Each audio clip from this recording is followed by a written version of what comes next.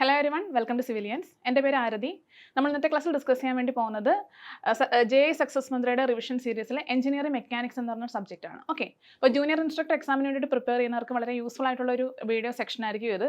അതുപോലെ തന്നെ നമ്മുടെ ഈ ഒരു എഞ്ചിനീയറിംഗ് മെക്കാനിക്സിൻ്റെ സിലബസിൽ എന്തെല്ലാം കാര്യങ്ങളാണ് ഇൻക്ലൂഡ് ആയിട്ടുള്ളതെന്ന് നമുക്ക് ആദ്യം തന്നെ നോക്കാം. ഓക്കെ, അപ്പോൾ ആദ്യമായിട്ട് നോക്കുക, എഞ്ചിനീയറിംഗ് മെക്കാനിക്സ് തന്നെ 10 മാർക്കാണ് അതിൻ്റെ വെയിറ്റേജ്. ഓക്കെ, നമ്മുടെ ടോട്ടൽ ഓവറോൾ സബ്ജക്ട്സ് നമ്മൾ ഈ ഒരു സിലബസിൽ എടുത്തു കഴിഞ്ഞാൽ തന്നെ അത്യാവശ്യം വെയിറ്റേജ് ഉള്ളൊരു സബ്ജക്റ്റാണ് എഞ്ചിനീയറിംഗ് മെക്കാനിക്സ്.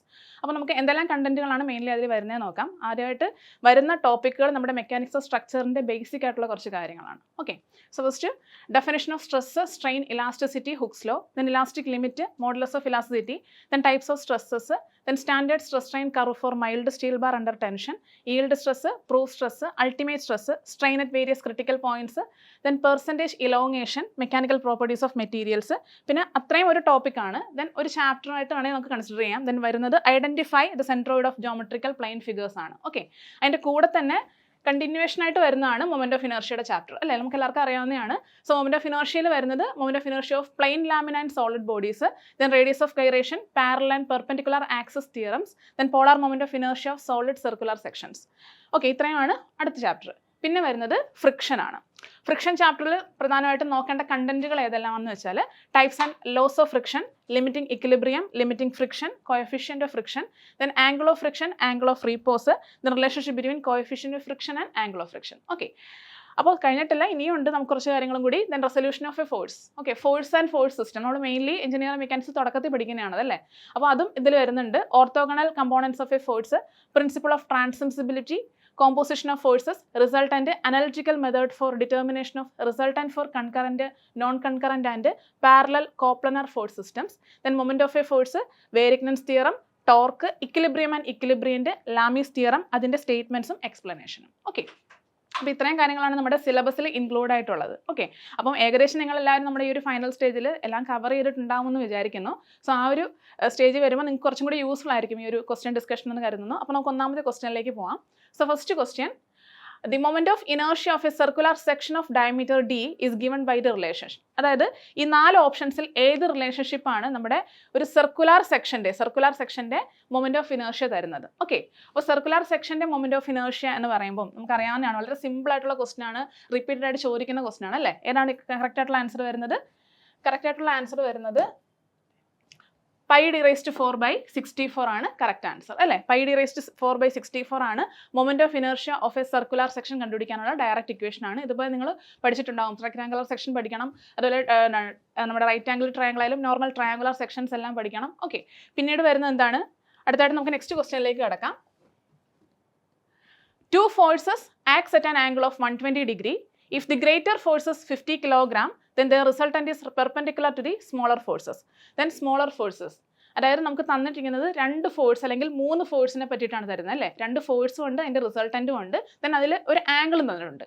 അങ്ങനെയാണെന്നുണ്ടെങ്കിൽ ആ 2 ഫോഴ്സുകളിൽ സ്മോളർ ഫോഴ്സ് ഏതാണ്? ഓക്കെ, ക്വസ്റ്റ്യൻ നല്ലപോലെ വായിച്ച് നോക്കുക. സോ ഒന്നുകൂടി റിപ്പീറ്റ് ചെയ്യാം. 2 forces acts at an angle of 120 degree. അതായത് ജസ്റ്റ് നമുക്കൊന്ന് വരച്ച് നോക്കാം. ഓക്കെ, അപ്പോൾ 2 ഫോഴ്സ് ഉണ്ട്. സോ ഞാൻ ഇവിടെ ഒരു ഫോഴ്സ് വരച്ചു, ദെൻ അടുത്തൊരു ഫോഴ്സ് വരച്ചു. ഈ 2 ഫോഴ്സുകളും തമ്മിലുള്ള ആംഗിൾ എത്ര ഡിഗ്രിയാണ്? 120 ഡിഗ്രിയാണ് ആംഗിൾ അല്ലേ, 120 ഡിഗ്രി. സോ എൻ്റെ ഫസ്റ്റ് ഫോഴ്സിനെ ഞാൻ F1 എന്ന് കൊടുത്തു, and second force F2.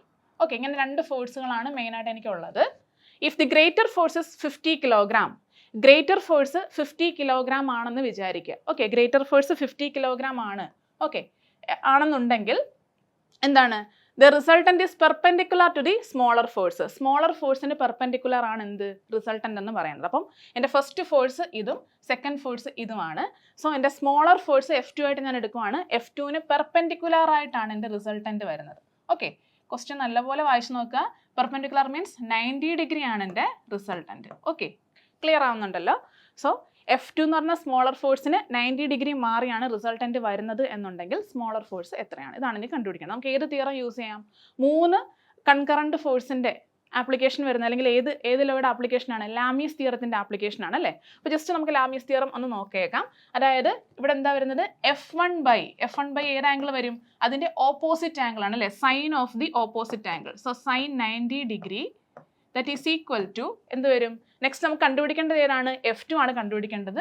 So F2 divided by ഈ ആംഗിളാണ്. ആ ആംഗിൾ എത്രയാണ് നമുക്കറിയാം, ടോട്ടൽ 360 ഡിഗ്രി ആണ്. സോ 360 ഡിഗ്രിയിൽ നിന്നും 90 ഡിഗ്രിയും 120 ഡിഗ്രിയും മൈനസ് ചെയ്ത് കഴിഞ്ഞാൽ എത്ര കിട്ടും? ഇത് 150 ഡിഗ്രി ആണ്. Okay, so 150 degree. അപ്പോൾ നമ്മുടെ 150 ഡിഗ്രിയാണ് ഇതെന്ന് പറയുന്നത്. ദെൻ ഇവിടെ എന്ത് വരും? സൈൻ 150 ഡിഗ്രി എന്ന് വരും.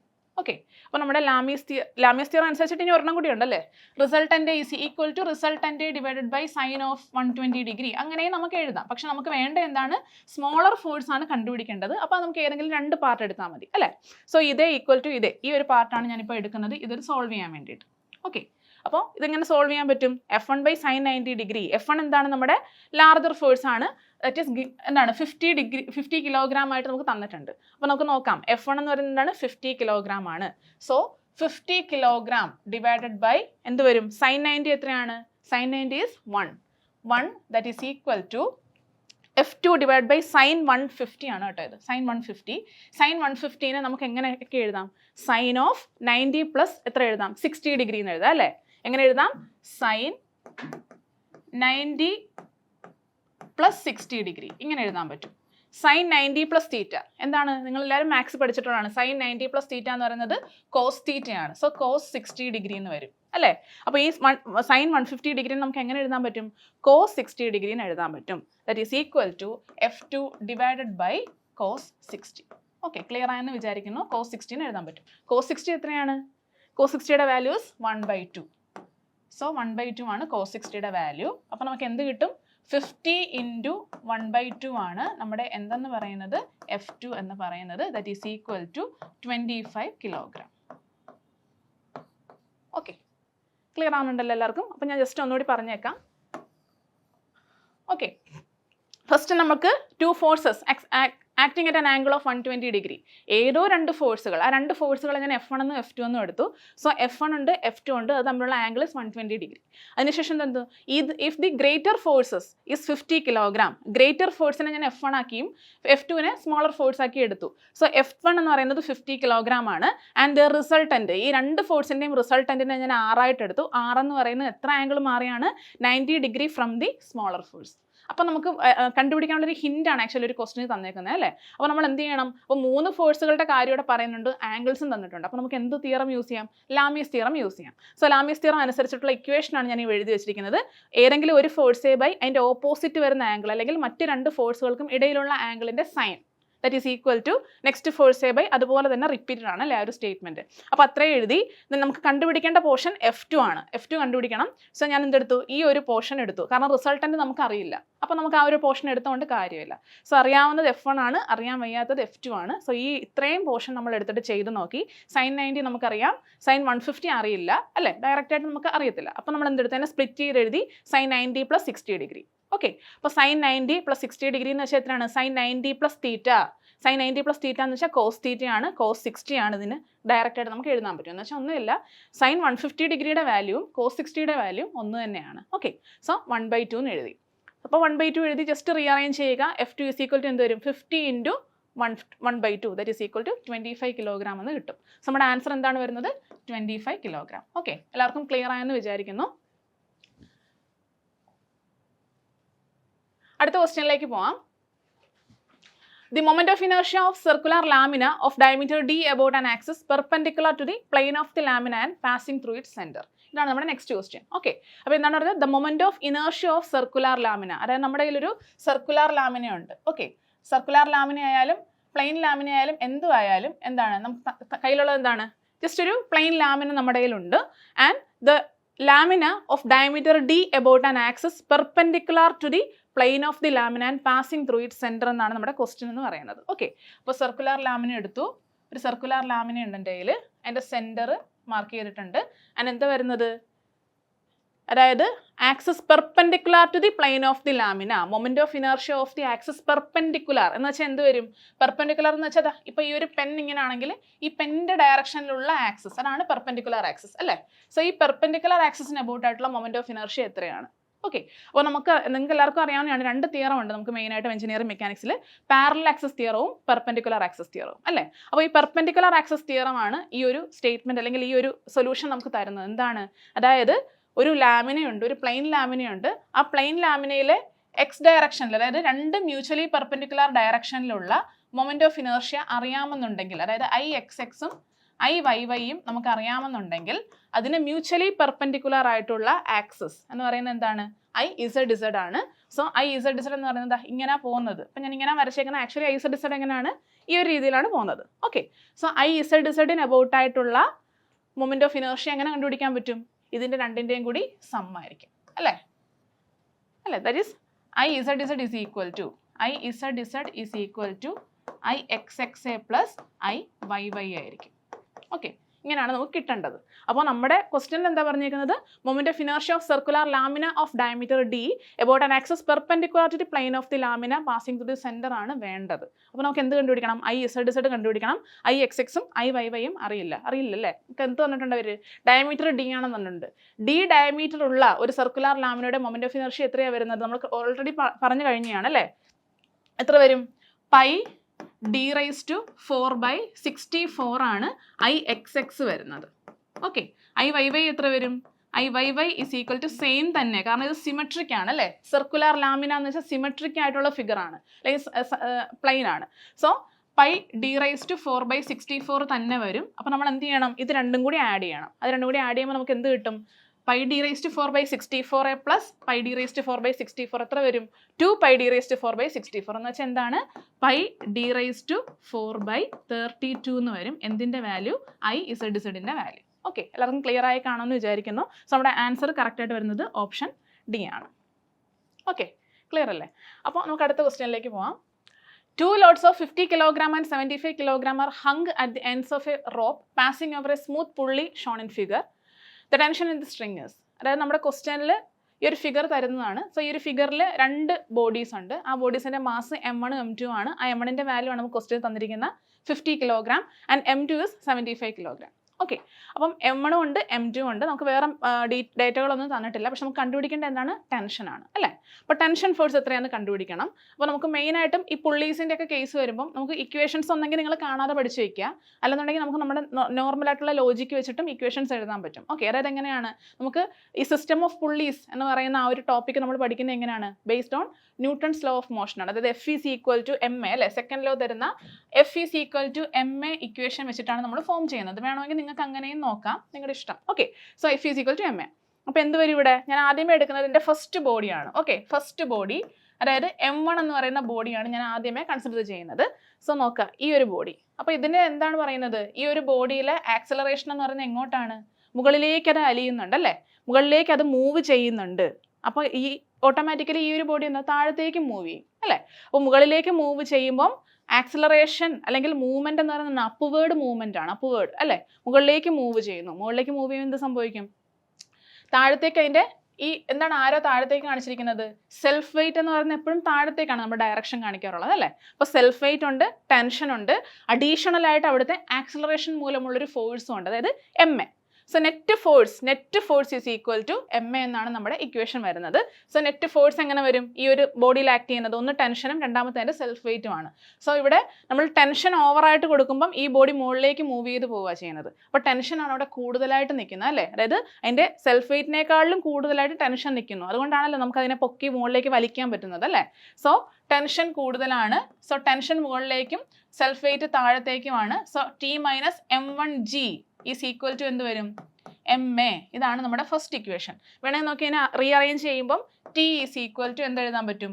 M, അതായത് ഇത് M1 തന്നെ, M1 ഇൻറ്റു G എന്ത് വരും? പ്ലസ് എ എന്നുള്ള രീതിയിൽ എഴുതാൻ പറ്റും. ഓക്കെ, നമ്മുടെ ഒന്നാമത്തെ ഇക്വേഷൻ ആണ്. ഇത് ഫസ്റ്റ് ബോഡിയുടെ ഇക്വേഷൻ. സെക്കൻഡ് ബോഡി നോക്കുക. സെക്കൻഡ് ബോഡി എന്താണ്? താഴത്തേക്കാണ് മൂവ് ചെയ്യുന്നത്, അല്ലേ? ഡൗൺവേർഡ് മോഷനാണ് താഴത്തേക്ക് മൂവ് ചെയ്യുന്നത് വെച്ചാൽ എന്താണ്? ടെൻഷനേക്കാളിലും കൂടുതൽ എന്താണ്? അതിൻ്റെ സെൽഫ് വെയിറ്റ് ആണ് അതിന് കൂടുതലായിട്ടുള്ളത്. ടെൻഷനേക്കാൾ കൂടുതലാണ് സെൽഫ് വെയിറ്റ്. അപ്പോൾ T ചെറുതും M2G എന്ന് പറയുന്നത് വലുതുമാണ്. സോ ഇക്വേഷൻ വരുന്നത് എന്ത് വരും? M2G വലുതാണ് മൈനസ് T, അല്ലേ? രണ്ടും ഓപ്പോസിറ്റ് ഡയറക്ഷൻസിലാണ് ആക്ട് ചെയ്യുന്നത്. ദറ്റ് ഈസ് ഈക്വൽ ടു എന്ത് വരും? M2 into A. ഓക്കെ, ഇങ്ങനെയാണ് ഇക്വേഷൻ. ഇതിനെ റീഅറേഞ്ച് ചെയ്യുമ്പോൾ എങ്ങനെ വരും? T is equal to M2 into G minus A എന്ന് വരും. ഓക്കെ, ഇതായിരിക്കും നിങ്ങൾ സിസ്റ്റം ഓഫ് പുള്ളീസിൽ പഠിച്ചിട്ടുള്ള 2 ഇക്വേഷൻസ്. ഒന്നിതും രണ്ടാമത്തത് ഇതും. ഓക്കെ, ഇതൊന്നുമില്ല, ജസ്റ്റ് നമ്മുടെ ഈ ഒരു ഇക്വേഷൻ നമ്മൾ അറിഞ്ഞിരുന്നു കഴിഞ്ഞാൽ ഇതിലേക്ക് ഡയറക്റ്റ് ആയിട്ട് നമുക്ക് വാല്യൂസ് സബ്സ്റ്റിറ്റ്യൂട്ട് ചെയ്യാം. പക്ഷേ ഇവിടെ ഒരു കുഴപ്പമുണ്ട്, എ നമുക്ക് തന്നിട്ടില്ല. ഓക്കെ, ക്വസ്റ്റ്യനിൽ എയുടെ വാല്യൂ, ആക്സലറേഷൻ്റെ വാല്യൂ തന്നിട്ടില്ല, നമ്മളത് കണ്ടുപിടിക്കണം. അപ്പോൾ എന്ത് ചെയ്യാം, നമുക്ക് ഒന്നാമത്തെ ഇക്വേഷൻ രണ്ടാമത്തെ ഇക്വേഷനും സെയിം, ടെൻഷന് മാറ്റമൊന്നും ഇല്ലല്ലോ അല്ലേ, ഇവിടുത്തെ ടെൻഷൻ തന്നെയായിരിക്കും ഇവിടുത്തെ ടെൻഷനും. സോ ടെൻഷൻ രണ്ടും ഈക്വൽ ആണ്. സോ ഈ രണ്ട് ഇക്വേഷൻസിന് നമുക്ക് എന്ത് ചെയ്യാം, ഇക്വേറ്റ് ചെയ്യിക്കാൻ പറ്റും. അപ്പോൾ എന്ത് വരും, M1 എന്ന് വെച്ചാൽ എത്രയായിരുന്നു, 50 കിലോഗ്രാം ആണ്. സോ 50 കിലോഗ്രാം 50 ഇൻറ്റു ജി എത്രയാണ്, 10 ആണ് അല്ലേ, 10 metre per second square plus A is equal to M2 എത്രയാണ്, 75 കിലോഗ്രാം ഇൻറ്റു ജിയുടെ വാല്യൂ 10 ആണ് മൈനസ് എ. ഓക്കെ, ഇങ്ങനെ എഴുതി. എന്നിട്ട് നമ്മൾ ഇതിനെ നിങ്ങൾ ജസ്റ്റ് ഒന്ന് കാൽക്കുലേറ്റ് ചെയ്ത് നോക്കുക. കാൽക്കുലേറ്റ് ചെയ്യുമ്പം നമുക്ക് എത്ര കിട്ടും, നിങ്ങൾക്ക് അകത്തേക്ക് മൾട്ടിപ്ലൈ ചെയ്യാം. ഓക്കെ, ഒരു ഇതിൽ ചെയ്ത് നോക്കുക. ചെയ്ത് നോക്കുമ്പോഴത്തേക്ക് നമുക്ക് കിട്ടുന്ന ആൻസർ എത്ര വരും, ഏകദേശം എയുടെ വാല്യൂ എത്ര വരുമെന്ന് നോക്കുക. Okay, 2 metre per second square എന്ന് നിങ്ങൾക്ക് കിട്ടും എയുടെ വാല്യൂ. ഓക്കെ, എയുടെ value 2 metre per second square. അതിനുശേഷം നമ്മൾ എന്ത് ചെയ്യണം, ഏതെങ്കിലും ഫസ്റ്റ് ഇക്വേഷനിലേക്കോ സെക്കൻഡ് ഇക്വേഷനിലേക്കോ നമ്മൾ എന്ത് ചെയ്യണം, 2നെ സബ്സ്റ്റിറ്റ്യൂട്ട് ചെയ്ത് കൊടുത്താൽ മതി. അപ്പോൾ ടിയുടെ വാല്യൂ നമുക്ക് കിട്ടും. ഓക്കെ, അപ്പോൾ നമുക്ക് നോക്കാം. ടി ഈസ് ഈക്വൽ ടു എന്താണ്, M1 എന്ന് പറയുന്നത് 50 ആണ്. 50 ഇൻറ്റു ജി ഈസ് 10 പ്ലസ് 2 നമുക്കിവിടെ കിട്ടിയിട്ടുണ്ട് അല്ലേ. That is equal to 50 into 12 എന്നുള്ള രീതിയിൽ കിട്ടും. ദറ്റ് ഈസ് ഈക്വൽ ടു എത്ര വരും, 50 ഇൻറ്റു 12 എത്രയാണ്, 50 ഇൻറ്റു 12 എത്ര വരും, 60 അല്ലേ, 600 എന്ന് വരും. 600 കിലോ ന്യൂട്ടണിലാണ് നമുക്ക് കിട്ടുന്നത്. Okay, 600 kilo newton. സോ അതിന് നമ്മൾ കിലോഗ്രാമിലേക്ക് മാറ്റുമ്പോൾ എത്ര വരും, 660 കിലോഗ്രാം എന്ന് പറയും. ഓക്കെ അല്ലേ, ഇങ്ങനെയാണ് വരുന്നത്. ഓക്കെ, അപ്പോൾ ഈ ഒരു രീതിയിലാണ് വരുന്നത്. 600 വരും. സോ 60 കിലോഗ്രാം എന്നുള്ള രീതിയിൽ നമുക്ക് കിട്ടും. ഓക്കെ അല്ലേ. ഓക്കെ, ഇവിടെ 600 കിലോ ന്യൂട്ടൺ അല്ല, 600 ന്യൂട്ടണിലാണ് വരുന്നത് കേട്ടോ. ഓക്കെ, അപ്പോൾ അടുത്ത ക്വസ്റ്റ്യനിലേക്ക് പോകും. അപ്പോൾ എല്ലാവർക്കും ക്ലിയർ ആയെന്ന് വിചാരിക്കുന്നു. വേണമെങ്കിൽ നമുക്ക് ഒന്നുകൂടി ഡിസ്കസ് ചെയ്തേക്കാം. അതായത് ജസ്റ്റ് 2 ബോഡീസ് ആണുള്ളത്. ഫസ്റ്റിൻ്റെ മാസ് 50 കിലോഗ്രാമും രണ്ടാമത്തേൻ്റെ 75 കിലോഗ്രാമും ആണ്. ഒരു പുള്ളിക്ക് ക്രോസ് ആയിട്ട് നമ്മളതിനെ വലിക്കുക ചെയ്യുന്നത്. സോ ഫസ്റ്റ് ബോഡി മുകളിലേക്കും രണ്ടാമത്തെ ബോഡി താഴത്തേക്കും മൂവ് ചെയ്യുന്ന സമയത്ത് അവിടെ ഡെവലപ്പ് ചെയ്യുന്ന ടെൻഷൻ്റെ വാല്യൂ എന്താണെന്നാണ് നമ്മൾ കണ്ടുപിടിക്കേണ്ടത്. ഓക്കെ, അപ്പോൾ നമ്മൾ സിസ്റ്റം ഓഫ് പുള്ളീസ് വെച്ചിട്ടുള്ള ഇക്വേഷൻസ് ഫസ്റ്റ് എഴുതി. ഇക്വേഷൻസ് എഴുതിയതിന് ശേഷം ഓക്കെ, ഒന്നുമില്ല, ഇക്വിലിബ്രിയം കണ്ടീഷൻ, ഇക്വിലിബ്രിയം സാറ്റിസ്ഫൈ ചെയ്യുന്ന രീതിയിൽ ഇക്വേഷൻസ് എഴുതുക. ഇക്വേഷൻസിലേക്ക് നമ്മൾ ഡയറക്റ്റ് ആയിട്ട് എന്ത് ചെയ്യണം, വാല്യൂസ് നമുക്ക് തന്നിരിക്കുന്ന വാല്യൂസ് ഇട്ട് കൊടുക്കുക. ഏതാണ് അൺനോൺ ഉള്ളത്, 2 ഇക്വേഷൻസ് നമുക്കുണ്ട്. സോ നമുക്ക് സോൾവ് ചെയ്ത് കഴിഞ്ഞാൽ അൺനോൺ കിട്ടും, എ കിട്ടും അല്ലേ.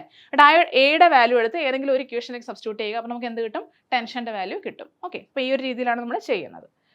ഓക്കെ, അപ്പോൾ അടുത്ത question, from what distance from the base along the vertical axis is the centre of gravity of a right circular solid cone.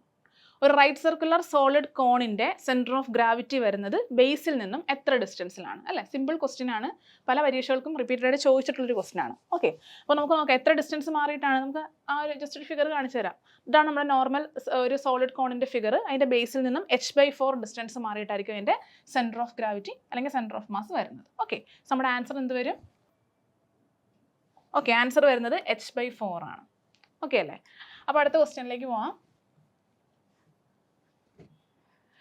If m less than 2j minus 3, where m is the number of members and j is the number of joints, the frame is a. ഏത് type of ഫ്രെയിമിൻ്റെ കണ്ടീഷനാണ് m is less than 2j minus 3 അല്ല, നിങ്ങളെല്ലാം കണ്ടിട്ടുള്ളതാണ്. നമ്മുടെ engineering മെക്കാനിക്സിൽ ഒരു തവണ ചോദിച്ചിട്ടുള്ളൊരു question ആണിത്, എഞ്ചിനീയറിംഗ് മെക്കാനിക്സിൽ നിന്നും. ഓക്കെ, അപ്പം m less than 2j minus 3, m is equal to 2j minus 3 ഏതിൻ്റെ കേസിലാണ് വരുന്നത്, നമ്മുടെ കണ്ടീഷൻ എന്ന് പറയുന്നത്, ഇക്വിലിബ്രിയം സാറ്റിസ്ഫൈ ചെയ്യാനുള്ള കണ്ടീഷൻ എന്ന് പറയുന്നത് m is equal to 2j minus 3 ആണ്. ഇങ്ങനെയാണ് നമുക്ക് വരുന്നത്. അതായത് number of members is equal to 2 into number of joints minus 3. കറക്റ്റായിട്ട് മീൻസ് ഈക്വൽ ആയിട്ടുള്ള 2 വാല്യൂസ് ആണ് ലെഫ്റ്റ് ഹാൻഡ് സൈഡിലും റൈറ്റ് ഹാൻഡ് സൈഡിലും കിട്ടുന്നതെന്നുണ്ടെങ്കിൽ അത് എന്തിൻ്റെയാണ്, പെർഫെക്റ്റ് ഫ്രെയിം ആയിരിക്കും അല്ലേ. ഒരു പെർഫെക്റ്റ് ഫ്രെയിമിൻ്റെ കണ്ടീഷനാണിത്. ഇതൊക്കെ ചോദിക്കാം കേട്ടോ എക്സാമിന്. സോ പെർഫെക്റ്റ് ഫ്രെയിമിൻ്റെ കണ്ടീഷനാണ് ഇത്. എന്ത്, m is equal to 2j minus 3. If m is less than 2j minus 3, m less than 2j minus 3 ആണെങ്കിൽ അത് എന്ത് വരും, എന്ത് കണ്ടീഷനാണ്, ഡെഫിഷ്യൻറ്റ് ഫ്രെയിമിൻ്റെ കണ്ടീഷനാണ് അല്ലേ.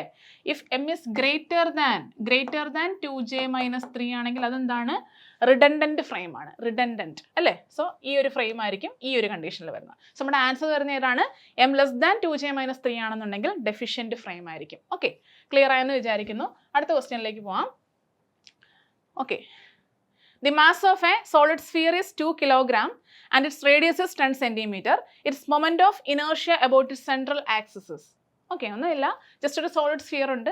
ആ സോളിഡ് സ്ഫിയറിൻ്റെ മാസ് 2 കിലോഗ്രാം ആണ്. ആൻഡ് ഇറ്റ്സ് റേഡിയസ് 10 സെൻറ്റിമീറ്റർ ആണെന്നുണ്ടെങ്കിൽ moment of inertia about it central axis എത്രയാണ്? ഇത്രയേ ഉള്ളൂ നമ്മുടെ ക്വസ്റ്റ്യൻ. ഓക്കെ, അപ്പോൾ മാസം തന്നിട്ടുണ്ട്, റേഡിയസും തന്നിട്ടുണ്ട്. അപ്പോൾ എങ്ങനെ കണ്ടുപിടിക്കണം? നമുക്ക് ഇക്വേഷൻ ഉണ്ടല്ലേ, moment of inertia about the centroid കണ്ടുപിടിക്കാനുള്ള ഇക്വേഷൻ നമുക്കറിയാം. സോ ജസ്റ്റ് നോക്കുക, 2/5 × mr² ആണ് ഒരു സോളിഡ് സ്ഫിയറിൻ്റെ മൊമെന്റ് ഓഫ് ഇനേർഷ്യ കണ്ടുപിടിക്കാനുള്ള ഇക്വേഷൻ. 2/5 × mr². ഓക്കെ, ജസ്റ്റ് നമ്മൾ ആ ഒരു ഇക്വേഷൻ അറിഞ്ഞിരുന്നു കഴിഞ്ഞാൽ ആ ഇക്വേഷനിലേക്ക് ഡയറക്റ്റ് ആയിട്ട് സബ്സ്റ്റിറ്റ്യൂട്ട് ചെയ്ത് കഴിഞ്ഞാൽ മതി. That is I moment of inertia is equal to 2/5 × m × r². Okay, ഈ രീതിയിലാണ് നമ്മുടെ ഇക്വേഷൻ വരുന്നത്. സോ ഫസ്റ്റ് എന്ത് വരും? 2/5. അതുപോലെ തന്നെ നമ്മൾ എപ്പോഴും ചെയ്യുമ്പോഴത്തേനും നമുക്ക് ക്വസ്റ്റ്യൻ തന്നിരിക്കുന്ന യൂണിറ്റ് തന്നെയാണോ ആൻസറിൽ ഉള്ളതെന്നും കൂടി ഒന്ന് ചെക്ക് ചെയ്ത് നോക്കിയേക്കാം. സോ 2/5 × m എത്രയാണ്? 2 കിലോഗ്രാം ആണ്. അതേ ഇൻറ്റു r എന്താണ്? റേഡിയസ് എന്ന് പറയുന്നത് 10 സെൻറ്റിമീറ്റർ ആണ്. സോ 10 × 10 അല്ലേ? എത്ര കിട്ടും? വളരെ സിമ്പിളായിട്ട് ചെയ്യാൻ പറ്റും. എത്ര വരും? ആൻസർ വരുന്നത് 4/5 × 100. എത്ര? 400/5 എന്ന് വരും അല്ലേ? 400 / 5 വരുമ്പോൾ എത്ര വരും? 80 എന്ന് വരും. 80 എത്രയിലാണ് വരുന്നത്? 80 നമുക്ക് കിട്ടുന്ന വാല്യൂ എന്ന് പറയുന്നത് കിലോഗ്രാം സെൻറ്റിമീറ്റർ സ്ക്വയറിലാണ് കിട്ടുന്നത് അല്ലേ? Kilogram centimetre square. പക്ഷെ നമുക്ക് വേണ്ട എന്തിലാണ്? കിലോഗ്രാം മീറ്റർ സ്ക്വയറിലാണ് കിട്ടുന്നത്. അപ്പോൾ എന്ത് വരും? ഡിവൈഡഡ് ബൈ 10⁴ ചെയ്യുക അല്ലേ? That is equal to 0.008 kilogram in metre square എന്ന് കിട്ടും. ക്ലിയർ അല്ലേ? സിമ്പിൾ ക്വസ്റ്റ്യൻ ആണ്. ഇക്വേഷനിലേക്ക് ഡയറക്റ്റ് സബ്സ്റ്റിറ്റ്യൂട്ട് ചെയ്യുക. പക്ഷേ അഡീഷണൽ ആയിട്ട് നമ്മൾ ചെക്ക് ചെയ്യേണ്ടത് യൂണിറ്റ് രണ്ടും ഒന്ന് തന്നെയാണോ, ക്വസ്റ്റ്യനിൽ തന്നിരിക്കുന്ന യൂണിറ്റ് തന്നെയാണോ ആൻസറിലെ ഓപ്ഷനിലുള്ളത്. സോ നമ്മുടെ ആൻസർ വരുന്നത് 0.008 കിലോഗ്രാം മീറ്റർ സ്ക്വയർ ആണ്. ഓക്കെ, അടുത്ത ക്വസ്റ്റ്യനിലേക്ക് പോവാം. According to perpendicular axis theorem, the moment of inertia about an axis z which is perpendicular to xx and yy is. Okay, നമ്മൾ ഓൾറെഡി പറഞ്ഞു കഴിഞ്ഞാണ് പെർപെൻഡിക്കുലർ ആക്സിസ് തിയറം എന്താണെന്നുള്ളത് അല്ലേ? So according to this theorem moment of inertia about an axis z നമ്മൾ already വരച്ച് ഞാൻ കാണിച്ചതാണ്. z എന്ന് വെച്ചാൽ എന്താണ്? അതായത് പെർപെൻഡിക്കുലർ ആയിട്ടുള്ള ആക്സിസ് ആണ് z അല്ലേ? പെർപെൻഡിക്കുലർ ആക്സിസ് ആണ്. അതാണ് പെർപെൻഡിക്കുലർ ആക്സിസ് തിയറി. അതായത് പാരലൽ ആയിട്ടുള്ള അല്ലെങ്കിൽ മീൻസ് ഈ ഒരു മ്യൂച്വലി പെർപെൻഡിക്കുലർ ആയിട്ട് നമുക്കറിയാം 3 ആക്സിസുകളുണ്ട് നമുക്ക്, IX, IY ആൻഡ് IZ അല്ലേ? ഈ രീതിയിലാണ് പോകുന്നത്. സോ ഈ IZ എന്ന് പറയുന്നത് എങ്ങനെയാണ്? നമ്മൾ ജസ്റ്റ് പ്ലെയിനിൽ വരയ്ക്കുമ്പോൾ ഇങ്ങനെ വരയ്ക്കും. ഓക്കെ, പക്ഷേ ആക്ച്വലി ഇത് ഇങ്ങനെയാണ് ഇരിക്കുന്നത് അല്ലേ? Mutually perpendicular direction. സോ ഇങ്ങനെ ഇരിക്കുന്ന ഈ ഒരു ആക്സിസിന് അബൌട്ടായിട്ട് വരുന്ന മൊമെന്റ് ഓഫ് ഇനർഷ്യ എങ്ങനെ കണ്ടുപിടിക്കും?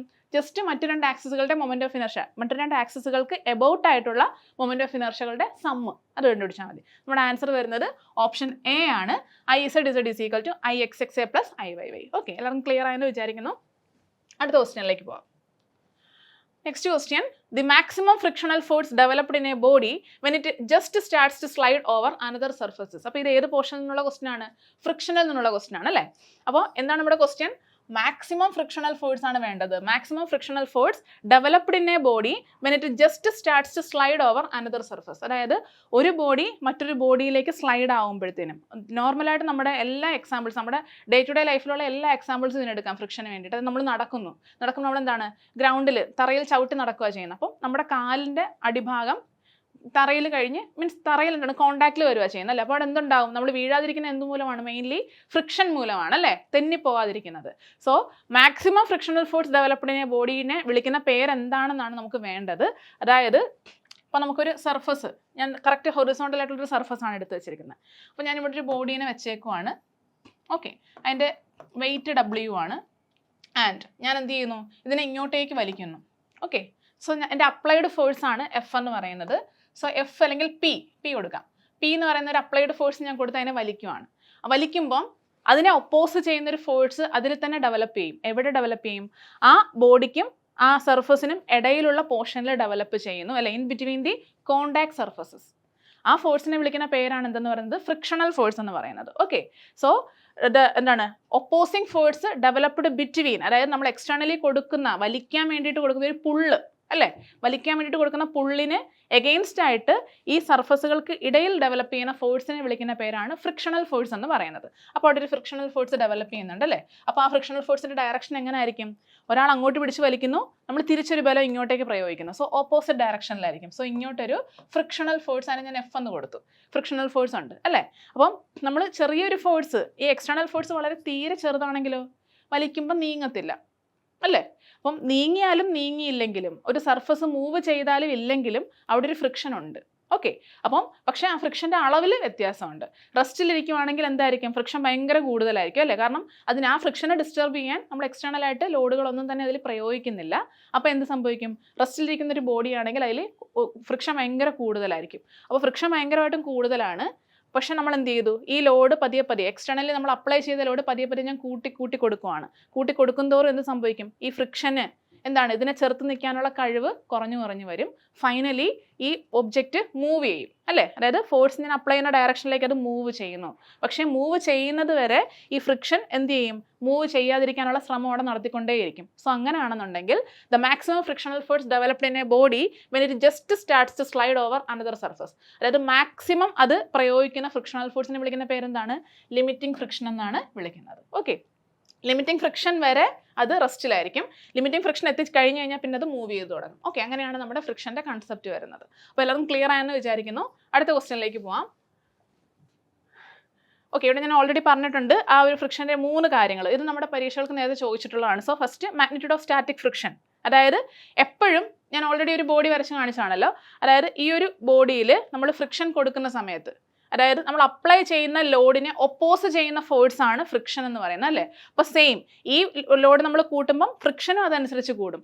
കൂടി രണ്ടും ഈക്വലി ആണ്. ഓക്കെ, സോ കൂടി എപ്പോഴാണോ ഇത് ഓവർ ആകുന്നത്, മീൻസ് ഇതിനേക്കാൾ എപ്പോഴാണോ ഇത് കൂടുന്ന സമയത്ത് എന്ത് സംഭവിക്കും, ഈ ബോഡി മൂവ് ചെയ്ത് പോകും. Okay, so magnitude of the static friction എന്ന് വെച്ചാൽ ഒരു ബോഡി റെസ്റ്റിലിരിക്കുന്ന സമയത്തെ ഫ്രിക്ഷൻ ആണ്. ഓക്കെ, റെസ്റ്റിലിരിക്കുമ്പോൾ കോൺസ്റ്റന്റ് ആയിട്ടുള്ള ഒരു ഫ്രിക്ഷൻ ഉണ്ട്. പക്ഷെ നമ്മൾ എപ്പോഴാണോ അതിലേക്ക് ഒരു എക്സ്റ്റേണൽ ഫോഴ്സ് ആഡ് അപ്ലൈ ചെയ്യുന്ന സമയത്ത് ആ സ്റ്റാറ്റിക് ഫ്രിക്ഷൻ കൂടി വരും. ഓക്കെ, എന്നിട്ട് when applied force is greater than limiting ഫ്രിക്ഷനേക്കാളും കൂടുമ്പോഴത്തേനുമാണ് ആ ബോഡി മൂവ് ചെയ്ത് തുടങ്ങുന്നത്. ഓക്കെ, ലിമിറ്റിംഗ് ഫ്രിക്ഷൻ ആണ് ആ ഒരു ലിമിറ്റ് എന്ന് പറയുന്നത്. ആ ലിമിറ്റിന് താഴത്തേക്ക് അനങ്ങത്തില്ല, ലിമിറ്റ് കഴിഞ്ഞു കഴിഞ്ഞാൽ അത് മൂവ് ചെയ്യും. Okay, so when applied force is less than limiting friction body remains at rest. ഈ 3 കണ്ടീഷൻസ് നിങ്ങൾ എപ്പോഴും മനസ്സിൽ വെച്ചേക്കുക. ഓക്കെ, അടുത്ത ക്വസ്റ്റ്യനിലേക്ക് പോവാം.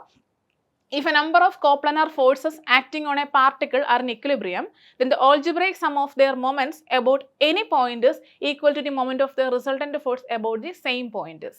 നമ്മൾ എഞ്ചിനീയറിംഗ് മെക്കാനിക്സിൽ നിങ്ങൾക്ക് കുറേ ലോസും കാര്യങ്ങളും ഒക്കെ ഉണ്ട്.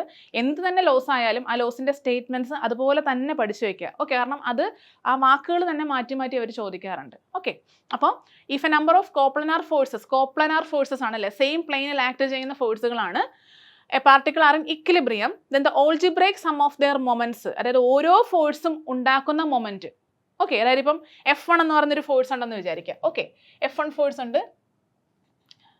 ഓക്കെ, F1 എന്ന് പറയുന്നൊരു ഫോഴ്സ് ഉണ്ട്, F2 എന്ന് പറയുന്നൊരു ഫോഴ്സ് ഉണ്ട്, F1 ഉണ്ട്, F2 ഉണ്ട്, F3 ഉണ്ട്, F4 ഉണ്ട്, ഇങ്ങനെ കുറേ ഫോഴ്സുകളുണ്ട്. ഓരോ ഫോഴ്സും ഉണ്ടാക്കുന്ന മൊമെന്റുകൾ അല്ലേ. F1ന്റെ മൊമെന്റ് എന്താണ്, M1 ആണ്. ദെൻ F2വിൻ്റെത് M2 ആണ്. then F3യുടേത് M3 ആണ്. അതാണ് പറയുന്നത് algebraic sum of their moments. ആ മൊമെന്റ്സിന്റെ എല്ലാം കൂടെ സം എടുത്തു കഴിഞ്ഞാൽ okay at any point is equal to the moment of the resultant force about the same point. എന്ന് വെച്ചാൽ എന്താണ്, നമ്മുടെ ഈ F1, F2, F3, F4 അതിനെല്ലാം കൂടി റിസൾട്ടന്റ് ഉണ്ട് അല്ലേ, മനസ്സിലാവുന്നുണ്ടല്ലോ. ആ റിസൾട്ടന്റ് ഫോഴ്സ് ആണ് അല്ലേ. F1, F2, F3, F4 എന്ന് പറഞ്ഞ കുറേ ഫോഴ്സുകളുണ്ട് ഒരു സിസ്റ്റം ഓഫ് അല്ലെങ്കിൽ ഒരു ബോഡിയിലെങ്കിൽ ആ ഫോഴ്സുകളെല്ലാം മൂലമുള്ള റിസൾട്ടൻ്റ് എന്ന് പറയുന്നത് ഒരു ഫോഴ്സ് തന്നെയല്ലേ.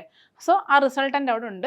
ആ റിസൾട്ടൻറ്റിൻ്റെ മൊമെൻറ്റ്, അതായത് നെറ്റ് ഫോഴ്സിൻ്റെ മൊമെൻറ്റ് എന്ന് പറയുന്നത് that will be equal to individual മൊമെൻറ്റുകളായിരിക്കും. അതായത് algebraic sum of the individual moments ആയിരിക്കും. ഓക്കെ, രണ്ടും ഒരേ വാല്യൂ ആയിരിക്കും നമുക്ക് കിട്ടുന്നത്. അതായത് നമ്മൾ ഓരോ മൊമെൻറ്റും കണ്ടുപിടിച്ചിട്ട് ആഡ് ചെയ്താലും ഓരോ ഫോഴ്സിൻ്റെ റിസൾട്ടൻറ്റിൻ്റെ മൊമെൻറ്റ് നമ്മൾ എടുത്ത് നോക്കിയാലും രണ്ടും ഈക്വൽ ആയിരിക്കും. അതാണ് എന്തെന്ന് പറയുന്നത്, ഏത് തിയറം എന്ന് പറയുന്നത്, അതാണ് നമ്മുടെ സ്റ്റേറ്റ്മെൻറ്റ്സ്. അത് ഏത് സ്റ്റേറ്റ്മെൻറ്റ് അല്ലെങ്കിൽ അത് ഏത് ലോയിലാണ് ആ ഒരു സ്റ്റേറ്റ്മെൻറ്റ് പറയുന്നത്, ബേരിഗ്നൻസ് തിയറം ഓഫ് മൊമെൻറ്റ്സ് ആണ്. ഓക്കെ, എല്ലാവർക്കും അറിയാമെന്ന് വിചാരിക്കുന്നു. സോ അടുത്ത ക്വസ്റ്റ്യനിലേക്ക് നമുക്ക് പോവാം. Next question, the resultant of two forces F and 2F which are at an angle of 60 degree apart is. അതായത് രണ്ട് ഫോഴ്സുകൾ നമുക്കുണ്ട്, F ഉണ്ട് 2F ഉണ്ട്, which are acting at an angle of 60 degree apart. രണ്ടും തമ്മിലുള്ള ആംഗിൾ 60 degree ആണെന്നുണ്ടെങ്കിൽ നമുക്ക് എന്താ കണ്ടുപിടിക്കേണ്ടത്, അത് തമ്മിലുള്ള റിസൾട്ടന്റ് എത്രയാണെന്നാണ് നമുക്ക് കണ്ടുപിടിക്കേണ്ടത്. എങ്ങനെയാണ് റിസൾട്ടന്റ് കണ്ടുപിടിക്കുന്നത്? റിസൾട്ടന്റ് കണ്ടുപിടിക്കാൻ നമ്മൾ വളരെ പ്രധാനമായിട്ട് ഉപയോഗിക്കുന്ന ഒരു ലോ ആണ് പാരലോഗ്രാം ലോ ഓഫ് ഫോഴ്സസ് അല്ലേ.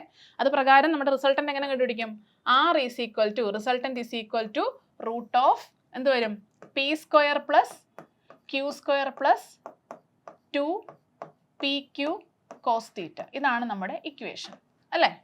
ദെൻ റിസൾട്ടിൻ്റെ വളരെ സിമ്പിളായിട്ട് കണ്ടുപിടിക്കാൻ പറ്റും. ദറ്റ് ഈസ് ഈക്വൽ ടു ഓരോ ഫോഴ്സിനും വാല്യൂസ് അപ്ലൈ ചെയ്യുക. That is F square plus Q സ്ക്വയറിന് വരും 2fൻ്റെ സ്ക്വയർ ആണ്. സോ 2fൻ്റെ സ്ക്വയർ എത്രയാണ്? 4 into F square plus 2 into F into 2f into എത്ര വരും? കോസ് 60 ഡിഗ്രി അല്ലേ. ഇങ്ങനെയാണ് വരുന്നത്. ബാക്കി നമുക്ക് ജസ്റ്റ് റീഅറേഞ്ച് ചെയ്ത് നോക്കാം. That is equal to F സ്ക്വയറും 4f സ്ക്വയറും എത്രയാണ്? 5f square. 5f square A plus ഇത് എത്ര വരും? 4f square a cos 60 degree അല്ലേ. കോസ് 60 ഡിഗ്രിയുടെ വാല്യൂ എത്രയാണ്? കോസ് 60 ഡിഗ്രിയുടെ വാല്യൂസ് 1/2 ആണ് അല്ലേ. 1/2 വരും. സോ കോസ് 60 1/2 ആകുമ്പം ഈ 2ഉം 2ഉം കൂടി ക്യാൻസൽ ആയി ഇവിടെ 2 ആയിട്ട് മാറും അല്ലേ. അപ്പോൾ നമുക്ക് എങ്ങനെ എഴുതാം അതിനെ? ദറ്റ് ഈസ് റൂട്ട് ഓഫ് ഈ എഫ് സ്ക്വയറിനെ പുറത്തെടുത്ത് കഴിഞ്ഞാലോ എഫ് സ്ക്വയർ പുറത്തെടുക്കുമ്പം എഫ് ആയിട്ട് മാറും. That is equal to 5a + 2 വരും. That is √7 into F. ഇതാണ് നമ്മുടെ ഇക്വേഷൻ. ഇവർ ഇതിൽ ഓപ്ഷനിൽ പി എന്നാണ് കൊടുത്തേക്കുന്നത്, ജസ്റ്റ് ഫോഴ്സ് തന്നെ. ഓക്കെ, സോ √7f എന്നാണ് നമുക്ക് ആൻസർ കിട്ടുന്നത്. ക്ലിയർ ആവുന്നുണ്ടല്ലോ അല്ലേ. അപ്പോൾ ഇതാണ് നമ്മുടെ സിമ്പിളായിട്ടാണ്. നമുക്ക് ഇക്വേഷൻ മാത്രം അറിഞ്ഞിരിക്കണം. ഇക്വേഷനിലേക്ക് ജസ്റ്റ് സബ്സ്റ്റിറ്റ്യൂട്ട് ചെയ്യുക വാല്യൂസ് സബ്സ്റ്റിറ്റ്യൂട്ട് ചെയ്യണം. കോസിലുള്ള ആ ഒരു ആംഗിളിൻ്റെ വാല്യൂ അറിഞ്ഞിരിക്കണം. ഓക്കെ, എന്നിട്ട് ജസ്റ്റ് റീഅറേഞ്ച് ചെയ്യുക. പിന്നെ ഇവിടെ ക്യാൻസൽ ചെയ്യാനുള്ളത് ക്യാൻസൽ ചെയ്യുക. √9p എന്നൊക്കെ വേണമെങ്കിൽ കിട്ടാം. ഓക്കെ, അപ്പം ആ രീതിയിൽ നമ്മൾ ക്യാൻസൽ ചെയ്തിട്ട് വേണം അത് എഴുതാനായിട്ട്. സോ √7p എന്ന് കിട്ടും. ഓക്കെ, അടുത്ത ക്വസ്റ്റ്യനിലേക്ക് പോവാം. Which of the following is not a surface force? ഈ ഒരു തന്നിരിക്കുന്ന ഫോഴ്സുകളുടെ കൂട്ടത്തിൽ സർഫസ് ഫോഴ്സ് അല്ലാത്തത് ഏതാണ്? ഓക്കെ, അപ്പോൾ നോക്കുക. Frictional force, viscous force, traction, centrifugal force. എന്താണ് ഒരു സർഫസ് ഫോഴ്സ് എന്ന് വെച്ചാൽ? സർഫസ് ഫോഴ്സ് എന്ന് വെച്ചാൽ ഇന്റേണലി അല്ലെങ്കിൽ എക്സ്റ്റേണലി, ഓക്കെ, അതായത് ഉള്ളിൽ നിന്നോ പുറത്തു നിന്നോ ഒരു ബോഡിയുടെ സർഫസിലേക്ക് എക്സേർട്ട് ചെയ്യുന്നു. ഓക്കെ, ആ ഒരു ടൈപ്പ് ഫോഴ്സിനെ വിളിക്കുന്ന പേരാണ് സർഫസ് ഫോഴ്സ് എന്ന് പറയുന്നത്. അപ്പോൾ നമ്മുടെ ഫ്രിക്ഷണൽ ഫോഴ്സ് നമ്മൾ ഓൾറെഡി എക്സ്പ്ലെയിൻ ചെയ്ത് കഴിഞ്ഞതാണ് അല്ലേ. അതായത് ഒരു ബോഡി മൂവ് ചെയ്യുമ്പം ആ മൂവ് ചെയ്യുന്നത് ഏത് സർഫസിലാണോ ആ സർഫസുമായിട്ടുള്ള കോണ്ടാക്റ്റിൽ നിന്നും ഡെവലപ്പ് ചെയ്യുന്ന അല്ലെങ്കിൽ ആ കോണ്ടാക്റ്റിൽ വരുമ്പം ആ ഒരു മൂവ്മെൻറ്റിനെ റെസിസ്റ്റ് ചെയ്യുന്ന ആ കോണ്ടാക്റ്റ് മീൻസ് ആ ഒരു കോണ്ടാക്റ്റിലൂടെ കിട്ടുന്ന റെസിസ്റ്റൻസിനെ വിളിക്കുന്ന പേരാണ് എന്തെന്ന് പറയുന്നത്? ഫ്രിക്ഷണൽ ഫോഴ്സ് എന്ന് പറയുന്നത്. ഓക്കെ, പിന്നെ വരുന്നതാണ് വിസ്കസ് ഫോഴ്സ്. വിസ്കസ് ഫോഴ്സ് എന്താണ്? നിങ്ങൾ FM-ലൊക്കെ പഠിക്കുന്നതാണ്. വിസ്കസ് ഫോഴ്സ് എന്താണ്? റെസിസ്റ്റൻസ് ആണ് അല്ലേ. അതായത് ഫ്ലൂയിഡിൻ്റെ മൂവ്മെൻറ്റിന് എഗെയിൻസ്റ്റ് ആയിട്ടുള്ള റെസിസ്റ്റൻസ് ആണ് ഫ്രിക്ഷണൽ ഫോഴ്സ് എന്ന് പറയുന്നത്. പിന്നെ വരുന്നത് അതും എന്താണ്? സർഫസ് ഫിനോമിനൻ അല്ലേ. നെക്സ്റ്റ് എന്താണ്? ട്രാക്ഷൻ ആണ്. ട്രാക്ഷൻ എന്ന് വെച്ചാൽ എന്താണ്? അതും നിരങ്ങുന്നതാണ് അല്ലേ. നിരങ്ങുക ഒരു സർഫസ് ഫിനോമിനൻ തന്നെയാണ്. അതും സർഫസ് ഫോഴ്സ് തന്നെയാണ്. അല്ലാത്ത ഏതാണുള്ളത്? സെൻട്രിഫ്യൂഗൽ ഫോഴ്സ് ആണ് അല്ലേ. സെൻട്രിഫ്യൂഗൽ ഫോഴ്സ് എന്ന് വെച്ചാൽ എന്താണ്? നമ്മൾ ഒരു കർവ്ഡ് ആയിട്ടുള്ള ഏരിയയിലൂടെ മൂവ് ചെയ്യുന്ന സമയത്ത് അവിടെ അനുഭവപ്പെടുന്ന ഫോഴ്സ് ആണ് സെൻട്രിഫ്യൂഗൽ ഫോഴ്സും സെൻട്രിപെറ്റൽ ഫോഴ്സും എല്ലാം. സോ സെൻട്രിഫ്യൂഗൽ ഫോഴ്സ് എന്ന് പറയുന്നത് ഒരു സർഫസ് ഫോഴ്സ് അല്ല. സോ നമ്മുടെ ആൻസർ എന്താണ് വരുന്നത്? ആൻസർ കറക്റ്റ് ആയിട്ട് വരുന്നത് ഡി ആണ്, സെൻട്രിഫ്യൂഗൽ ഫോഴ്സ്. ഓക്കെ, അടുത്ത ക്വസ്റ്റ്യനിലേക്ക് പോവാം.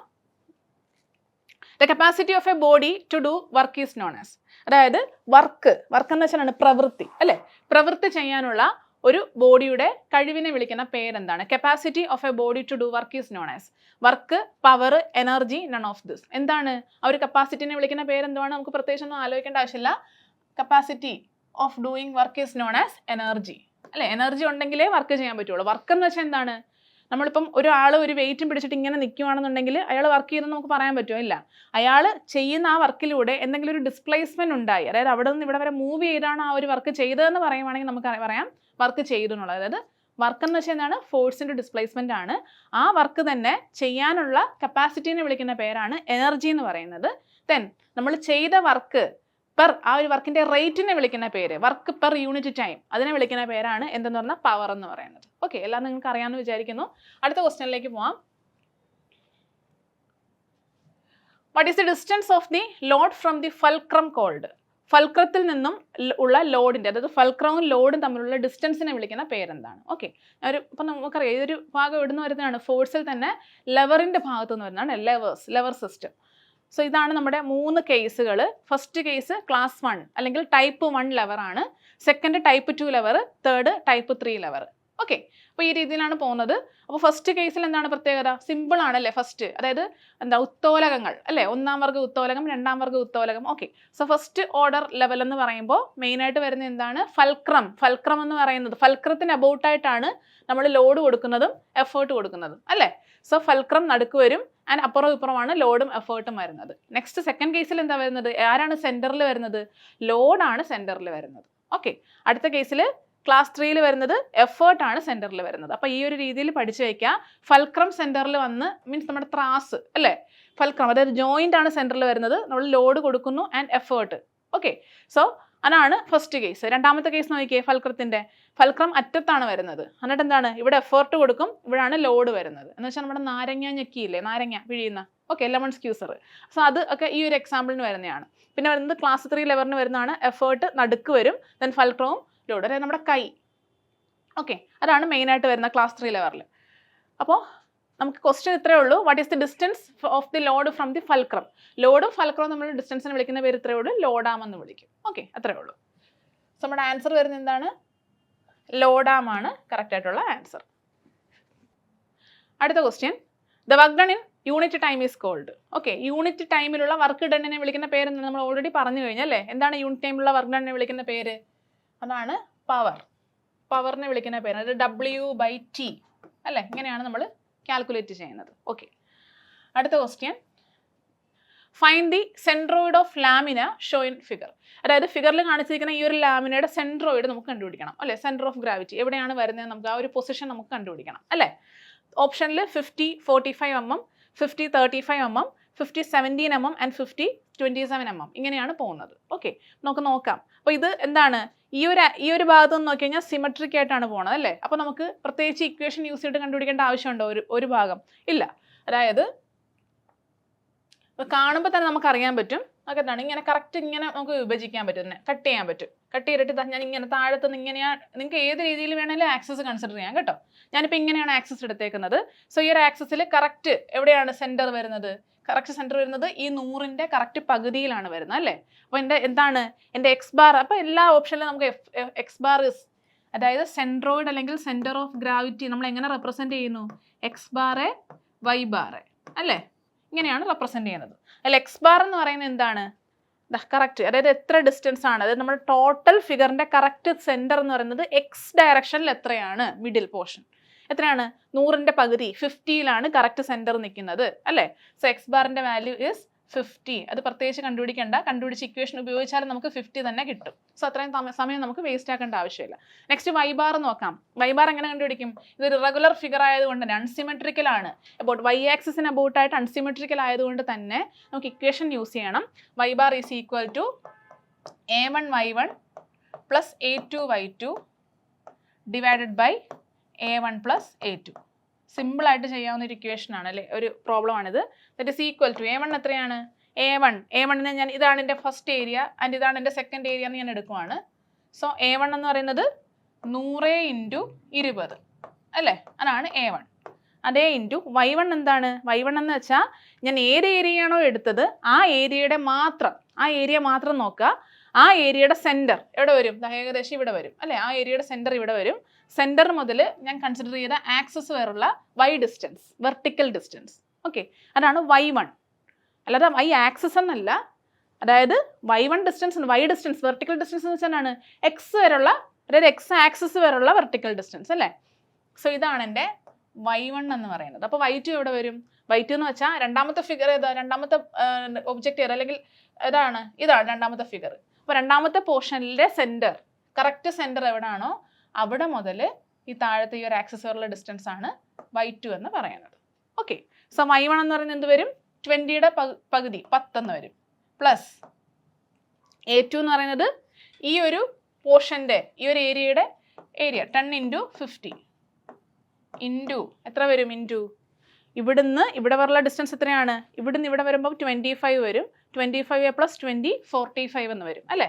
സോ 45 ഡിവൈഡഡ് ബൈ എത്രയാണ്? ഫസ്റ്റ് ഏരിയ ഇസ് 100 × 20 2000 അല്ലെങ്കിൽ 20 × 100 എന്ന് തന്നെ എഴുതിക്കോ, നിങ്ങളുടെ ഇഷ്ടം. സോ അത് എഴുതി. പ്ലസ് എത്ര വരും? 10 × 50 വരും അല്ലേ. സോ വെട്ടിപ്പോകാനുള്ളതൊക്കെ വെട്ടിപ്പോവുക. അപ്പോൾ നമുക്ക് ആൻസർ ചെയ്ത് നോക്കുക നിങ്ങൾക്ക് എത്ര കിട്ടും 17 മില്ലിമീറ്റർ എന്ന് കിട്ടും. ഓക്കെ, ജസ്റ്റ് കാൽക്കുലേറ്റ് ചെയ്യുക. സോ 17 മില്ലിമീറ്റർ എന്നാണ് ആൻസർ കിട്ടുന്നത്. ഓക്കെ, ക്യാൻസൽ ചെയ്യാനുള്ളതെല്ലാം ക്യാൻസൽ ചെയ്തതിന് ശേഷം ഫൈനലി കിട്ടുന്നത് 17 മില്ലിമീറ്റർ. സോ നമ്മുടെ ആൻസർ വരുന്നത് 50 mm ആൻഡ് 17 mm എന്നാണ് വരുന്നത്. എന്ത് എക്സ് ബാറിൻ്റെയും വൈ ബാറിൻ്റെയും ഡിസ്റ്റൻസ്. ഓക്കെ അല്ലേ, ക്ലിയർ ആയെന്ന് വിചാരിക്കുന്നു. ഓക്കെ, അടുത്ത ക്വസ്റ്റ്യനിലേക്ക് പോവാം. The moment of inertia of a triangle of base B and height h about an axis through its centroid is bh^3/36. The moment of inertia about a parallel axis passing through the vertex of the triangle. ട്രയാങ്കിളിൻ്റെ വെർട്ടെക്സിലൂടെ ഒരു axis pass ചെയ്യുകയാണെന്നുണ്ടെങ്കിൽ അതിന് corresponding ആയിട്ടുള്ള moment of inertia എത്രയാണ് എന്ന് വെച്ചാൽ എന്താണ്? ഒന്നുമില്ല, നമുക്കൊരു ട്രയാങ്കിൾ ഉണ്ട്. ഞാൻ ജസ്റ്റ് ഒന്ന് വരച്ച് കാണിച്ചേക്കാം. ക്വസ്റ്റ്യൻ ആദ്യമേ ക്ലിയർ ആക്കുക. ഒരു ട്രയാങ്കിൾ ആണ് ഇവർ പറയുന്ന ക്വസ്റ്റ്യൻ്റെ അകത്ത്. സോ ഈ ഒരു ട്രയാങ്കിൾ ഉണ്ട്. The moment of inertia of a triangle of the base എത്രയാണ്? ബി ആണ് ബേസ് ആൻഡ് ഹൈറ്റ് എന്ന് പറയുന്നത് h ആണ് അല്ലേ. ഇതിൻ്റെ ഹൈറ്റ് h ഹൈറ്റും ബി ബേസുമുള്ള ഒരു ട്രയാങ്കിൾ ഉണ്ട്. ഈ ട്രയാങ്കിളിൻ്റെ സെൻട്രോയിഡ് എവിടെ വരും? ഏകദേശം ഇവിടെയാണ് സെൻട്രോയിഡ് വരുന്നതെന്ന് വിചാരിക്കുക. ആ സെൻട്രോയിഡിലൂടെയുള്ള ആക്സിസിന് അല്ലെങ്കിൽ സെൻട്രോയിഡൽ ആക്സിസിന് കറസ്പോണ്ടിങ് ആയിട്ടുള്ള മൊമെന്റ് ഓഫ് ഇനേർഷ്യ എന്ന് പറയുന്നത് എത്രയാണ്? bh^3/36 ആണ്. അതായത് ഞാൻ സെൻട്രോയിഡൽ ആക്സിസ് എന്ന് പറയുന്നത് IG, ആ മൊമെന്റ് ഓഫ് ഇനേർഷ്യനെ ഞാൻ IG എന്ന് കൊടുത്തു. IG-യുടെ വാല്യൂസ് bh^3/36 ആണ്. Okay, bh^3/36. ദെൻ ഇനി കണ്ടുപിടിക്കേണ്ട എന്താണ്? The moment of inertia about an axis passing through the vertex of the triangle. ട്രയാങ്കിളിന്റെ വെർട്ടെക്സ് എന്ന് പറയുന്നത് ഇതാണ്. ഓക്കെ, ഇതാണ് എൻ്റെ വെർട്ടെക്സ്. ഈ വെർട്ടെക്സിലൂടെ പാസ് ചെയ്യുന്ന ആക്സിസിൽ അബൌട്ട് ആയിട്ടുള്ള മൊമെന്റ് ഓഫ് ഇനേർഷ്യ കണ്ടുപിടിക്കണം അല്ലേ. നമുക്കിത് നിങ്ങൾ പ്രത്യേകിച്ച് കണ്ടുപിടിക്കേണ്ട ആവശ്യമൊന്നുമില്ല. മിക്കവാറും പേർക്കൊക്കെ കാണാതെ അറിയായിരിക്കും അല്ലേ എന്താണ് ആൻസർ എന്നുള്ളത്. bh^3/4 ആണ് ആൻസർ അല്ലേ. ഇനി അത് അറിയാൻ വയ്യാന്നുണ്ടെങ്കിൽ നമ്മൾ എങ്ങനെ അത് കണ്ടുപിടിക്കും എന്നുള്ളതെന്ന് വെച്ചാൽ പാരലൽ ആക്സിസ് തിയറം അനുസരിച്ചിട്ടാണ് നമ്മൾ കണ്ടുപിടിക്കുന്നത്. സെൻട്രോയിഡൽ ആക്സിസിലൂടെയുള്ള മൊമെന്റ് ഓഫ് ഇനേർഷ്യ നോൺ ആണെന്നുണ്ടെങ്കിൽ എന്ത് ചെയ്യണം? അതിന് പാരലായിട്ട് ഒരു പെർട്ടിക്കുലർ ഡിസ്റ്റൻസ് മാറി പാരലായിട്ട് മറ്റൊരു ആക്സിസിന് അബൌട്ട് ആയിട്ടുള്ള മൊമെന്റ് ഓഫ് ഇനേർഷ്യ നമ്മൾ എങ്ങനെ കണ്ടുപിടിക്കും? According to parallel axis theorem എന്താണ്? അതായത് ഈ ഒരു ആക്സിസ് AB ആണെന്നുണ്ടെങ്കിൽ IAB ഈസ് ഈക്വൽ ടു എന്താണ്? IG, സെൻട്രോയിഡൽ ആക്സിസിന് അബൌട്ട് ആയിട്ടുള്ള moment of inertia plus A × h² ആണ് അല്ലേ. IG + AH². അപ്പോൾ IG എന്താണ്? IG നമുക്ക് ക്വസ്റ്റ്യൻ തന്നിട്ടുണ്ട്. ഒരു ട്രയാങ്കിളിൻ്റെ സെൻട്രോയിഡിലൂടെയുള്ള moment of inertia is bh^3/36 ആണ്. So that is equal to B × h^3/36 ആണ് plus area of a triangle എത്രയാണ്? ഹാഫ് BH അല്ലേ. Half into B × h into h² വേണം. h എത്രയാണ് പറയുന്നത്? h. ഈ രണ്ട് ആക്സിസുകളും നമുക്ക് ഓൾറെഡി മൊമെന്റ് ഓഫ് ഇനേർഷ്യ അറിയാവുന്ന ആക്സിസും പുതിയ ആക്സിസ് തമ്മിലുള്ള ഈ ഒരു പെർപെൻഡിക്കുലർ ഡിസ്റ്റൻസിനെയാണ് നമ്മൾ എന്ത് വിളിക്കുന്നത്? ആ ഒരു h എന്ന് വിളിക്കുന്നത്. ഓക്കെ, ക്വസ്റ്റ്യനിലുള്ള AH² കൂടുള്ള ആ ഒരു h. അപ്പോൾ എത്ര ഡിസ്റ്റൻസ് മാറിയാണത്? നമുക്കറിയാം ഒരു ട്രയാങ്കിളിൻ്റെ സെൻട്രോയിഡ് എന്ന് പറയുന്നത് ബേസിൽ നിന്നും h/3 ഡിസ്റ്റൻസിലായിരിക്കും അല്ലേ. h/3 ഡിസ്റ്റൻസിലും ടോപ്പിൽ നിന്നും 2h/3 ഡിസ്റ്റൻസിലുമായിരിക്കും. സോ നമ്മുടെ h എന്ന് പറയുന്നത് ഈ രണ്ട് ആക്സിസുകളും തമ്മിലുള്ള ഡിസ്റ്റൻസസ് 2 × h/3 ആണ്. സോ സബ്സ്റ്റിറ്റ്യൂട്ട് ചെയ്യുക. 2h/3യുടെ സ്ക്വയർ വേണം അല്ലേ. അപ്പോൾ എന്ത് വരും? 4 × h²/9 എന്ന് വരും. ഓക്കെ അല്ലേ. എന്നിട്ട് പിന്നെ നമുക്ക് എന്ത് ചെയ്യാൻ പറ്റും? That is equal to just ഒന്ന് അറേഞ്ച് ചെയ്ത് എഴുതുക. bh^3/36 പ്ലസ് എന്ത് വരും? 4 × bh^3/18 എന്ന് വരും. ഓക്കെ അല്ലേ. then 18ഉം 4ഉം കൂടി ക്യാൻസൽ ചെയ്ത് വേണേൽ കളയാം. സോ ഇത് 2 ആകും, ഇത് 9ഉം ആകും. ഓക്കെ, ക്ലിയർ ആവുന്നുണ്ടല്ലോ. എന്നിട്ട് കോമൺ bh^3/9 കോമൺ ആയിട്ട് എടുക്കുക. അപ്പോൾ എന്ത് വരും? That is equal to bh^3/9 common ആയിട്ട് ഞാൻ എടുത്തു. ബാലൻസ് എത്ര വരും? ഓക്കെ 1/4 വരും ഇവിടെ. 1/4 പ്ലസ് എത്ര വരും? 2 വരും അല്ലേ. അപ്പോൾ എത്രയാണ് ആൻസർ വരുന്നത്? 8/4 എന്ന് വരും. ബ്രാക്കറ്റിനകത്ത് 8/4. അപ്പം 8/4 അല്ല 9/4. സോ ഇതിൻ്റെ ബാലൻസ് ഇങ്ങോട്ടാണ് എഴുതുന്നത്. bh^3/9 ഇൻറ്റു എത്ര വരും? 1/4. ഇത് 1 ആണ്. 1/4 പ്ലസ് 2 എത്രയാണ്? 9/4. സോ 9/4 എന്ന് വരും. സോ 9ഉം 9ഉം ക്യാൻസൽ ആയി പോകുന്നു. That is equal to bh^3/4 എന്ന് നമുക്ക് ആൻസർ കിട്ടും. സോ അതാണ് നമ്മൾ ആദ്യം പറഞ്ഞത് അല്ലേ. അപ്പോൾ ഈ രീതിയിലാണ് ഇത് ചെയ്യുന്നത്. ഇത്രയൊന്നും സ്റ്റെപ്സ് എഴുതി നിങ്ങൾ ചെയ്യേണ്ട ഒരു ആവശ്യമില്ല. ജസ്റ്റ് വെർട്ടെക്സിലൂടെ പാസ് ചെയ്യുന്ന ആക്സിസിന് അബൌട്ട് ആയിട്ടുള്ള moment of inertia is bh^3/4 എന്നുള്ള രീതിയിൽ പഠിച്ചു വയ്ക്കുക. കാരണം നമ്മൾ ആദ്യമേ ലിസ്റ്റ് ചെയ്ത് പഠിക്കുമല്ലോ ഓരോന്നും. അപ്പോൾ അതിൻ്റെ കൂടെ തന്നെ പഠിച്ചു വെച്ചേക്കുക bh^3/4. ഓക്കെ, അടുത്ത ക്വസ്റ്റ്യനിലേക്ക് പോവാം. A general system of forces acting on a rigid body can be replaced by. A general system of forces acting on a rigid body. അതായത് ഒരു റിജിഡ് ബോഡിയിൽ ഒരു സിസ്റ്റം ഓഫ് ഫോഴ്സസ് ആക്ട് ചെയ്യുന്നുണ്ട്. ആ system of ഫോഴ്സിനെ നമ്മൾ എന്തുകൊണ്ട് replace ചെയ്യാൻ പറ്റും? ഓക്കെ, എന്തുകൊണ്ട് റീപ്ലേസ് ചെയ്യാൻ പറ്റും നോക്കുക. ഒന്നാമത്തെ option force vector and couple moment vector at a point, then single force vector, single couple moment vector, null vector, ഇങ്ങനെയാണ് വരുന്നത്. സോ നമുക്കറിയാം നമ്മുടെ ഫോഴ്സ് എന്ന് പറയുന്നത് എന്താണ്? എന്ത് ക്വാണ്ടിറ്റിയാണ് force? Force is a vector quantity. എന്തുകൊണ്ട്? ഫോഴ്സിന് ഒരു ഡെഫിനറ്റ് ആയിട്ടുള്ള എന്താണ് മാഗ്നിറ്റ്യൂഡും ഉണ്ട്, ഡയറക്ഷനും ഉണ്ട്, പോയിന്റ് ഓഫ് ആപ്ലിക്കേഷനും ഉണ്ട്, അല്ലേ? അങ്ങനെ പല മീൻസ് ഒരുപാട് പ്രോപ്പർട്ടീസ് ഉള്ള ഒരു എന്താണ് ക്വാണ്ടിറ്റിയാണ് ഫോഴ്സ് എന്ന് പറയുന്നത്. അപ്പോൾ force is a vector quantity. So vector quantity ആയതുകൊണ്ട് തന്നെ നമുക്ക് എങ്ങനെ എഴുതാൻ പറ്റും? അതിൻ്റെ കമ്പോണൻസ് വെച്ചിട്ട് എഫ് എന്ന് പറയുന്നത്, അതായത് എഫ് എക്സ്, ഇപ്പോൾ ഒരു കമ്പോണൻ്റ് ആണ്, എഫ് എക്സ് ഉണ്ട്, എഫ് വൈ ഉണ്ട്, എഫ് ഇസഡ് ഉണ്ടെന്ന് വിചാരിക്കുക. സോ ഇതിനെ എല്ലാത്തിനോട് കമ്പൈൻ ചെയ്ത് നമുക്ക് എങ്ങനെ എഴുതാൻ പറ്റും? ഫോഴ്സ് വെക്ടർ ആയിട്ട് എഴുതാൻ പറ്റും, അല്ലേ? Force vector that is equal to f x into i, അല്ലേ? ഇങ്ങനെയല്ല നമ്മൾ എഴുതുന്നത്. Plus f y into j plus f z into എന്തെഴുതാൻ പറ്റും? കെ എന്നുള്ള രീതിയിൽ നമുക്ക് എഴുതാൻ പറ്റും. സോ ഇങ്ങനെ എഴുതി എന്ന് വെച്ചാൽ എന്താണ്? A general system of forces acting on a rigid body can be replaced by force vector, അല്ലേ? ഫോഴ്സ് വെക്ടർ കൊണ്ടിട്ട് നമുക്ക് റീപ്ലേസ് ചെയ്യാൻ പറ്റും. അല്ലാതെ തന്നെ ഈ ഫോഴ്സ് വെക്ടറിന്റെ ഡയറക്ഷൻ നമുക്ക് അറിയാവുന്നത് കൊണ്ട് നമുക്ക് എന്ത് ചെയ്യാൻ പറ്റും? അതിനെ മൊമെന്റ് ആക്കിയും എഴുതാൻ പറ്റും, അല്ലെങ്കിൽ കപ്പിളാക്കി എഴുതാൻ പറ്റും. കപ്പിൾ ഈസ് ഈക്വൽ ടു ആ ഫോഴ്സ് വെക്ടർ ഇൻറ്റു അതിന്റെ ഡയറക്ഷനെ ഇൻഡിക്കേറ്റ് ചെയ്യുന്ന ആ ഒരു വാല്യൂ. ഓക്കെ, ഇങ്ങനെയും എഴുതാൻ പറ്റും. ഓക്കെ, അപ്പോൾ നമുക്ക് എന്താണ് ആൻസർ വരുന്നത്? എ ആണ്, force vector and couple moment vector at a point. ഇത് നമ്മുടെ പരീക്ഷകൾക്ക് ചോദിച്ചിട്ടുള്ള ക്വസ്റ്റ്യൻ ആണ് കേട്ടോ. ഓക്കെ, അടുത്ത ക്വസ്റ്റ്യനിലേക്ക് പോകാം. Concurrent forces are those forces who's line of action. Concurrent force എന്ന് പറയുന്നത് എന്ത് ടൈപ്പ്? അതായത് കൺകറന്റ് ഫോഴ്സിന്റെ പ്രത്യേകത എന്താണ്? ഒന്നാമത്തെ നോക്കാം, meeting at a point, meet at a same plane, are parallel to each other, none of the above. ഇതൊക്കെയാണ് വരുന്നത് കൺകറന്റ്, അല്ലെ? ഫോഴ്സ് സിസ്റ്റത്തിൽ നമ്മൾ പല ടൈപ്പ് ഫോഴ്സ് സിസ്റ്റംസ് പഠിച്ചിട്ടുണ്ട്. കൊലീനിയർ, കൺകറന്റ്, കോപ്ലനാർ, അല്ലേ? കൊലീനിയർ എന്ന് വെച്ചാൽ സെയിം ലൈൻ ഓഫ് ആക്ഷൻ ആണ്, അല്ലേ? കോപ്ലനാർ എന്ന് വെച്ചാൽ സെയിം പ്ലെയിനിലേക്കാണ് ആക്ട് ചെയ്യുന്നത്. ദെൻ കൺകറന്റ് എന്ന് വെച്ചാൽ എന്താണ്? All forces are meeting at a point, അല്ലേ? ഈ ഒരു രീതിയിൽ വരും. ഇതാണ് നമ്മുടെ കൺകറന്റ് ഫോഴ്സ്. എല്ലാം നമ്മുടെ ലാമീസ് തിയറത്തിന്റെ, അല്ലേ? സോ എല്ലാ ഫോഴ്സുകളും ഒരു പോയിന്റിലേക്ക് ഒന്ന് മീറ്റ് ചെയ്യുന്നു, അതാണ് കൺകറന്റ് ഫോഴ്സ് എന്ന് പറയുന്നത്. then അത് കോപ്ലനാർ ഫോഴ്സസ് ആണ്. അപ്പോൾ ഇത് ഏതായിരിക്കും? Non concurrent, non coplanar forces, അല്ലേ? അപ്പം ക്ലിയർ ആയെന്ന് വിചാരിക്കുന്നു. സോ നമ്മുടെ ആൻസർ വരുന്ന ഏതാണ്? Meet at a point. ഇതാണ് നമ്മുടെ ആൻസർ. ഓക്കെ,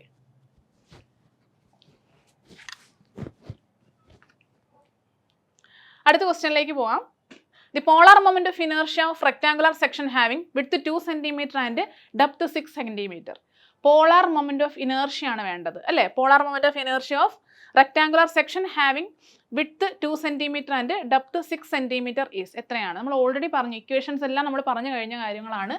എന്താണ് പോളാർ മൊമെന്റ് ഓഫ് ഇനർഷ്യ കണ്ടുപിടിക്കാനുള്ള equation? Polar moment of inertia is the moment of inertia about perpendicular axis, അല്ലെങ്കിൽ എന്താണ്? Z axis. ഇസഡ് ആക്സിസിന് കറസ്പോണ്ടിങ് ആയിട്ടുള്ള മൊമെന്റ് ഓഫ് ഇനർഷ്യ ആണ് polar moment of inertia.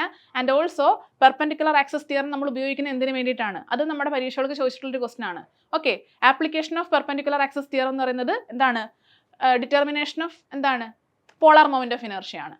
So I Z Z is equal to I X X A plus I Y Y ആണ്. Okay, അപ്പോൾ എന്ത് വരും? നമുക്ക് I X X അറിയണം, ഐ വൈ വൈ അറിയണം. Simple equations ആണ്, അല്ലേ?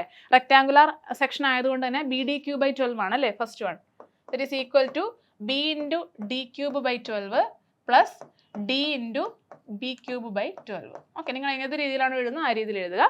ദെൻ ജസ്റ്റ് നമ്മുടെ ഇക്വേഷൻസ്, കാരണം എല്ലാ സെൻറ്റിമീറ്ററിലാണ്, സോ ചുമ്മാ സബ്സ്റ്റിറ്റ്യൂട്ട് ചെയ്താൽ മതി. That is equal to 2 into 6 cube by 12 വരും. ഇവിടെ എന്താണ്? 2 cube into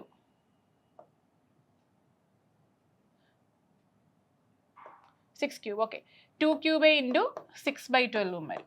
okay, just add ചെയ്യുക. ആഡ് ചെയ്ത് കഴിയുമ്പോൾ നിങ്ങൾക്ക് കിട്ടുന്ന ആൻസർ എന്താണെന്ന് നോക്കുക. Okay, so 40 centimetre rise to 4 ആണ്. സെൻറ്റിമീറ്റർ റൈസ് ടു 4 എന്ന് എന്താണ്? മൊമെന്റ് ഓഫ് ഇനർഷ്യയുടെ യൂണിറ്റ്, അല്ലേ? സോ 40 എന്ന് കിട്ടും ആൻസർ. ഓക്കെ, അടുത്ത ക്വസ്റ്റ്യനിലേക്ക് പോകാം. An object when thrown vertically upwards reaches a maximum height of 10 meters. Find out the time taken by the body to reach the height. അതായത് മാക്സിമം ഹൈറ്റ്, അതായത് നമ്മളൊരു ബോഡീനെ മുകളിലേക്ക് എറിയുവാണ്, അല്ലേ? ബോഡി മീൻസ് ഇപ്പോൾ ഒരു കല്ലാന്ന് വിചാരിക്കുക. കല്ലെടുത്തു മുകളിലേക്ക് എറിയുന്നു. മുകളിലേക്ക് എറിയുമ്പോൾ എന്ത് സംഭവിക്കും? അത് മാക്സിമം ഹൈറ്റ് റീച്ച് ചെയ്തു, പക്ഷേ അതിന് കറസ്പോണ്ടിങ്ങുള്ള സമയം, അതാണ് നമുക്ക് വേണ്ടത്. ഓക്കെ, അപ്പോൾ ആ ഒരു സമയം കണ്ടുപിടിക്കണം. അപ്പോൾ നമ്മുടെ ഈ ഒരു ക്വസ്റ്റ്യൻ ഏത് ടോപ്പിക്കിൽ നിന്ന് വരുന്നതാണ്? പ്രൊജക്റ്റൈൽ മോഷൻ്റെ ടോപ്പിക്കാണ്, അല്ലേ? അപ്പോൾ നമുക്ക് നോക്കാം. അതായത് നോർമലായിട്ട് നമ്മൾ പറയുന്നത് എങ്ങനെയാണ്? ഇവിടെ ഞാൻ വരച്ചേക്കാം. അതായത് നമ്മുടെ ബോഡി മുകളിലേക്ക് മൂവ് ചെയ്തു, മാക്സിമം ഹൈറ്റ് റീച്ച് ചെയ്തു, താഴത്തേക്ക് വരുന്നു അല്ല, ഇങ്ങനെയാണ് പോകുന്നത്. അപ്പോൾ ഈ ഒരു മാക്സിമം ഹൈറ്റ് റീച്ച് ചെയ്യുന്നതിന് വേണ്ടിയിട്ട്, അതായത് 10 മീറ്റർ ആണ് നമ്മുടെ മാക്സിമം ഹൈറ്റ്, അത് റീച്ച് ചെയ്യാൻ വേണ്ടിയിട്ട് എത്ര സമയം വേണം? ഓക്കെ, അതാണ് കണ്ടുപിടിക്കേണ്ടത്. അപ്പോൾ നമുക്ക് നോർമൽ ആയിട്ടുള്ള simple equation, Newton's laws of motion, അതിൽ ആ ലോസ് ഓഫ് മോഷൻ്റെ ഇക്വേഷൻ യൂസ് ചെയ്യാം. ദറ്റ് ഈസ് എന്ത് വരും? V square is equal to U square plus 2as. ഈ ഒരു ഇക്വേഷൻ ഉപയോഗിക്കുന്നതിൻ്റെ കാര്യം എന്താണെന്ന് വെച്ചാൽ നമുക്ക് കുറച്ച് കാര്യങ്ങൾ തന്നിട്ടില്ല. ആകെപ്പാടെ ഒരു 10 മീറ്റർ ഹൈറ്റ് മാക്സിമം എത്തിയെന്ന് മാത്രമേ പറയുന്നുള്ളൂ അല്ലേ. ബാക്കി കാര്യങ്ങളൊക്കെ നമ്മൾ ആലോചിച്ച് നോക്കണം. അതായത് മെയിൻലി നമ്മുടെ ഈ ഒരു കല്ല് മുകളിലേക്കാണ് പോകുന്നത്, ആക്സലറേറ്റ് ചെയ്ത് മുകളിലേക്ക് പോകുന്നു. ഇതിന് എന്ത് സംഭവിക്കും? മുകളിലേക്ക് പോയിട്ട് എന്ത് സംഭവിക്കും? അവിടെ എത്തുമ്പം ആക്സലറേഷൻ കുറഞ്ഞ് വന്ന് 0 എത്തും. അതായത് വെലോസിറ്റി 0 ആകും. അതിൻ്റെ സ്പീഡ് കുറഞ്ഞ് 0 വെലോസിറ്റിയിൽ എത്തിയതിന് ശേഷം വീണ്ടും ആ വെലോസിറ്റി 1 സ്റ്റാർട്ട് ചെയ്താണ് താഴത്തേക്ക് വരുന്നത് അല്ലേ. അതായത് ഒരു വെലോസിറ്റിയിൽ മുകളിലേക്ക് പോയി അത് താഴത്തേക്ക് ആവണമെങ്കിൽ എന്ത് ചെയ്യണം? ചെറുതായിട്ട് അവിടെ റെസ്റ്റ് നിൽക്കണം അല്ലേ. മീൻസ് സ്ലോ ചെയ്ത് 0 ആയതിനു ശേഷം വീണ്ടും സ്റ്റാർട്ട് ചെയ്യണം. അപ്പം മുകളിൽ മാക്സിമം ഹൈറ്റ് എത്തുന്നതിന് കറസ്പോണ്ടിങ് വെലോസിറ്റി അവിടുത്തെ എന്താണ്? 0 ആണ്. അതായത് ഒരേ വെലോസിറ്റിയിൽ ഒരു പെർട്ടിക്കുലർ റേറ്റിൽ അത് മുകളിലേക്ക് പോയി മുകളിൽ എത്തിയതിന് ശേഷം സ്റ്റോപ്പ് ചെയ്തിട്ട് പതിയെ താഴത്തേക്ക് പതിക്കുക ചെയ്യുന്നത്. അപ്പോൾ നമ്മുടെ വെലോസിറ്റി എന്ന് പറഞ്ഞാൽ എന്തായിട്ട് മാറി? 0 ആയിട്ട് മാറി, ഏറ്റവും ടോപ്പിൽ. ഓക്കെ, അപ്പോൾ ടോപ്പിൽ 0 ആയിട്ട് മാറി. So V is equal to എന്താണ്? 0 ആണ് വിയുടെ വാല്യൂ. എവിടെ? ടോപ്പിൽ മാക്സിമം ഹൈറ്റ് റീച്ച് ചെയ്യുമ്പോൾ.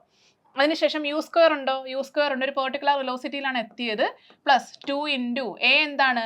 എ എന്ന് പറയുന്നത് ഇവിടെ മാക്സിമം ഹൈറ്റിലെത്തി. അപ്പോൾ മാക്സിമം ഹൈറ്റിലെത്തി അതിൻ്റെ വെലോസിറ്റി 0 ആകുമ്പോൾ അത് എന്തിൻ്റെ അണ്ടറിലായി? ഗ്രാവിറ്റേഷണൽ ഫോഴ്സിൻ്റെ അണ്ടറിലായി. സോ നമ്മുടെ എക്ക് വരെ നമ്മൾ എഴുതേണ്ടത് ജി ആണ്. ജിയുടെ വാല്യൂസ് 9.81 എന്ന് സബ്സ്റ്റിറ്റ്യൂട്ട് ചെയ്യുക. And S is the maximum height. എത്ര ഡിസ്പ്ലേസ് ചെയ്തു? മാക്സിമം പൊസിഷൻ എത്രയാണ്? 10 മീറ്റർ ഹൈറ്റിലാണ് എത്തിച്ചേർന്നത്. ഓക്കെ, അപ്പം ഇത്രയും കാര്യങ്ങൾ സബ്സ്റ്റിറ്റ്യൂട്ട് ചെയ്ത് കഴിയുമ്പോൾ നമുക്ക് U square is equal to നമുക്കൊരു വാല്യൂ കിട്ടും. എത്ര വരും? 196 എന്ന് പറയുന്നൊരു വാല്യൂ ആണ് വരുന്നത്. ദറ്റ് ഈസ് യുവിന് നമ്മൾ എങ്ങനെ എഴുതാം? U is equal to root of 196, that is equal to ഒരു 14 എന്നുള്ള രീതിയിൽ കിട്ടും. 14 മീറ്റർ പെർ സെക്കൻഡ്. ഓക്കെ, അങ്ങനെയാണ് നമുക്ക് യുവിൻ്റെ വാല്യൂ കിട്ടുന്നത്. ഓക്കെ, അടുത്ത നോക്കാം. യു ഇസ് ഈക്വൽ ടു 14 കിട്ടി. അതിനുശേഷം നമ്മൾ ചെയ്യേണ്ടത് എന്ത് കണ്ടുപിടിക്കണം? ടി എന്ന് പറയുന്ന ടൈമിൻ്റെ വാല്യൂ ആണ് നെക്സ്റ്റ് കണ്ടുപിടിക്കേണ്ടത്. അതിനുവേണ്ടി നമ്മൾ യൂസ് ചെയ്യേണ്ട equation B is equal to U plus A T. Okay, എല്ലാവർക്കും ഫെമിലിയർ ആയിട്ടുള്ളൊരു ഇക്വേഷൻ ആണിത്. ഇതിൽ നമ്മുടെ സെയിം ആ ഒരു ഹൈറ്റിലാണ് നമ്മൾ ഈ ഒരു ഇക്വേഷൻ അപ്ലൈ ചെയ്യുന്നത്. സോ വിയുടെ വാല്യൂ വിൽ ബി 0 അല്ലേ. ദറ്റ് ഈസ് ഈക്വൽ ടു യുവിൻ്റെ വാല്യൂ 14 ആണ്. 14 പ്ലസ് എ എന്താണ്? ജി ആണ്.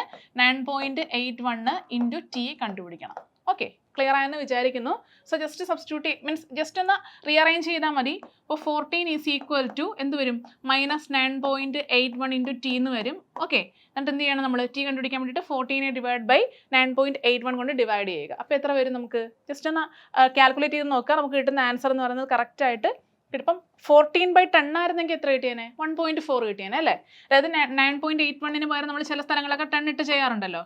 അപ്പോൾ ആ ഒരു ലോജിക്ക് വെച്ചിട്ട് വേണമെങ്കിൽ ആലോചിച്ച് നോക്കിയാൽ 14/10 ചെയ്ത് കഴിഞ്ഞാൽ 1.4 കിട്ടും. സോ നമുക്ക് കിട്ടുന്ന ആൻസർ 1.429 സെക്കൻഡ്സ് എന്ന് കിട്ടും. ഓക്കെ, ക്ലിയർ ആയെന്ന് വിചാരിക്കുന്നു. ഒന്നും കൂടി റിപ്പീറ്റ് ചെയ്യാം. അതായത് മെയിനായിട്ടും നമ്മുടെ ഒരു ഒബ്ജക്റ്റിനെ നമ്മൾ വേർട്ടിക്കലി എറിയുവാണ് ചെയ്യുന്നത്, ത്രോ ചെയ്യുന്നു അല്ലേ. എറിയുമ്പോൾ നമുക്ക് എന്താണ്? ഇങ്ങനെ മൂവ് ചെയ്ത് താഴത്തേക്ക് വരുന്നു അല്ലേ. താഴത്തേക്ക് വന്നു. സോ താഴത്തേക്ക് വരുന്നതിന് മുന്നേ അത് മാക്സിമം ഹൈറ്റ് റീച്ച് ചെയ്യുന്ന അത്രയും ആ ഒരു മാക്സിമം ഹൈറ്റ് എത്തി. ആ മാക്സിമം ഹൈറ്റിന് കറസ്പോണ്ടിങ് ആയിട്ടുള്ള ടൈം അതാണ് നമുക്ക് വേണ്ടത്. ഓക്കെ, അപ്പോൾ നമുക്ക് യൂസ് ചെയ്യുന്ന equation is V square is equal to U square plus 2as ആണ് equation. And V square is 0. കാരണം എന്താണ്? മാക്സിമം ഹൈറ്റ് എത്തുമ്പോഴത്തേനും ആ പാർട്ടിക്കിൾ അല്ലെങ്കിൽ ആ ഒരു ബോഡി റെസ്റ്റിലായതിനു ശേഷമാണ് വീണ്ടും അത് ഒന്നേന്ന് കണ്ടിന്യൂ ചെയ്ത് താഴത്തേക്ക് പതിക്കുന്നത്. ഓക്കെ, പിന്നീട് v is equal to 0. Then യുവിന് വാല്യൂ ഉണ്ട്. കാരണം ഇനിഷ്യൽ വെലോസിറ്റി ഉണ്ട്. ഒരു ഇനിഷ്യൽ വെലോസിറ്റിയോട് കൂടിയാണ് അത് മൂവ് ചെയ്യുന്നത്. And 2 into G into 10. എക്ക് വരെ നമ്മൾ ജി കൊടുക്കും. കാരണം എന്താണ്? നമ്മുടെ ബോഡി ആ ഒരു മാക്സിമം ഹൈറ്റിൽ എത്തിക്കഴിയുമ്പോൾ അത് ഗ്രാവിറ്റേഷണൽ ഫോഴ്സിൻ്റെ അണ്ടറിലായതുകൊണ്ടാണ് എ റീപ്ലേസ് ചെയ്ത് ജി എഴുതുന്നത്. ഇതിനുശേഷം നമ്മൾ സബ്സ്റ്റിറ്റ്യൂട്ട് ചെയ്യുന്ന വാല്യൂസ് സബ്സ്റ്റിറ്റ്യൂട്ട് ചെയ്തതിന് ശേഷം U square is equal to 196 എന്ന് കിട്ടും. ഇത് അപ്പോൾ ചിലപ്പം ഇവിടെ നെഗറ്റീവ് സൈൻ ഉണ്ടല്ലോ എന്ന് വിചാരിക്കാം. അതിൻ്റെ കാര്യമില്ല. കാരണം എന്താണ്? നമുക്ക് നെഗറ്റീവ് ആക്സലറേഷനും ഉണ്ടാവുക അല്ലേ. Means U square is equal to -196 കിട്ടും. യുവിൻ്റെ റൂട്ട് എടുത്ത് കഴിയുമ്പോൾ നമുക്ക് എന്ത് കിട്ടും? സോ അത് നമുക്ക് നെഗ്ലക്ട് ചെയ്യാം. Then U is equal to 14 metre per second എന്ന് കിട്ടും. ആ 14 മീറ്റർ പെർ സെക്കൻഡ് നമ്മൾ ഈ ഒരു ഇക്വേഷനിലേക്ക് സബ്സ്റ്റിറ്റ്യൂട്ട് ചെയ്ത് കഴിയുമ്പോൾ നമുക്ക് ടിയുടെ വാല്യൂ കിട്ടും. അവിടെയും ഫൈനൽ വെലോസിറ്റി 0 ആയിട്ട് എടുക്കുക. ഓക്കെ, അപ്പോൾ അങ്ങനെയാണ് നമുക്ക് 1.429 സെക്കൻഡ്സ് എന്ന് കിട്ടുന്നത്. ഓക്കെ, നെക്സ്റ്റ് ക്വസ്റ്റ്യനിലേക്ക് പോവാം. അടുത്ത question, in machine of velocity ratio 6 and efficiency 80% calculate the mechanical advantage. Okay, ഒരു മെഷീൻ്റെ വെലോസിറ്റി റേഷ്യോ 6ഉം എഫിഷ്യൻസി 80% ആണെങ്കിൽ അതിൻ്റെ മെക്കാനിക്കൽ അഡ്വാൻറ്റേജ് എത്രയാണ്? ഓക്കെ, എന്താണ് ഇക്വേഷൻ? എഫിഷ്യൻസിയുടെ ഇക്വേഷൻ എന്താണ്? എഫിഷ്യൻസി ഈസ് ഈക്വൽ ടു എത്ര വരും? എഫിഷ്യൻസിയുടെ equation is mechanical advantage divided by velocity ratio ആണ്. സോ സിമ്പിളായിട്ട് നമുക്ക് കണ്ടുപിടിക്കാൻ പറ്റും. ജസ്റ്റ് എഫിഷ്യൻസിയും വെലോസിറ്റി റേഷ്യോയും കൂടി ജസ്റ്റ് മൾട്ടിപ്ലൈ ചെയ്യുക. സോ 6 ഇൻറ്റു എത്ര വരണം? 80% എഫിഷ്യൻസി 0.8 വരുമ്പം 4.8 എന്ന് നമുക്ക് ആൻസർ കിട്ടും അല്ലേ, മെക്കാനിക്കൽ അഡ്വാൻറ്റേജ്. സോ ആൻസർ വരുന്നത് ബി ആണ്. ഓക്കെ അല്ലേ, സിമ്പിൾ ക്വസ്റ്റ്യൻ. അടുത്ത ക്വസ്റ്റ്യനിലേക്ക് പോവാം. Which is the example of third order lever? Third order ലെവറിന് എക്സാമ്പിൾ ആയിട്ട് വരുന്നത് ഇതിൽ ഏതാണ്? Okay, first one wheelbarrow, then common balance, lemon squeezer, human arm. ഞാൻ ഓൾറെഡി ലെവറിൻ്റെ കേസ് വന്നപ്പോൾ തന്നെ ഫസ്റ്റ് ഓർഡറും സെക്കൻഡ് ഓർഡറും തേർഡ് ഓർഡറിലും ലോഡ് എവിടെയാണ്, എഫേർട്ട് എവിടെയാണ്, ഫൾക്രം എവിടെയാണ്, ഇത്രയും കാര്യങ്ങൾ ഞാൻ ഓൾറെഡി എക്സ്പ്ലെയിൻ ചെയ്തതാണ്. അപ്പോൾ തന്നെ കുറച്ച് എക്സാമ്പിൾസ് എല്ലാം പറഞ്ഞിട്ടുണ്ടായിരുന്നു അല്ലേ. സോ നമ്മുടെ ഹ്യൂമൻ ആം ആണ് തേർഡ് ഓർഡർ ലെവറിൻ്റെ അകത്ത് വരുന്നത്. ഓക്കെ, സോ ഹ്യൂമൻ ആം ആണ് കറക്റ്റ് ആയിട്ടുള്ള ആൻസർ. പിന്നെ വരുന്നത് എന്താണ്? ലെമൺ സ്ക്യൂസർ, വീൽ ബാരോ, ഇതെല്ലാം വരുന്നത് എവിടെയാണ്? സെക്കൻഡ് ഓർഡറിലാണ് വരുന്നത്. എയും സിയും സെക്കൻഡ് ഓർഡർ ലെവലിൽ വരും. ആൻഡ് കോമൺ ബാലൻസ് വരുന്നത് ഫസ്റ്റ് ഓർഡറിലാണ്. ഓക്കെ, അടുത്ത ക്വസ്റ്റ്യനിലേക്ക് പോകാം. The ratio of load lifted to effort applied is known as. Okay, load lifted to effort അപ്ലൈഡിനെ വിളിക്കുന്ന പേരെന്താണ്? അത് എന്തിൻ്റെ റേഷ്യോ ആണ്? മെക്കാനിക്കൽ അഡ്വാൻറ്റേജ് ആണ്. ഓക്കെ, മെക്കാനിക്കൽ അഡ്വാൻറ്റേജ് ആണ് നമ്മൾ എന്ത് പറയുന്നത്, എങ്ങനെ കണ്ടുപിടിക്കുന്നത്? Load lifted to effort applied എന്ന് വെച്ചാൽ മെക്കാനിക്കൽ അഡ്വാൻറ്റേജ് ആയിരിക്കും. Okay, next question. The force of friction acts in a direction. Force of friction ഏത് ഡയറക്ഷനിലാണ് ആക്ട് ചെയ്യുന്നത്? ഓക്കെ, ഞാൻ ഓൾറെഡി ഫ്രിക്ഷൻ്റെ കാര്യങ്ങളെല്ലാം എക്സ്പ്ലെയിൻ ചെയ്ത് കഴിഞ്ഞതാണ്. അതായത് ഫ്രിക്ഷൻ എന്ന് പറയുമ്പോൾ ഇപ്പോൾ ഒരു ബോഡി എന്താണ്, ഒരു ഗ്രൗണ്ട് സർഫസിൽ ഒരു ബോഡി ഇരിക്കുവാണെന്ന് വിചാരിക്കുക. ഓക്കെ, സോ ഗ്രൗണ്ടുമായിട്ട് കോണ്ടാക്റ്റിൽ ഒരു സർഫസ്, ഒരു ബോഡി ഇരിക്കുവാണ്. ആൻഡ് ഞാനൊരു ഫോഴ്സ് ഇങ്ങോട്ടേക്ക് പിടിച്ച് വലിച്ചു. ഓക്കെ, പി എന്ന് പറയുന്ന ഒരു ഫോഴ്സ് ആണ് ഞാൻ കൊടുത്ത എക്സ്റ്റേണൽ ഫോഴ്സ്. സോ ഈ ഒരു ഫോഴ്സ് കൊടുത്തിട്ട് അല്ലെങ്കിൽ ഇവിടെ ഒരു കയറ് കെട്ടിയിട്ട് ഞാൻ അങ്ങോട്ട് വലിക്കുവാന്ന് വിചാരിക്കും. ഓക്കെ, വലിക്കുവാണ്. അപ്പോൾ അത് നീങ്ങത്തില്ല അല്ലേ. നമ്മൾ കുറച്ച് ലോഡേ കൊടുക്കുന്നുള്ളെങ്കിൽ അത് നീങ്ങത്തില്ല. ഒന്നാമത്തെ കാര്യം അവിടെ അതിൻ്റെ ഓൾറെഡി അതിന് സെൽഫ് വെയിറ്റ് എന്ന് പറയുന്നൊരു സംഭവം ഉണ്ട് അല്ലേ, W സെൽഫ് വെയിറ്റ് ഉണ്ട്. ആൻഡ് ഓൾസോ അതിരിക്കുന്നത് ഒരു ഗ്രൗണ്ടിലാണ്. ആ ഗ്രൗണ്ട് അത് മൂവ് ചെയ്യാതിരിക്കാൻ വേണ്ടിയിട്ട് ആ ബോഡിയിലേക്ക് ഒരു ഫോഴ്സ് എക്സേർട്ട് ചെയ്യുന്നുണ്ട്. അതാണ് നമ്മുടെ ഫോഴ്സ് ഓഫ് ഫ്രിക്ഷൻ എന്ന് പറയുന്നത് അല്ലേ. സോ ഗ്രൗണ്ട് സർഫസിനും ബോഡിക്കും ഇടയിലുള്ള കോണ്ടാക്ട് സർഫസ്, അവിടെ ഉണ്ടാവുന്ന ആ റെസിസ്റ്റൻസ് എഗെയിൻസ്റ്റ് മൂവ്മെന്റിനെ വിളിക്കുന്ന പേരാണ് ഫ്രിക്ഷണൽ ഫോഴ്സ് എന്ന് പറയുന്നത്. ആ ഫ്രിക്ഷണൽ ഫോഴ്സ് അവിടെ ഉണ്ട്. അപ്പോൾ എന്ത് സംഭവിക്കും? ഇതിനെ നമ്മൾ ഇങ്ങോട്ടേക്ക് പിടിച്ച് വലിക്കുമ്പം ഈ ഫ്രിക്ഷണൽ ഫോഴ്സ് ഇതിനെ തിരിച്ച് ഒപ്പോസ് ചെയ്യും അല്ലേ, ഇങ്ങോട്ടേക്ക് പിടിച്ച് വലിക്കും അല്ലേ. എന്ന് വെച്ചാൽ ഇങ്ങോട്ടേക്ക് ഒരു റെസിസ്റ്റൻസ് എക്സേർട്ട് ചെയ്യും. അതായത് ഇത് എക്സ്റ്റേണൽ ഫോഴ്സ് ആണ്, എക്സ്റ്റേണലി അപ്ലൈഡ് ഫോഴ്സ് ആണ്. ഈ എക്സ്റ്റേണലി അപ്ലൈഡ് ഫോഴ്സിന് അഗെയിൻസ്റ്റ് ആയിട്ട് ഇവിടെ എന്താണ്, അതിനെ റെസിസ്റ്റ് ചെയ്യുന്ന ഒരു ഫോഴ്സ്, റെസിസ്റ്റൻസ് ഉണ്ടാവും. ആ റെസിസ്റ്റൻസ് എന്ന് പറയുന്നത് എന്താണ്? അപ്ലൈഡ് ഫോഴ്സിന് ഓപ്പോസിറ്റ് ഡയറക്ഷൻ ആണ്. So option C. Okay, next question. The force of friction is equal to. Force of friction എന്തിന് ഈക്വൽ ആണ്? ഓക്കെ, അതായത് ഫോഴ്സ് ഓഫ് ഫ്രിക്ഷൻ കണ്ടുപിടിക്കാനുള്ള ഇക്വേഷൻ കറക്റ്റ് ആയിട്ടുള്ള ഏതാണ്? ഓക്കെ, നമ്മൾ ഓൾറെഡി ആ ഒരു ഫിഗർ വരച്ചത് തന്നെ ഞാൻ കാണിക്കാം. സോ ഈ ഒരു ഫിഗറിൽ നമ്മൾ താഴത്തേക്കുണ്ട് വെയിറ്റ് ഉണ്ട് അല്ലേ, താഴത്തേക്ക് വെയിറ്റ് ആണുള്ളത്. അപ്പോൾ എന്ത് ചെയ്യണം? നമ്മളൊരു ഇക്വിലിബ്രിയത്തിൽ ഇരിക്കുന്ന ഒരു ബോഡി ആണെന്നുണ്ടെങ്കിൽ എല്ലാ ഫോഴ്സുകളും പരസ്പരം ബാലൻസ്ഡ് ആയിരിക്കണം. സോ ഈ പിക്ക് ബാലൻസ്ഡ് ആണ് എഫ് എന്ന് പറയുന്നത്. അതുപോലെ തന്നെ ഡബ്ല്യുവിന് ബാലൻസ്ഡ് ആയിട്ട് എന്തുണ്ട്? ഇവിടെ ഒരു നോർമൽ റിയാക്ഷൻ ഉണ്ട് അല്ലേ, ഇവിടെ ഒരു നോർമൽ റിയാക്ഷൻ Rn ഉണ്ട്. And frictional force is always proportional to the normal reaction ആയിരിക്കും. So F is proportional to normal reaction. അപ്പോൾ എഫ് കണ്ടുപിടിക്കാനുള്ള മെയിൻ ആയിട്ടുള്ള ഇക്വേഷൻ എന്ന് പറയുന്നത് എന്തായിരിക്കും? എഫ് കണ്ടുപിടിക്കാൻ വേണ്ടി നമ്മൾ ഉപയോഗിക്കുന്ന ഇക്വേഷൻ എന്ന് പറയുന്നത് എഫ് ഈസ് ഈക്വൽ ടു, അതായത് F proportional to normal reaction ആണ്. ആൻഡ് എഫിൻ്റെ ആ പ്രൊപ്പോർഷണാലിറ്റി മാറ്റുന്നതിന് വേണ്ടിയിട്ട് നമ്മളൊരു കോൺസ്റ്റൻറ്റ് കൊടുക്കും, മ്യൂ. അതാണ് നമ്മുടെ എന്ത്? കോഎഫിഷ്യന്റ് ഓഫ് ഫ്രിക്ഷൻ എന്ന് പറയുന്നത്. So F is equal to mu into R ആണ് നമ്മുടെ ഫോഴ്സ് ഓഫ് ഫ്രിക്ഷൻ കണ്ടുപിടിക്കാനുള്ള ഇക്വേഷൻ. ഓക്കെ, അടുത്ത question. The centre of gravity is usually located where. എവിടെയാണ് സെൻറ്റർ ഓഫ് ഗ്രാവിറ്റി നമ്മൾ ലൊക്കേറ്റ് ചെയ്യുന്നത്? Okay, so centre of gravity എവിടെയാണ്? ഒരു ബോഡിയുടെ സെൻറ്റർ ഓഫ് ഗ്രാവിറ്റി നമ്മൾ എങ്ങനെ പറയുന്നത്? അതൊരു പെർട്ടിക്കുലർ പോയിന്റ് ആണല്ലേ. ഏത് പോയിന്റ് ആണ്? Total weight of the body is assumed to be concentrated. അതായത് ഒരു ബോഡിയുടെ ടോട്ടൽ വെയിറ്റ് കോൺസെൻട്രേറ്റ് ചെയ്യുന്ന പോയിന്റിനെ വിളിക്കുന്ന പേരാണ് സെൻറ്റർ ഓഫ് ഗ്രാവിറ്റി എന്ന് പറയുന്നത്. ആൻഡ് ഇവിടെ എന്താണ് ഓപ്ഷൻസിൽ പറയുന്നത്? More weight is concentrated, less wait is concentrated, less mass is concentrated, more mass is. അപ്പം ഈ മാസും വെയിറ്റും തമ്മിൽ മാറിപ്പോരുത്. മോർ വെയിറ്റ് ഈസ് കോൺസെൻട്രേറ്റഡ്, ആ പോയിന്റിനെ വിളിക്കുന്ന പേരാണ് സെൻറ്റർ ഓഫ് ഗ്രാവിറ്റി എന്ന് പറയുന്നത്. ഓക്കെ, സോ നമ്മുടെ ആൻസർ എന്ത് വരും? കറക്റ്റ് ആയിട്ടുള്ളത് ഫസ്റ്റ് ഓപ്ഷൻ ആണ് വരുന്നത്, മോർ വെയിറ്റ് ഈസ് കോൺസെൻട്രേറ്റഡ്. അതാണ് സെൻറ്റർ ഓഫ് ഗ്രാവിറ്റി. ഓക്കെ, അടുത്ത question. Where the centre of gravity of circle lies. ഒരു സർക്കിളിൻ്റെ സെൻറ്റർ ഓഫ് ഗ്രാവിറ്റി എവിടെയായിട്ടാണ് വരുന്നത്? നമ്മൾ പല പല ലാമിനാസ്, റെക്ടാങ്കുലാർ, സർക്കിൾ, ട്രയാങ്കിൾ, നമ്മൾ പലത് പഠിച്ചിട്ടുണ്ട്. അതിൽ ഒരു എന്താണ് സർക്കിൾ ആണെന്നുണ്ടെങ്കിൽ അതിൻ്റെ സെൻറ്റർ ഓഫ് ഗ്രാവിറ്റി എവിടെയായിരിക്കും വരുന്നത്? So first anywhere on its diameter, anywhere on its radius, anywhere on its circumference at its centre. എവിടെയാണ് വരുന്നത്? ഒരു സർക്കുലാർ ലാമിനെ എടുത്തു കഴിഞ്ഞാൽ അതിൻ്റെ സെൻറ്റർ ഓഫ് ഗ്രാവിറ്റി കറക്റ്റായിട്ട് വരുന്നത് എവിടെയാണ്? അതിൻ്റെ സെൻറ്ററിലായിരിക്കും വരുന്നത്. ഓക്കെ, അപ്പോൾ ആൻസർ ഏതാണ് വരുന്നത്? ആൻസർ വരുന്നത് ഡി ആണ്, അറ്റ് ഇറ്റ്സ് സെൻറ്റർ. അടുത്ത question, the unit of moment of force. Okay, the unit of moment of force is newton per metre, newton metre, newton per metre square, newton metre square. ഏതാണ് correct ആയിട്ടുള്ള option വരുന്നത്? Moment of ഫോഴ്സിൻ്റെ unit എന്ന് പറയുന്നത് ഫോഴ്സിൻ്റെ moment ആണല്ലേ, അപ്പോൾ moment തന്നെയാണ്. So unit എത്ര വരും? യൂണിറ്റ് എന്ന് പറയുന്നത് ന്യൂട്ടൺ മീറ്റർ ആയിരിക്കും. ഓക്കെ, അടുത്ത ക്വസ്റ്റ്യനിലേക്ക് പോവാം. 3 forces A, B and C of magnitude 4 Newton, 6 Newton and 10 Newton acting on a particular particle. Okay, sorry, acting on a particle are in equilibrium. It can be concluded that, അതായത് എയും ബിയും സിയും 3 forces ഉണ്ട്. Okay, ഒരു system ആണ്. A ഉണ്ട്, B ഉണ്ട്, C ഉണ്ട്. എയുടെ വാല്യൂ എത്രയാണ്? എ ഫോഴ്സിൻ്റെ വാല്യൂ എന്ന് പറയുന്നത് 4 ന്യൂട്ടൺ ആണ് അല്ലേ? എ എന്ന് പറയുന്നത് 4 ന്യൂട്ടൺ, ബി എന്ന് പറയുന്നത് 6 ന്യൂട്ടൺ ആൻഡ് സി എന്ന് പറയുന്നത് 10 ന്യൂട്ടൺ ആണെന്നുണ്ടെങ്കിൽ നമ്മുടെ ഓപ്ഷൻസിൽ പറയുന്ന സ്റ്റേറ്റ്മെൻറ്റ്സ് പ്രകാരം എന്താണ്, എങ്ങനെ കൺക്ലൂഡ് ചെയ്യാം? So first one, A and B are perpendicular to each other, B is non coplanar, C is non concurrent, B and C are acting in opposite direction. Okay, അത് ഇക്വിലിബ്രിയത്തിലാണെന്ന് പറയുന്നുണ്ട് അല്ലേ? അപ്പോൾ നമുക്ക് എന്താണ് നോൺ കോപ്ലനാർ ആണെന്നോ non concurrent ആണെന്നോ പറയാൻ പറ്റില്ല അല്ല. ഇക്വിലിബ്രിയത്ത് കണ്ടീഷനിൽ ഇരിക്കുന്ന 3 ഫോഴ്സുകളാണ്. അപ്പോൾ നമുക്കറിയാം അറ്റ് ഇക്വിലിബ്രിയം കണ്ടീഷൻ എങ്ങനെയാണ്? Sigma F X is equal to 0 അല്ലെങ്കിൽ sigma F Y is equal to 0 ഇങ്ങനെയാണ് വരേണ്ടത് അല്ലേ? ഈ രീതിയിലാണ് നമ്മൾ കണ്ടീഷൻസ് ഓഫ് ഇക്വിലിബ്രിയം എഴുതുന്നത് ഇൻ ടേംസ് ഓഫ് ഫോഴ്സ്. അപ്പം sigma F X is equal to 0 ആണെന്നുണ്ടെങ്കിൽ എങ്ങനെയാണ്? അതായത് നെറ്റ് ഫോഴ്സ് പരസ്പരം ബാലൻസ്ഡ് ആയിരിക്കണം, അല്ലെങ്കിൽ സിഗ്മ എഫ് എന്ന് പറയുന്നത് should be is equal to 0 ആയിരിക്കണം. Net force should be is equal to 0. അപ്പോൾ നമ്മുടെ first force 4 newton, then 6 newton and എന്ത് വരും? 10 ന്യൂട്ടൺ ആണ് നമ്മുടെ 3 ഫോഴ്സുകൾ. അത് പരസ്പരം ബാലൻസ്ഡ് ആയിരിക്കണം. എന്ന് വെച്ചാൽ എന്ത് വരും? 6ഉം 4ഉം കൂടി ചേർന്നിട്ട് ഈ 10നെ ബാലൻസ് ചെയ്യണം അല്ലേ? അതായത് 4 + 6 ഈസ് ഈക്വൽ ടു 10 എന്നുള്ള രീതിയിലായിരിക്കണം അത് ബാലൻസ് ചെയ്യേണ്ടത്. അതായത് 4 ഇങ്ങോട്ടാണ് പോകുന്നതെങ്കിൽ 6ഉം അതേ ഡയറക്ഷൻ തന്നെ പോകണം അല്ലേ?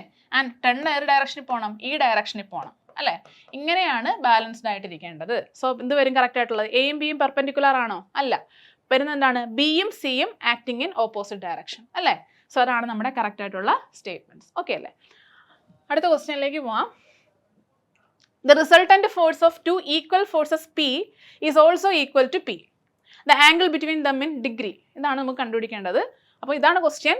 Resultant force of 2 equal forces, 2 equal ഫോഴ്സുകളുണ്ട്. ആ 2 ഈക്വൽ ഫോഴ്സസിൻ്റെ റിസൾട്ടൻറ്റും അതിൻ്റെ സെയിം മാഗ്നിറ്റ്യൂഡ് തന്നെയാണെന്നുണ്ടെങ്കിൽ അത് തമ്മിലുള്ള ആംഗിൾ എത്രയാണ്? ഓക്കെ, ഇത് നിങ്ങൾക്ക് ചെയ്ത് നോക്കണമെന്നില്ല, ജസ്റ്റ് ആ ഒരു ആംഗിൾ പഠിച്ചു വെച്ചാലും മതി, അതായിരിക്കും എളുപ്പം കുറച്ചും കൂടി. ഓക്കെ, ഫോഴ്സുകൾ തമ്മിലുള്ള ആംഗിൾ. ഓക്കെ, അപ്പോൾ നമുക്ക് ജസ്റ്റ് ഞാൻ എങ്ങനെയാണ് ചെയ്യുന്നതെന്ന് കാണിച്ചു തന്നേക്കാം. അതായത് കാരണം ഇതിൽ നമുക്ക് പിക്ക് പകരം ചിലപ്പോൾ p/2 എന്നോ p/4 എന്നോ ഒക്കെ മാറ്റി മാറ്റി വാല്യൂസ് വരുവാണെന്നുണ്ടെങ്കിൽ നമുക്ക് കാണാതെ പഠിക്കാൻ പറ്റത്തില്ല. അപ്പോൾ ചെയ്ത് നോക്കേണ്ടതായിട്ട് വരും. ഓക്കെ, അപ്പോൾ നമ്മുടെ ഇക്വേഷൻ ഏതാണ്? പാരലോഗ്രാം ലോ ഓഫ് ഫോഴ്സസ് ആണ്. ആ resultant is equal to root of എന്ത് വരും?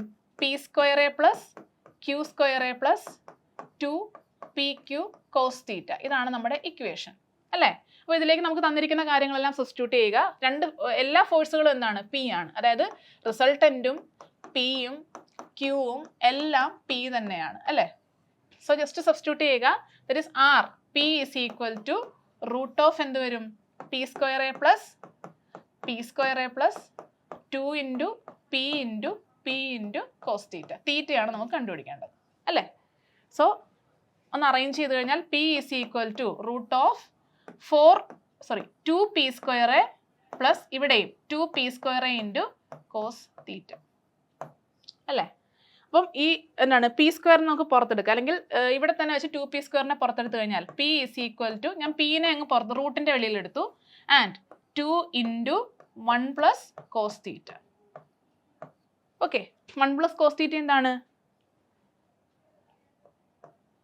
p ഈസ് ഈക്വൽ, ഇപ്പോൾ പിയും ക്യാൻസൽ ആയി പോവാലോ. That is 1 is equal to എന്ത് വരും? Root of 2 into 2 cos square theta by 2 അല്ലേ? അങ്ങനെ എഴുതാം, 2 cos square theta by 2. So 2 cos square theta by 2 എഴുതി. ദാറ്റ് ഈസ് ഈക്വൽ ടു, റൂട്ടിന് വെളിയിലെടുക്കുമ്പോൾ എന്ത് വരും? 2 കോമൺ ആയിട്ട് നമുക്ക് പുറത്തെടുക്കാം. ഇൻറ്റു എന്ത് വരും? cos സ്ക്വയർ തീറ്റ ബൈ 2നെയും പുറത്തെടുക്കാം. അപ്പോൾ റൂട്ട് മാറും അല്ലേ? 2ഉം 2ഉം രണ്ടെണ്ണം ഉണ്ട്. സോ റൂട്ട് വരുമ്പോൾ ഒരു 2 ആയിട്ട് മാറും. ദെൻ cos സ്ക്വയർ തീറ്റയ്ക്ക് റൂട്ട് വരുമ്പോൾ cos theta by 2. So cos theta by 2 എന്ന് വരും. ഓക്കെ അല്ലേ? 1 is equal to 2 cos theta by 2. അപ്പോൾ cos തീറ്റ ബൈ 2 എന്താണ്? cos theta by 2 is equal to 1/2. Okay, അപ്പം തീറ്റ ബൈ 2 എന്താണ്? cos inverse of 1/2.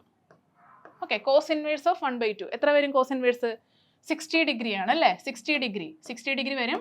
So theta is equal to 2 into 60 degree, that is equal to 120 degree. Okay, എല്ലാവർക്കും clear ആയെന്ന് വിചാരിക്കുന്നു.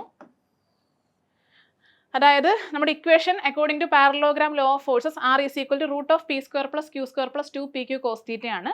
നമ്മുടെ question തന്നിരിക്കുന്നത് നമ്മുടെ രണ്ട് ഫോഴ്സസ് ഉണ്ട്, രണ്ട് ഈക്വൽ ഫോഴ്സുകളാണ്. അതിൻ്റെ മാഗ്നിറ്റ്യൂഡ് പി ആണെങ്കിൽ റിസൾട്ടൻറ്റും സെയിം തന്നെയാണെന്നുണ്ടെങ്കിൽ എങ്ങനെയാണ് അതിൻ്റെ ആംഗിൾ വരുന്നത്? ഓക്കെ, രണ്ട് ഫോഴ്സുകളും തമ്മിലുള്ള ആംഗിൾ എങ്ങനെയാണ് വരുന്നതെന്നാണ് നമ്മുടെ ക്വസ്റ്റ്യൻ.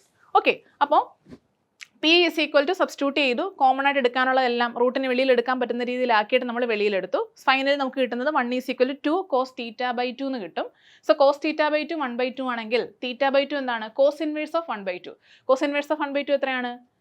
60 ഡിഗ്രി അല്ലേ? 60 ഡിഗ്രി ആണ്. സോ തീറ്റ ബൈ 2 60 ഡിഗ്രി ആണെങ്കിൽ തീറ്റ 60 ഇൻറ്റു 2 ദറ്റ് ഈസ് 120 ഡിഗ്രി എന്ന് വരും.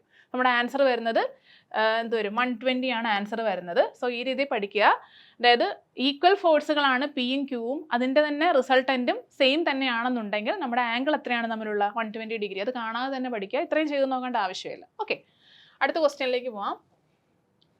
Which one of the equations given below is an equation of motion? Equation of മോഷന് ഒരു 2-3 ഇക്വേഷൻസ് ഉണ്ട്.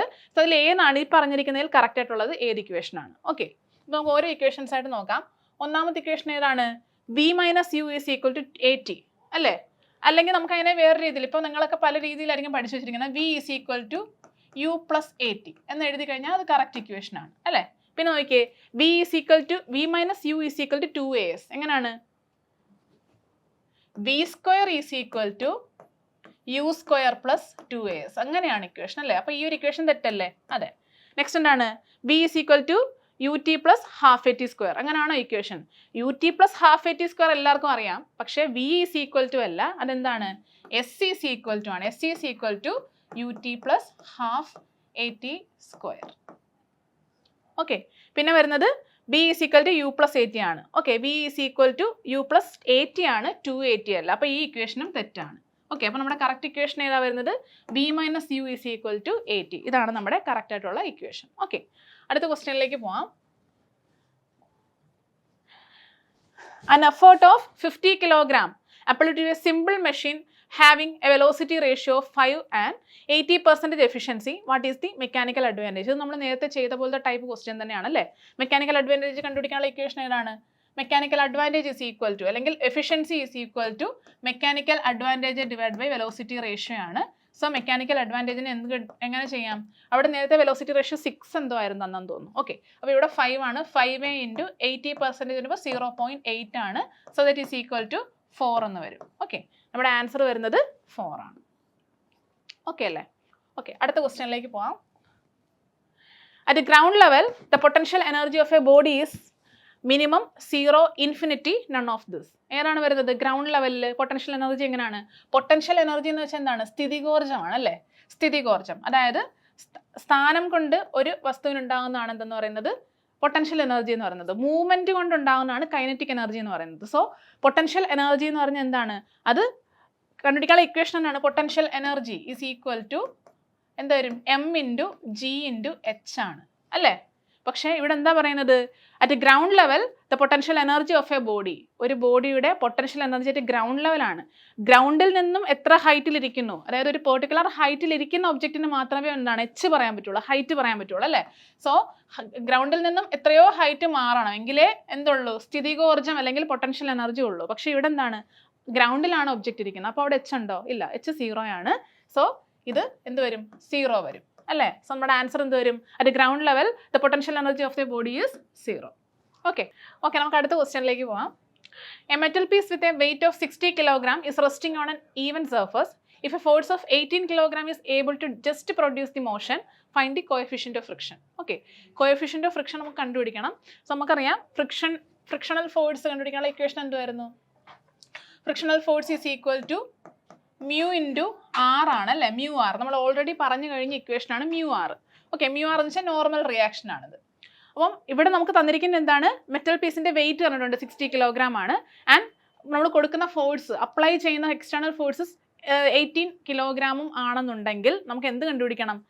If the force of 18 kg is able to just produce the motion ആണ്. എന്ന് വെച്ചാൽ മൂവ്മെന്റിന് മുന്നേ എന്ന് പറയുമ്പോൾ നമുക്കറിയാം അല്ലേ, അതായത് എന്ത് വരും? ജസ്റ്റ് പ്രൊഡ്യൂസ് ദി മോഷൻ എന്ന് പറയുമ്പോൾ നമ്മുടെ ഫ്രിക്ഷണൽ ഫോഴ്സും ഈ ഒരു ഫോഴ്സും ഈക്വൽ ആണ് അല്ലേ. മൂവ്മെന്റിന് ശേഷം ഫ്രിക്ഷണൽ ഫോഴ്സ് കുറഞ്ഞു പോയി ആൻഡ് എക്സ്റ്റേണലി അപ്ലൈ ചെയ്ത ഫോഴ്സ് കൂടി. നമ്മൾ ഓൾറെഡി ഒരു ക്വസ്റ്റനിൽ ഡിസ്കസ് ചെയ്യുന്നതാണ്. അപ്പോൾ എന്ത് വരും? നമ്മുടെ ബോഡി ഇവിടെ ഇരിക്കുവാണ്, ഈ ബോഡിയിലേക്ക് ഞാൻ ഒരു ഫോഴ്സ് അപ്ലൈ ചെയ്തു, ഫോഴ്സ് പി ആണ് അപ്ലൈ ചെയ്യുന്നത് വിചാരിക്കുക. ആൻഡ് ഇതിൻ്റെ ബാക്കിലേക്ക് വന്ന ഫ്രിക്ഷൻ എന്ന് പറയുന്നത് ഓപ്പോസിറ്റ് ഡയറക്ഷനിൽ വന്ന ഫ്രിക്ഷൻ എഫും ആണെന്നുണ്ടെങ്കിൽ കറൻ്റ്ലി അത് ജസ്റ്റ് മൂവ് ചെയ്യുന്നതിന് മുന്നേ രണ്ടും ഈക്വലായി. ഓക്കെ, ഈക്വലായി ഇത് ഒന്നുകൂടെ കൂട്ടുമ്പോഴാണ് ഇത് മൂവ് ചെയ്യുന്നത്. ഓക്കെ, അതിനുശേഷം ഇതിൻ്റെ വെയിറ്റ് താഴത്തേക്കുണ്ട്, ഡബ്ല്യു താഴത്തേക്കാണ്. സോ ഡബ്ല്യുവിനെ എന്താണ് ബാലൻസ് ചെയ്യുന്ന ഫോഴ്സ് ആണ് നോർമൽ റിയാക്ഷൻ എന്ന് പറയുന്നത്, ആർ എൻ അല്ലേ, നോർമൽ റിയാക്ഷൻ. സോ നമുക്കിവിടെ ക്വസ്റ്റനിൽ വെയിറ്റ് ആണ് വന്നിരിക്കുന്നത്, നമുക്ക് വേണ്ടത് നോർമൽ റിയാക്ഷൻ ആണ്. സോ വെയിറ്റ് ഡയറക്റ്റ് ആയിട്ട് നമുക്ക് സബ്സ്റ്റിറ്റ്യൂട്ട് ചെയ്യാമല്ലോ അല്ലേ.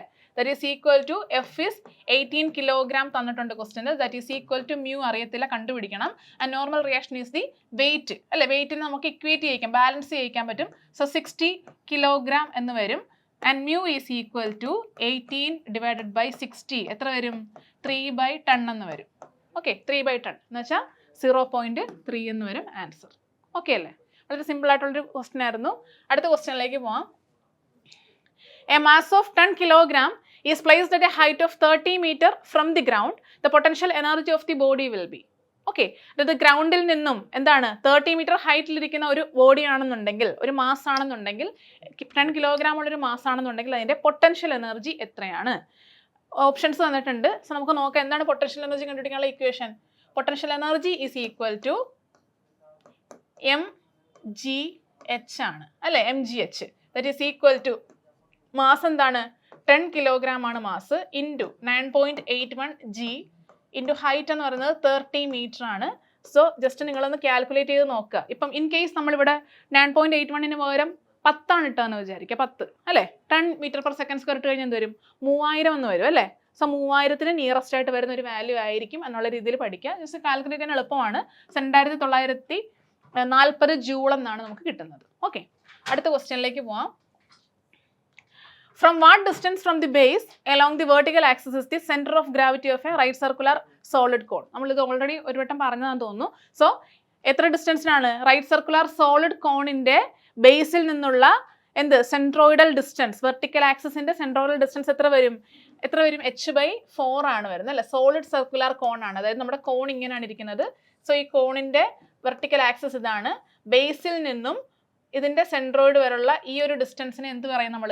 h/4 ഡിസ്റ്റൻസ് എന്ന് വേണം പറയാനായിട്ട്. Okay, h/4 ഡിസ്റ്റൻസിലാണ് ഇരിക്കേണ്ടത്. സോ h/4 എന്ത് സെൻട്രോയിഡ്. ഓക്കെ, അടുത്ത ക്വസ്റ്റ്യനിലേക്ക് പോവാം. The diameter of a circular plate is 20 cm. What will be its radius of gyration? Diameter 20 cm ആണെങ്കിൽ radius of gyration എന്താണ്? ഓക്കെ, എത്രയാണെന്നാണ് വേണ്ടത്. സോ നമുക്കറിയാം മൊമെന്റ് ഓഫ് ഇനർഷ്യ നമ്മൾ റേഡിയസ് ഓഫ് ഗൈറേഷൻ കണ്ടുപിടിക്കാൻ വേണ്ടിയിട്ട് ഉപയോഗിക്കുന്ന ഇക്വേഷൻ ഏതാണ്? റേഡിയസ് ഓഫ് ഗൈറേഷനും മൊമെന്റ് ഓഫ് ഇനർഷ്യയും കൂടി വരുന്ന equation I is equal to a into k square എന്ന് നമ്മൾ പഠിക്കാറുണ്ട്. അല്ലെങ്കിൽ radius of gyration is equal to എന്ത് വരും? √I/k ഇങ്ങനെ പഠിക്കാറുണ്ട് അല്ലേ. വേറെ I എന്ന് പറയുന്നത് മൊമെന്റ് ഓഫ് ഇനർഷ്യ ആണ്, A എന്ന് പറയുന്നതിൻ്റെ ഏരിയ ആണ്. എന്തുവാണ് നമ്മുടെ ഒബ്ജക്റ്റ്? ആ ഒരു ഒബ്ജക്റ്റ് അല്ലെങ്കിൽ പ്ലെയിനിൻ്റെ ഏരിയ.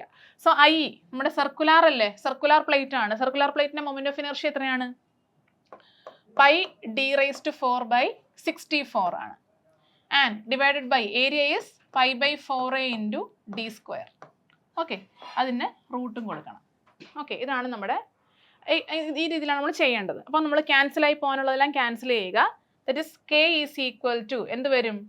√of എന്താണ്? πd⁴a/64 ഇൻറ്റു 4/πd⁴ ഇങ്ങനെ വരും അല്ലേ. സോ നമ്മുടെ πd² വരും. സോ ഇവിടെ പൈയും പൈയും ക്യാൻസലായി പോവും, d⁴ഉം d² ക്യാൻസൽ ആകുമ്പോൾ ഇവിടെ d² ആകും. ദെൻ എന്ത് വരും, ഇതിൻ്റെ നമുക്ക് ഡയറക്റ്റ് ആയിട്ട് റൂട്ട് എടുക്കാൻ പറ്റും അല്ലേ. ദറ്റ് ഈസ് ഈക്വൽ ടു എന്ത് വരും, d × 2/8 എന്ന് വരാം. ക്ലിയർ ആവുന്നുണ്ടോ പറയുന്നത്? അതായത് d² root d, 4 root 2, 64 root 8. Okay, ഈ ഒരു രീതിക്ക് വരാം. ഡി നമുക്ക് സബ്സ്റ്റിറ്റ്യൂട്ട് ചെയ്ത് കൊടുക്കാം. ഡി എത്ര തന്നിട്ടുണ്ട്, 20 സെൻറ്റിമീറ്റർ എന്ന് തന്നിട്ടുണ്ട്. സോ 20 × 2/8 എന്ന് വരും. That is equal to 40/8. 40/8 എത്രയാണ്, 5 സെൻറ്റിമീറ്റർ. ക്ലിയർ അല്ലേ? ഒന്നുകൂടി പറയാം. സർക്കുലർ പ്ലേറ്റ് 20 സെൻറ്റിമീറ്റർ ആണ് diameter. What will be it's radius of gyration? ഇതാണ് നമ്മുടെ ക്വസ്റ്റ്യൻ.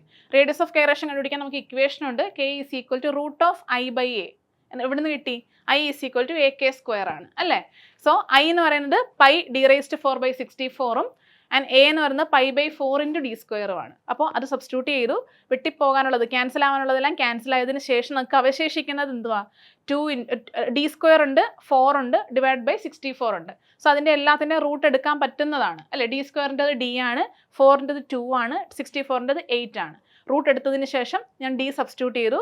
d സബ്സ്റ്റിറ്റ്യൂട്ട് ചെയ്തപ്പോൾ എന്ത് കിട്ടി, 40/8 കിട്ടി. That is equal to 5 centimetre. Okay, clear ആയെന്ന് വിചാരിക്കുന്നു. അടുത്ത ക്വസ്റ്റ്യനിലേക്ക് പോവാം. The section modulus of a rectangular section having width b and depth d. അതായത് ഒരു റെക്ടാങ്കുലർ സെക്ഷൻ ഉണ്ട്, അതിൻ്റെ വിഡ്ത്ത് ബിയും ഡെപ്ത് ഡിയും ആണെന്നുണ്ടെങ്കിൽ അതിൻ്റെ സെക്ഷൻ മോഡുലസ് എങ്ങനെ കണ്ടുപിടിക്കാം? സെക്ഷൻ മോഡുലസ് നമ്മൾ ഏത് ലെറ്റർ കൊണ്ട് റെപ്രസെൻറ്റ് ചെയ്യുന്നത്? ഇസഡ് കൊണ്ടാണ് അല്ലേ. ഇസഡ് കൊണ്ടാണ് നമ്മൾ സെക്ഷൻ മോഡുലസിനെ റെപ്രസെൻറ്റ് ചെയ്യുന്നത്. അതായത് section modulus Z is equal to എങ്ങനെ കണ്ടുപിടിക്കും? i/y ആണ് അല്ലേ. i/y അല്ലെങ്കിൽ നമുക്ക് ഡയറക്റ്റ് ഇക്വേഷൻ അറിയാം. ഇതിൽ നമ്മുടെ ഡയറക്റ്റ് ഇക്വേഷൻ ഉണ്ട്. ആ ഇക്വേഷൻ ഏതാണെന്നാണ് ചോദ്യം. ഓക്കെ, എങ്ങനെ കണ്ടുപിടിക്കും? i എന്ന് പറയുന്നത് റെക്ടാങ്കുലർ സെക്ഷൻ്റെ BD³/12 ആണ്, y എന്ന് പറയുന്നത് d/2 ആണ്. അപ്പോൾ എങ്ങനെ കിട്ടും? അതായത് i എന്ന് പറയുന്നത് മൊമെന്റ് ഓഫ് ഇനർഷ്യ BD³/12 ആണ് and y is the d/2 distance ആണ് അല്ലേ. അപ്പോൾ നമ്മൾ എല്ലാം ക്യാൻസൽ ചെയ്ത് കളയുമ്പോൾ നമുക്ക് കിട്ടുന്ന ആൻസർ എന്താണ്? BD²/6 എന്ന് ആൻസർ കിട്ടും. ഓക്കെ, വളരെ സിമ്പിൾ ആയിട്ടുള്ളൊരു ക്വസ്റ്റ്യൻ ആണ് സെക്ഷൻ മോഡുലസ് കണ്ടുപിടിക്കാൻ. അടുത്ത question, the resultant of 2 forces P and Q inclined at an angle φ can be find out. അതായത് 2 ഫോഴ്സുകളുണ്ട് P-യും Q-യും, അതൊരു പെർട്ടിക്കുലർ ആംഗിളിൽ ഇൻക്ലൈൻഡ് ആണെന്നുണ്ടെങ്കിൽ ഈ P-യുടെയും Q-ൻ്റെയും ഇൻക്ലൈൻഡ് എന്ന് വെച്ചാൽ ഇപ്പം 180 ഡിഗ്രി നേരെ വന്നാലും എന്താണ്, അത് തമ്മിലൊരു ആംഗിൾ ഉണ്ട് അല്ലേ. സോ P-യും Q-യും ഒരു പെർട്ടിക്കുലർ ആംഗിളിന് ബിറ്റ്വീൻ ആയിട്ടുണ്ട്.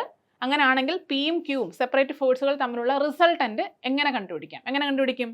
P+Q, P-Q, parallelogram law of forces P × Q. ഏതാണ് നമ്മൾ ഉപയോഗിക്കുന്ന ലോ ആണ് പാരലലോഗ്രാം ലോ ഓഫ് ഫോഴ്സസ് അല്ലേ. അപ്പം ഈ ഒരു ലോ ഉപയോഗിച്ച് കഴിഞ്ഞാൽ നമുക്ക് എങ്ങനെയാണ് കണ്ടുപിടിക്കുന്നതെന്നൊക്കെ നമ്മൾ കുറച്ച് എക്സാമ്പിൾസ് വെച്ചിട്ട് നേരത്തെ കണ്ടു കഴിഞ്ഞതാണ് അല്ലേ. സോ ഈ ഒരു ഇക്വേഷൻ ആണ് അല്ലെങ്കിൽ ഈ ഒരു ലോ ആണ് നമ്മൾ യൂസ് ചെയ്യുന്നത്. അടുത്ത ക്വസ്റ്റ്യൻ അറിയാമല്ലോ, ഈ ഒരു ഇക്വേഷൻ. ഇത് വെച്ചിട്ടാണ്, മീൻസ് ഈ ഒരു ഫിഗർ ആണ് നമ്മുടെ പാരലലോഗ്രാം ലോയിൽ വരുന്നത്. Next question, the unit of force in CGS system of unit is called. The unit of force in CGS system of unit. ഏതാണ് CGS സിസ്റ്റം നമ്മൾ ഉപയോഗിക്കുന്ന ഫോഴ്സിൻ്റെ യൂണിറ്റ് ഏതാണ്? CGS. ഏതാണ്? ഇതാണ് നമ്മുടെ ഫോഴ്സ് സിസ്റ്റത്തിൽ ഉപയോഗിക്കുന്ന ഓരോ യൂണിറ്റുകളും. ഫസ്റ്റ് SI സിസ്റ്റത്തിലെ ഫോഴ്സിൻ്റെ യൂണിറ്റ്, ഫോഴ്സിൻ്റെ equation F is equal to ma ആണ്. SI സിസ്റ്റം ആണെങ്കിൽ ന്യൂട്ടൺ ആണ് അല്ലേ. ദെൻ CGS സിസ്റ്റം ആണെങ്കിൽ ഡൈൻ വരും, FPS സിസ്റ്റം ആണെങ്കിൽ പൗണ്ടാൽ വരും, ദെൻ MKS സിസ്റ്റം ആണെങ്കിൽ കിലോഗ്രാം ഫോഴ്സ് വരും. ഓക്കെ, അപ്പോൾ നമ്മുടെ ആൻസർ എന്ന് പറയുന്നത് എന്താണ്? ഡൈൻ ആണ് നമ്മുടെ ആൻസർ. അതായത് CGS സിസ്റ്റത്തിൽ ഏത് യൂണിറ്റ് ആണ് നമ്മൾ യൂസ് ചെയ്യുന്നത്? ഡൈൻ. ഓക്കെ അല്ലേ. അപ്പോൾ ഇതാണ് നമ്മുടെ ആൻസർ വരുന്നത്. അടുത്ത ക്വസ്റ്റ്യനിലേക്ക് പോവാം. Which type of friction is known as limiting friction? ഏത് ടൈപ്പ് ഫ്രിക്ഷനെയാണ് നമ്മൾ ലിമിറ്റിംഗ് ഫ്രിക്ഷൻ എന്ന് പറയുന്നത്? ഫ്രിക്ഷൻ തന്നെ പല ടൈപ്പ് ഉണ്ട് അല്ലേ. സ്റ്റാറ്റിക് ഫ്രിക്ഷൻ ഉണ്ട്, ഡൈനാമിക് ഫ്രിക്ഷൻ ഉണ്ട്. ഡൈനാമിക് ഫ്രിക്ഷനിൽ തന്നെ സ്ലൈഡിംഗ് ഫ്രിക്ഷൻ ഉണ്ട്, റോളിംഗ് ഫ്രിക്ഷൻ ഉണ്ട് അല്ലേ. അപ്പം ഇതിൽ ഏത് ടൈപ്പിലാണ്, ഏത് കാറ്റഗറിയിലാണ് ലിമിറ്റിംഗ് ഫ്രിക്ഷൻ വരുന്നത്? ഓക്കെ, അപ്പം ഞാൻ ഓൾറെഡി ഫ്രിക്ഷൻ എക്സ്പ്ലെയിൻ ചെയ്തപ്പോൾ തന്നെ പറഞ്ഞു, നമ്മളൊരു ബോഡീനെ വലിക്കുവാണ് അല്ലേ. എക്സ്റ്റേണലി ഒരു ലോഡ് കൊടുത്ത് ഒരു ബോഡിയെ വലിക്കുമ്പം ആ ബോഡി മീൻസ് മൂവ് ചെയ്യാതിരിക്കാൻ വേണ്ടിയിട്ട് ഒരു റെസിസ്റ്റൻസ് അവിടെ ഉണ്ടാകുന്നുണ്ട് ആ ഒരു കോണ്ടാക്ട് സർഫസുമായിട്ട്. അതിനെ നമ്മൾ വിളിക്കുന്ന പേരാണ് ഫ്രിക്ഷണൽ ഫോഴ്സ് എന്ന് പറയുന്നത് അല്ലേ. ഞാൻ ഒന്നിലധികം തവണ അത് എക്സ്പ്ലെയിൻ ചെയ്തതാണ്. സോ നമ്മൾ ഒരു ബോഡിയെ മൂവ് ചെയ്യിക്കുമ്പം അത് മൂവ് ചെയ്യാതിരിക്കാൻ വേണ്ടിയിട്ട് അതിൻ്റെ സർഫസിനിടയിൽ ഉണ്ടാവുന്ന ഫോഴ്സിനെ വിളിക്കുന്ന പേരാണ്, റെസിസ്റ്റൻസ് ഫോഴ്സിനെ വിളിക്കുന്ന പേരാണ് ഫ്രിക്ഷണൽ ഫോഴ്സ് എന്ന് പറയുന്നത്. അപ്പോൾ ഫ്രിക്ഷണൽ ഫോഴ്സ് പലതരത്തിലുണ്ടെന്ന് പറഞ്ഞു. അപ്പോൾ എപ്പോഴാണ് ഫ്രിക്ഷണൽ ഫോഴ്സ് കുറഞ്ഞ് മീൻസ് ആ ഒരു ബോഡി മൂവ് ചെയ്യുന്നത്? അതായത് നമ്മുടെ ഒരു ബോഡി ഇങ്ങനെ ഇരിക്കുന്നു, ഓക്കെ, ഇങ്ങനെ ഇരിക്കുവാണ്. ഇപ്പം ഞാൻ എല്ലാം നേരെയുള്ള ഫിഗർ കാണിച്ചിരിക്കുന്നു, ജസ്റ്റ് ഒരു ഇൻക്ലൈൻഡ് ഫിഗർ കാണിക്കാം. സോ ഒരു ഇൻക്ലൈൻഡ് സർഫസിൽ ഒരു ബോഡി ഇരിക്കുവാണ്. ഓക്കെ, അപ്പോൾ ഈ ബോഡി ഇപ്പോൾ നമ്മൾ എന്താണ് ചരിഞ്ഞ പ്രതലത്തിലാണെങ്കിലും എന്താണ് ഒരു പെർട്ടിക്കുലർ ഇൻക്ലിനേഷൻ കുറവാണെന്നുണ്ടെങ്കിൽ എന്താണ് ആ ബോഡി അങ്ങനെ നിന്നിരിക്കും അല്ലേ. ഇൻക്ലിനേഷൻ കൂടിയാലും ബോഡി താഴത്തേക്ക് മൂവ് ചെയ്യും, ഒരാൾ അവിടെ നിങ്ങോട്ട് പുഷ് ചെയ്താലും ബോഡി താഴത്തേക്ക് മൂവ് ചെയ്യും അല്ലേ. അങ്ങനെയാണ് സാധാരണ സംഭവിക്കാറുള്ളത്. അപ്പോൾ ഇങ്ങനെ ഇരിക്കുന്ന ഒരു ബോഡിയിലേക്ക് ഞാൻ എന്ത് ചെയ്തു, ഒരു എക്സ്റ്റേണൽ ഫോഴ്സ് അപ്ലൈ ചെയ്ത് കഴിഞ്ഞപ്പോൾ എന്ത് സംഭവിച്ചു, ആ എക്സ്റ്റേണൽ ഫോഴ്സിനെ റെസിസ്റ്റ് ചെയ്ത് ഓവർകം ചെയ്യുന്നതിന് വേണ്ടിയിട്ട്, അതായത് അത് അതിൻ്റെ പ്രീവിയസ് പൊസിഷനിൽ തന്നെ ഇരിക്കുന്നതിന് വേണ്ടിയിട്ട് ആ ഒബ്ജക്റ്റിൻ്റെയും അതിരിക്കുന്ന സർഫസിന് ഇടയിലായിട്ട് എന്ത് ഡെവലപ്പ് ചെയ്തു, ഫ്രിക്ഷണൽ ഫോഴ്സ് അവിടെ ഡെവലപ്പ് ചെയ്തു. അപ്പം വലിക്കുന്ന ഫോഴ്സിനേക്കാളും കൂടുതലാണ് ഫ്രിക്ഷൻ. അതുകൊണ്ട് എന്ത് സംഭവിക്കും, അത് അവിടെ തന്നെ ഇരിക്കും, റെസ്റ്റിൽ തന്നെ ഇരിക്കും. അതായത് ഒരു ബോഡി റെസ്റ്റിലിരിക്കുന്ന കണ്ടീഷനിലുള്ള ഫ്രിക്ഷനെ വിളിക്കുന്ന പേരാണ് സ്റ്റാറ്റിക് ഫ്രിക്ഷൻ എന്ന് പറയുന്നത്. അപ്പോൾ എപ്പോഴാണോ അത് മൂവ് ചെയ്യാൻ തുടങ്ങുന്നത്, അതായത് ഒരു മാക്സിമം ഫ്രിക്ഷണൽ ഫോഴ്സ് അവിടെ ഡെവലപ്പ് ചെയ്തതിന് ശേഷമാണ് അത് മൂവ് ചെയ്യുന്നത്. അതായത് ആ മാക്സിമം ഫ്രിക്ഷൻ വരെ ആ ബോഡിക്ക് മൂവ്മെൻ്റ് ഒന്നുമില്ല, പക്ഷെ ആ ഒരു ലിമിറ്റ് കഴിഞ്ഞു കഴിഞ്ഞാൽ ഈ പിയുടെ വാല്യൂ കൂടും. മനസ്സിലായല്ലോ. അതായത് എൻ്റെ ഈ ഒരു ബോഡിയുടെ സർഫസിൽ ഉണ്ടാക്കാൻ പറ്റുന്ന ഫ്രിക്ഷണൽ ഫോഴ്സ് 30 കിലോ ന്യൂട്ടൺ അല്ലെങ്കിൽ 30 ന്യൂട്ടൺ ആണെന്ന് വിചാരിക്കുക. ഓക്കെ, അപ്പോൾ ഞാനൊരു 10 ന്യൂട്ടൺ ലോഡ് ഇതിലേക്ക് അപ്ലൈ ചെയ്തു. അപ്പോൾ അത് മൂവ് ചെയ്യുമോ? ഇല്ല. കാരണം എന്താണ്, 30 ന്യൂട്ടൺ വരെ അവിടെ ഫ്രിക്ഷൻ ഉണ്ടാവാനുള്ള ചാൻസ് ഉണ്ട്. സോ 10 ന്യൂട്ടൺ അപ്ലൈ ചെയ്ത് കഴിഞ്ഞാൽ അവിടെ ഫ്രിക്ഷൻ മൂവ് ചെയ്യത്തില്ല. ദെൻ ഞാൻ എടുത്തത് 20 ന്യൂട്ടൺ ആക്കി ഇൻക്രീസ് ചെയ്തു. അപ്പോഴും എന്താണ്, അത് ചലിക്കത്തില്ല, അത് അങ്ങനെ തന്നെ ഇരിക്കുവാണ്. ദെൻ എഗെയിൻ ഞാൻ വീണ്ടും എന്താണ് ഇൻക്രീസ് ചെയ്തു അല്ലേ. ഇൻക്രീസ് ചെയ്ത് 25 ആക്കി, 28 ആക്കി, അങ്ങനെ കൂട്ടി 30 എത്താറായി. 30 എത്തിയപ്പോൾ എന്തായി, നമ്മുടെ സ്റ്റാറ്റിക് ഫ്രിക്ഷനും അപ്ലൈഡ് ഫോഴ്സും ഈക്വൽ ആയി അല്ലേ. എന്ന് വെച്ചാൽ എന്താണ്, ഒരുപോലെ ആകുമ്പോഴും അത് മൂവ് ചെയ്യത്തില്ല. പക്ഷേ എപ്പോഴാണോ ഈ 30 ന്യൂട്ടണിനേക്കാൾ കൂടുതലായിട്ട് ഞാനൊരു ഫോഴ്സ് അപ്ലൈ ചെയ്യുന്നത്, അപ്പോൾ ആ ബോഡി മൂവ് ചെയ്ത് തുടങ്ങും. പറയുന്ന മനസ്സിലാവുന്നുണ്ടല്ലോ.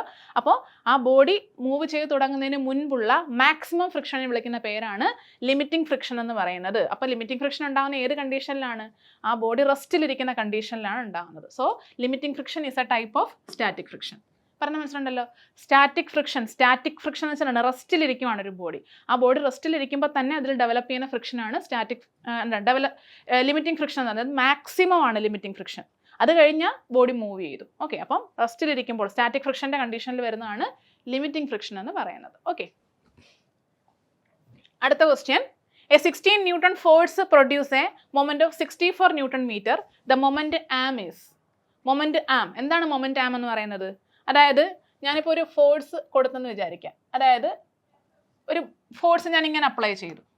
ഓക്കെ, അപ്പോൾ എൻ്റെ ഫോഴ്സ് എന്ന് പറയുന്നത് എത്രയാണ് ഫോഴ്സ്? 16 ന്യൂട്ടൺ ആണ് എൻ്റെ ഫോഴ്സ് അല്ലേ. അപ്പോൾ ഈ 16 ന്യൂട്ടൺ ഫോഴ്സ്, എൻ്റെ ഫോഴ്സ് എന്ന് വെച്ചാൽ ഒരു വെക്ടർ ക്വാണ്ടിറ്റി ആണ്. എൻ്റെ പ്രോപ്പർട്ടീസ് എന്ന് വെച്ചാൽ അതിന് ഡെഫിനറ്റ് ആയിട്ട് ഒരു ഡയറക്ഷൻ ഉണ്ട്, മാഗ്നിറ്റ്യൂഡ് ഉണ്ട് അല്ലേ, പോയിന്റ് ഓഫ് ആപ്ലിക്കേഷൻ ഉണ്ട്, ലൈൻ ഓഫ് ആക്ഷൻ ഉണ്ട്. ലൈൻ ഓഫ് ആക്ഷൻ എന്ന് വെച്ചാൽ ഞാൻ എവിടെയാണോ അപ്ലൈ ചെയ്തത് അത് വഴി ഇതാണ് അതിൻ്റെ ലൈൻ ഓഫ് ആക്ഷൻ എന്ന് പറയുന്നത്. ഓക്കെ, ഈ രീതിയിൽ ഇങ്ങനെ പോവുക ചെയ്യുന്നത്. അപ്പോൾ ഇങ്ങനെ ഒരു ലൈൻ ഓഫ് ആക്ഷനും ഉണ്ട്. അപ്പം ഈ ലൈൻ ഓഫ് ആക്ഷൻ്റെ അല്ലെങ്കിൽ ഈ ഫോഴ്സിൻ്റെ ഏതൊരു പോയിന്റ്, അത് ആ ഒരു ലൈൻ ഓഫ് ആക്ഷനിലല്ല, അല്ലാതെ അതിന് പുറത്ത് എവിടെയെങ്കിലും ഒരു പോയിന്റ് ഞാൻ എടുത്തു കഴിഞ്ഞാൽ, ഇപ്പോൾ ഇവിടെ എടുക്കുന്നു. ഓക്കെ, അപ്പോൾ ആ പോയിന്റും ഈ ലൈൻ ഓഫ് ആക്ഷനും തമ്മിലുള്ള ആ ഒരു പെർപെൻഡിക്കുലർ ഡിസ്റ്റൻസ്, അല്ലെങ്കിൽ ഞാൻ ഈ ഒരു പോയിന്റിലെ മൊമെന്റ് എനിക്ക് കണ്ടുപിടിക്കണം എന്ന് വിചാരിക്കുക. ഓക്കെ, ആ ഒരു പോയിന്റിലെ മൊമെന്റ് എനിക്ക് കണ്ടുപിടിക്കണം, ഈ ഒരു പോയിന്റിലെ മൊമെന്റ് എനിക്ക് കണ്ടുപിടിക്കണം, ഇവിടുത്തെ മൊമെന്റും കണ്ടുപിടിക്കണം. അപ്പം ഒരു ലൈൻ ഓഫ് ആക്ഷനും ഒരു ഫോഴ്സും അതിൻ്റെ ലൈൻ ഓഫ് ആക്ഷൻ നമ്മൾ കണ്ടു. ആ ലൈൻ ഓഫ് ആക്ഷനിൽ വരാത്ത മറ്റേതെങ്കിലും ഒരു പോയിന്റിലുള്ള മൊമെന്റ് എനിക്ക് വേണമെന്നുണ്ടെങ്കിൽ ആ പോയിന്റും ലൈൻ ഓഫ് ആക്ഷനും തമ്മിലുള്ള പെർപെൻഡിക്കുലർ ഡിസ്റ്റൻസിനെ വിളിക്കുന്ന പേരാണ് മൊമെന്റാം എന്ന് പറയുന്നത്. ഓക്കെ, മൊമെന്റാം എന്താണെന്ന് മനസ്സിലായല്ലോ. അതായത് എന്താണ്, ആ ഒരു പോയിന്റും ലൈൻ ഓഫ് ആക്ഷനും തമ്മിലുള്ള പെർപെൻഡിക്കുലർ ഡിസ്റ്റൻസ് ആണ് മൊമെന്റാം. ഓക്കെ, അപ്പോൾ ഇവിടെ വരുമ്പോൾ ഇതാണ് പെർപെൻഡിക്കുലർ ഡിസ്റ്റൻസ്, ഇവിടെ വരുമ്പോൾ ഇതാണ് പെർപെൻഡിക്കുലർ ഡിസ്റ്റൻസ്. ഓക്കെ, അപ്പോൾ ഇവിടെ ക്വസ്റ്റ്യനിൽ പറഞ്ഞിരിക്കുന്നത് മൊമെന്റാം എത്രയാണ്. അപ്പോൾ മൊമെന്റം എങ്ങനെ കണ്ടുപിടിക്കാം? ഫോഴ്സ് ഇൻറ്റു പെർപെൻഡിക്കുലർ ഡിസ്റ്റൻസ് ആണ് മൊമെന്റം എന്ന് പറയുന്നത്. So moment is equal to force a into perpendicular distance അല്ലേ. അപ്പം നമുക്ക് കണ്ടുപിടിക്കേണ്ടത് എന്താണ്? ആ പെർപെൻഡിക്കുലർ ഡിസ്റ്റൻസ് ആണ് എന്തെന്ന് പറയുന്നത്, മൊമെന്റ് ആം എന്ന് പറയുന്നത്. ഓക്കെ, മൊമെന്റ് ആം. അപ്പോൾ മൊമെന്റ് ആം എങ്ങനെ കണ്ടുപിടിക്കും? മൊമെന്റ് ഡിവൈഡഡ് ബൈ ഫോഴ്സ് ആണ് മൊമെന്റ് ആം എന്ന് പറയുന്നത്. ക്ലിയർ ആവുന്നുണ്ടല്ലോ. അപ്പോൾ മൊമെന്റ് എത്രയാ? 64 ആണ്. ഡിവൈഡ് ബൈ 16 ചെയ്താൽ മതി അല്ലേ. 64 ഡിവൈഡഡ് ബൈ 16 എത്ര വരും? ചെയ്ത് നോക്കുക. ഓക്കെ, അപ്പോൾ ആ ഒരു വാല്യൂ ചെയ്ത് കഴിയുമ്പോൾ നമുക്ക് കിട്ടും. എത്രയാണ്? 64.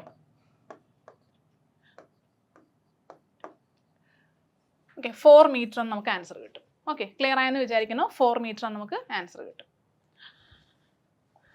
അടുത്ത ക്വസ്റ്റ്യനിലേക്ക് പോവാം. If a number of forces R simultaneously acting on A particle, then the resultant of these forces will have the same effect as produced by all the forces. This is known as, അതായത് ഒരു statement ആണ് കൊടുത്തേക്കുന്നത്. ഇതിനെ വിളിക്കുന്ന ഈ ഒരു statement ഏത് law ആണ് അല്ലെങ്കിൽ ഏത് പ്രിൻസിപ്പിൾ ആണ് പറയുന്നത്? ഓക്കെ, ഒന്നുകൂടെ റിപ്പീറ്റ് ചെയ്യാം. If a number of forces R simultaneously acting on A particle, ഒരു പാർട്ടിക്കിളിൽ സൈമൾട്ടേനിയസ് ആയിട്ട് ഒരേ സമയം തന്നെ ഒന്നിലധികം ഫോഴ്സുകൾ act ചെയ്യുവാണെന്നുണ്ടെങ്കിൽ then the resultant of these forces will have the same effect as produced by all the forces. അതിനെ വിളിക്കുന്ന പേരെന്താണ്? ഓക്കെ, നോക്കുക, ഇതാണ് നമ്മുടെ കണ്ടീഷൻ. അതായത് നമുക്ക് കുറച്ച് കമ്പോണൻസ് ഉണ്ട്, അല്ലെങ്കിൽ ഈ കമ്പോണൻസിൻ്റെ എല്ലാം കൂടെ എന്താണ് എഫക്റ്റ് എന്ന് പറയുന്ന ഒരൊറ്റ ഫോഴ്സ് ആയിട്ട് നമുക്ക് കാണിക്കാൻ പറ്റും അല്ലേ? അതാണ് പറയുന്നത്. So principle of resolution of force ആണ്. ഒരൊറ്റ ഫോഴ്സ് നമുക്ക് കമ്പോണൻസ് ആയിട്ട് റിസോൾവ് ചെയ്യാൻ പറ്റും. That is the algebraic sum of the resolved parts of a number of forces in a given direction is equal to the resolved part of the resultant in the same direction. അല്ലെങ്കിൽ principle of resolution of ഫോഴ്സിന്റെ മറ്റൊരു ഡെഫിനിഷനാണ് ഇത്, അല്ലെങ്കിൽ statement ആണ് ഇത്. ഇത് രണ്ടും പഠിച്ചു വെക്കണം. അപ്പോൾ നമ്മുടെ ക്വസ്റ്റ്യനിൽ ചോദിച്ചിരിക്കുന്നത് രണ്ടാമത്തേതാണെന്ന് തോന്നുന്നു. So if a number of forces R simultaneously acting on A particle, then the resultant of these forces will have the same effect as produced by all the forces. അതിനെ വിളിക്കുന്ന പേര് principle of resolution of forces എന്നാണ്. Okay, principle of resolution of forces. Okay, ആ ഒരു statement അതുപോലെ തന്നെ പഠിച്ചു വെച്ചേക്കാം. അടുത്ത ക്വസ്റ്റ്യനിലേക്ക് പോവാം. Which of the following is not a basic type of strain? Basic type of strain അല്ലാത്തത് ഏതാണ്? Compressive strain, shear strain, area strain, volumetric strain അല്ലെ? വോളിയം സ്ട്രെയിൻ ഏതാണ് വരുന്നത്? അതായത് ഏരിയയുടെ കാറ്റഗറിയിൽ വരാത്ത സ്ട്രെയിൻ ആണ് കംപ്രസീവ് സ്ട്രെയിൻ. നമുക്കറിയാം കംപ്രസീവ് ഫോഴ്സ് ഒരു ബോഡിയിലേക്ക് കൊടുക്കുമ്പോൾ അവിടെ കറസ്പോണ്ടിങ് ഉണ്ടാവുന്ന വേരിയേഷൻ, ആ ഡയമെൻഷനിലുള്ള ചേഞ്ചിനെയാണ് നമ്മൾ കംപ്രസീവ് സ്ട്രെയിൻ എന്ന് പറയുന്നത് അല്ലേ? സോ കംപ്രസീവ് ഫോഴ്സിന്റെ ഫലമായിട്ടുണ്ടാകുന്ന സ്ട്രെയിൻ ആണ് compressive strain. Then shear strain എന്താണ്?